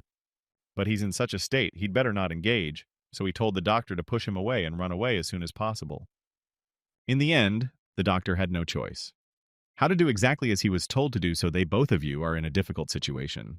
Of course, the knight needed to kill the demon, but the marquise was too bad, so he could not be left alone in such a state, especially since he had lost a lot of blood. Fortunately, they managed to get the knight's attention. He was in pain, even pretending to be. It was good that the Emperor had given him a painkiller. The man noticed that the boy was more scarred than he had been told. In addition to that demon, there were dozens of monster corpses all around. To think that he had gone on such a mission alone. A carriage had already been prepared for him nearby. He really had a lot of responsibility, but he couldn't behave any other way. O found it hard to take care of getting his superior to a safe area, so he had to pick him up in his arms to carry him. Since he was the kind of man who would chase after a demon without caring, then he must attend to his wounds first, even if it entailed punishment. It was the first time the doctor had ever seen a magical device react so strongly. He had even sneaked in here knowing what kind of gear his patient was in, but had become a burden rather than bring help. Judging from the situation, his commander was engaged in espionage under the guise of a marquis in the human world. However, due to his carelessness, he was almost exposed. He was able to escape thanks to the wits of his superior. His appearance could have caused many troubles. Of course, he would have accepted his fate by killing him on the spot, but he managed to find a way to keep him alive. He always helped about those around him. Now the emperor was talking to the shaman. It seemed that the girl had said that the man was in fact cursed. The curse must have been very strong, tells about the lady gagging. Generally it wasn't, she could actually break that curse. But the karma and bitterness of the offense His Majesty bears is so great, she wondered how he managed to keep his sanity. That was to be expected, but he wanted to forget about it and hear about the curse in much more detail. There is an evil spirit that brings confusion to his wants and sucks the life force out of him. It is a curse that uses to kill its target. But it required a dead man. But it seems he had been cursed for over a year for a sign, though it had apparently only manifested recently. A man using a dead man to kill instead of doing it himself didn't even deserve a mention, let alone a search for him. The shamaness reflected on the fact that with a case like this, his normal person would have gone insane by now. She must burn the talisman to temporarily suppress the evil spirit. The culprit would hardly expect such willpower, and things would get a little better after burning the talisman. Dion Hart came into their room. He had been summoned, so he immediately showed up here. The shamaness, when she saw the guy come in, she immediately ran out of her seat. That you scared her badly and she couldn't stay here any longer. As the emperor said, he had something that needed to be done. There are rumors among the soldiers that he is the commanders of the Zero Corps. He would have to prove once again on the battlefield that he was on the side of the humans. In the end, he ended up back on the battlefield. This frustrated him more and more because he never got to rest at his home. Behind his back, the Marquis appeared. He had heard of his colleague's arrival. That one arrived while the Elder was on a reconnaissance mission. They decided to put the two heroes here when they were short of people everywhere. It seems this was the place that was strategically important. Although he hated being here, he just wanted to do chores like killing monsters, even though he had a hard time doing so. This was also the place where the rabid dogs from his house were located. They were arguing with the Imperial Knights. They, as always, caused trouble the short time that the madam was absent. In the end, there was nothing left for the squad leader to handle the situation. He finally grew up and began to behave appropriately, while there were no elders around. But that was only at first glance. After everything, he began to argue on his own with the knight about who was better and who had the title. The Marquis remarked that it seemed his squad needed to be taught a lesson before letting them into battle, for the dignity of a leader could be judged by the actions of his subordinates. Indeed, the Marquis knights were very united, not at all like other knights having childish squabbles. Is this really the elite? He didn't want his colleague to be looked down upon once they were on the field, so he hoped that he heeded his advice. Sounds like they needed proper parenting. It was about how a person couldn't be a hero without a fragment. They were angry that the knights dared to look down on their Marquis without knowing their place. They couldn't help but defend their commander's honor, so they decided to do their best to do so. They are the vanguard of the 8-Year War, a motley squad made up of farmers, poor people, and commoners. They also didn't know how to do anything before, but they always supported each other so that no one could surrender without a fight. And they considered themselves as just cannon fodder whose survival no one cared about. Even they themselves had lost faith in coming back alive. But one day they spotted a boy and didn't understand what he was doing. The commander they saw for the first time was very young. They didn't notice when he was introduced as they were far away. Otherwise, he was just a child. He was broken and didn't understand why they stopped him. After all, they should only stop when they were no longer able to move, even though the enemy was already dead. He grabbed the knight by the collar and told him to pull himself together because they were on the battlefield. The weak will be left behind. Do they think they are strong enough to survive worrying about morals and other people? For them weaklings to survive in a place like this, they must instill fear in all their enemies. No one had time to answer before the truth came crashing down on them. This was psychological warfare. He was saying that they had to instill fear in their opponents so that they wouldn't attack them without a second thought. They should make even those who had been in this war fear for them, waving their swords with a smile. The wildly galloping ones were much harder to attack. And he told them to let the madness consume them. If there were still merchants left in this one who let themselves honor the dead, they had better just die. instead of getting in his way. It might have seemed insane, but in the end, it was those words that saved them. They had to do whatever it took to survive. They argued with the other benefactors of their superior. It was really enjoyable, which was why he didn't immediately get involved. Taking advantage of the tense situation on the front line as a distraction, the demon army invaded the human world in another way as well. The emperor, who noticed the demon king's intentions, quickly dispatched his army. In the end, they found it difficult to defend and gathered the main forces, so a second hero and a third hero were summoned, and even candidates possessing the fragment. This was how the battle with the demons took a new turn and gradually came to an end. The knights watched as the Marquis killed the monster. They felt that it was time to stop if the need to kill them, right? He was overconfident. Even though he was scared for his life, he couldn't look away from them, as if there was a predator in front of him and he couldn't even move. One of the knights of the Blood Gang, he noticed that they acted as if they were ready to fight at any moment, but now they were scared to death. Even a hero candidate with a fragment would be scared at their very witnesses. Many such things still gave him goosebumps. The morale of the themes has likely suffered greatly because of the Marquis. They no longer lash out at them like they used to, and fighting has gotten easier. But this excitement looks like he still can't control himself on the battlefield, where you have to be consumed by madness to survive. The older man came here as his side was almost finished. But things seemed to be going smoothly here as well, so he stopped their massacre. Stigma explained how one was supposed to behave during the battle. One was not supposed to shout strange words during battle. These barbaric habits undermined his prestige, but he didn't care about such things. He was told to straighten his back and straighten up in speech, and most importantly, lift his buttresses. In addition, while speaking, one must maintain a dependence, a contact with someone. As for manners, one should walk straight and firm. The change in posture alone improves many things. Again, the man started giving him advice, such as that one should use words rather than actions, and one should not rush mindlessly into a fight. Does he feel that he should take care of him since he is the older man? His advice is helpful, but the result is always, they just need an overwhelming force. One of the madmen saw the monster in front of him and decided to jump on him, but he was facing the two Marquis in front of him. As weak as he was the one who stopped the attacker with his bare hands. The most important thing for him would be to survive in this situation. If he wanted to stay alive, he didn't have to choose. He would definitely punish the one who had wounded him in the shoulder now, although he was in a lot of pain. The enemy was defeated when people found out that his junior wasn't at his best. A swarm of flies swooped in, but who had sent him? Some brainless people don't even realize how important this war is and keep sending mercenaries. Apparently, that one went a little overboard with the interrogation. But does his junior know about this country? Even if he has many enemies, it's not normal for mercenaries to keep trying to kill him and even come to this war zone. But it was noticeable that those who were trying to protect him also came. But he was also noticed, so they asked him if he knew who sent the mercenaries and at whose request he came here. But he continued to remain silent, and the one left, hoping that the one would do a good job of protecting the Lord. An assassin and a guard assigned to the same man. The realization that something was definitely going wrong was beginning to bother him. It had to be dealt with somehow.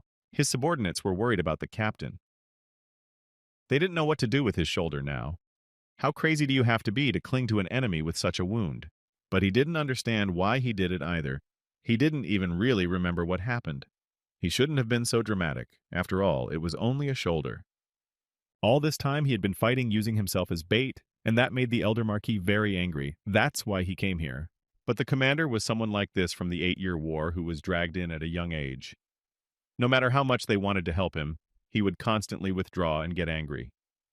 He was like a child at times, but when it came to combat, he was cruel and ruthless like no other. Even when his body was exhausted from alcohol and drugs and wounds, it seemed that everything would be fine as long as he lived. This time he had no choice, although others thought that he had thoughtlessly rushed in with the enemy commander. But because the enemy troops were killed and scattered, causing most of them to leave, he should have at least left the little bipeds alone and focused on his own safety. Thanks to this incident in the radius, the scout had learned of his early shoulder, which meant word of the wounding of one of the most important commanders would spread throughout the demon army, which would likely force the retreating forces to come back and attack. He couldn't answer anything, knowing that the elder was right. He only said that his colleague could have acted in a more rational way. After all, he should have taken care of himself.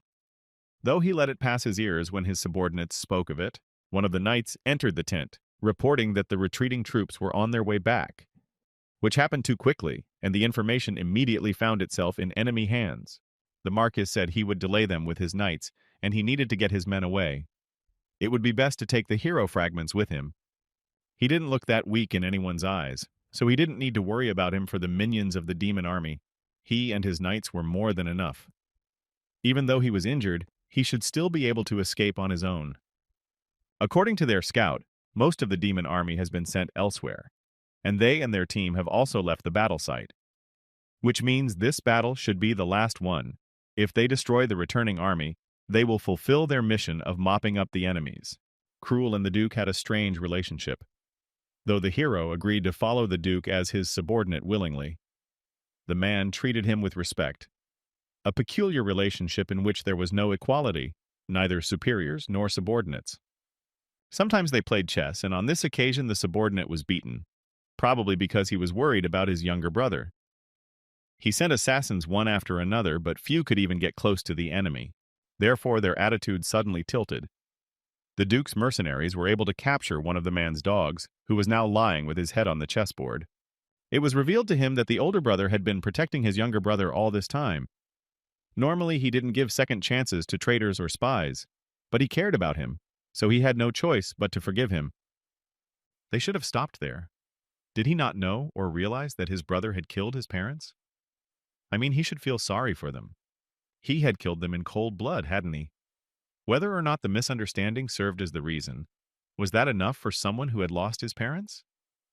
Between his brother and his own life, what will he choose? And I've been right there with her, not making a sound the whole time. He was given one last chance. He asked for someone to watch him, so he couldn't do anything stupid unless he wanted to die. He needed to bring his little brother's head. Thoughts of what the fortune teller had told him about what he needed to see, or the Duke's words about the importance of his life, led to the conclusion that the time had come. It was time for him to put an end to this. Blood was still coming from his arm, must have been his dagger. The Duke had cut his nerve. He could let something like this stop him. He would want to from his hiding place.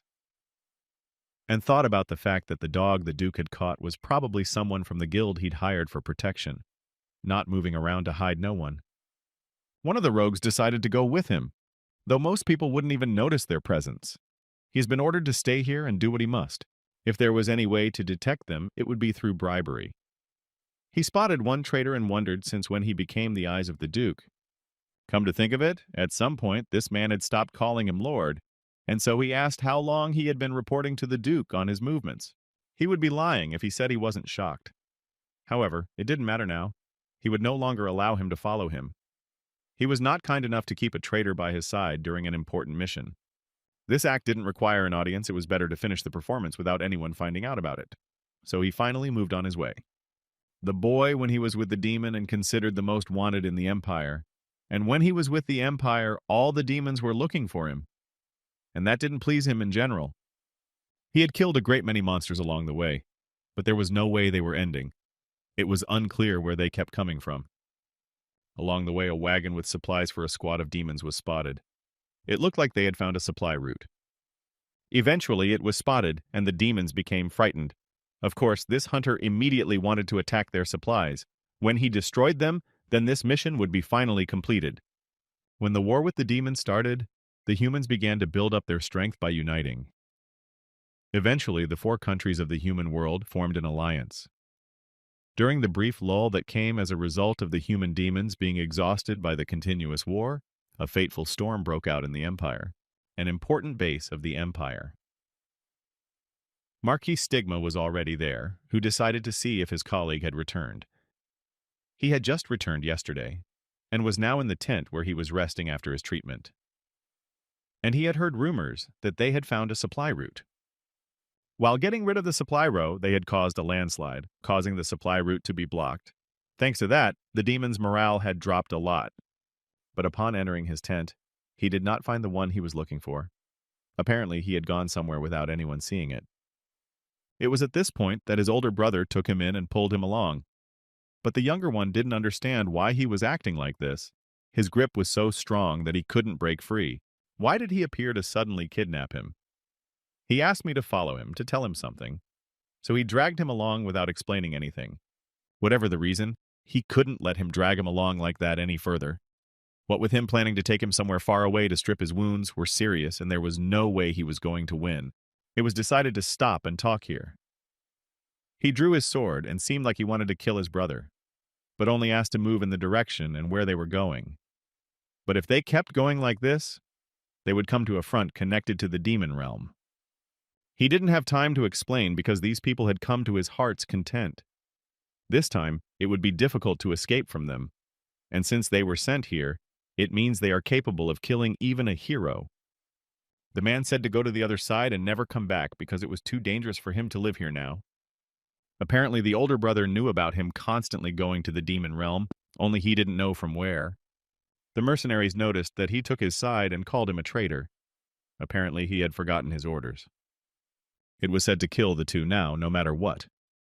There were more enemies, but their professionalism was not inferior to this crowd. Though Cruel told the Duke he had seen nothing.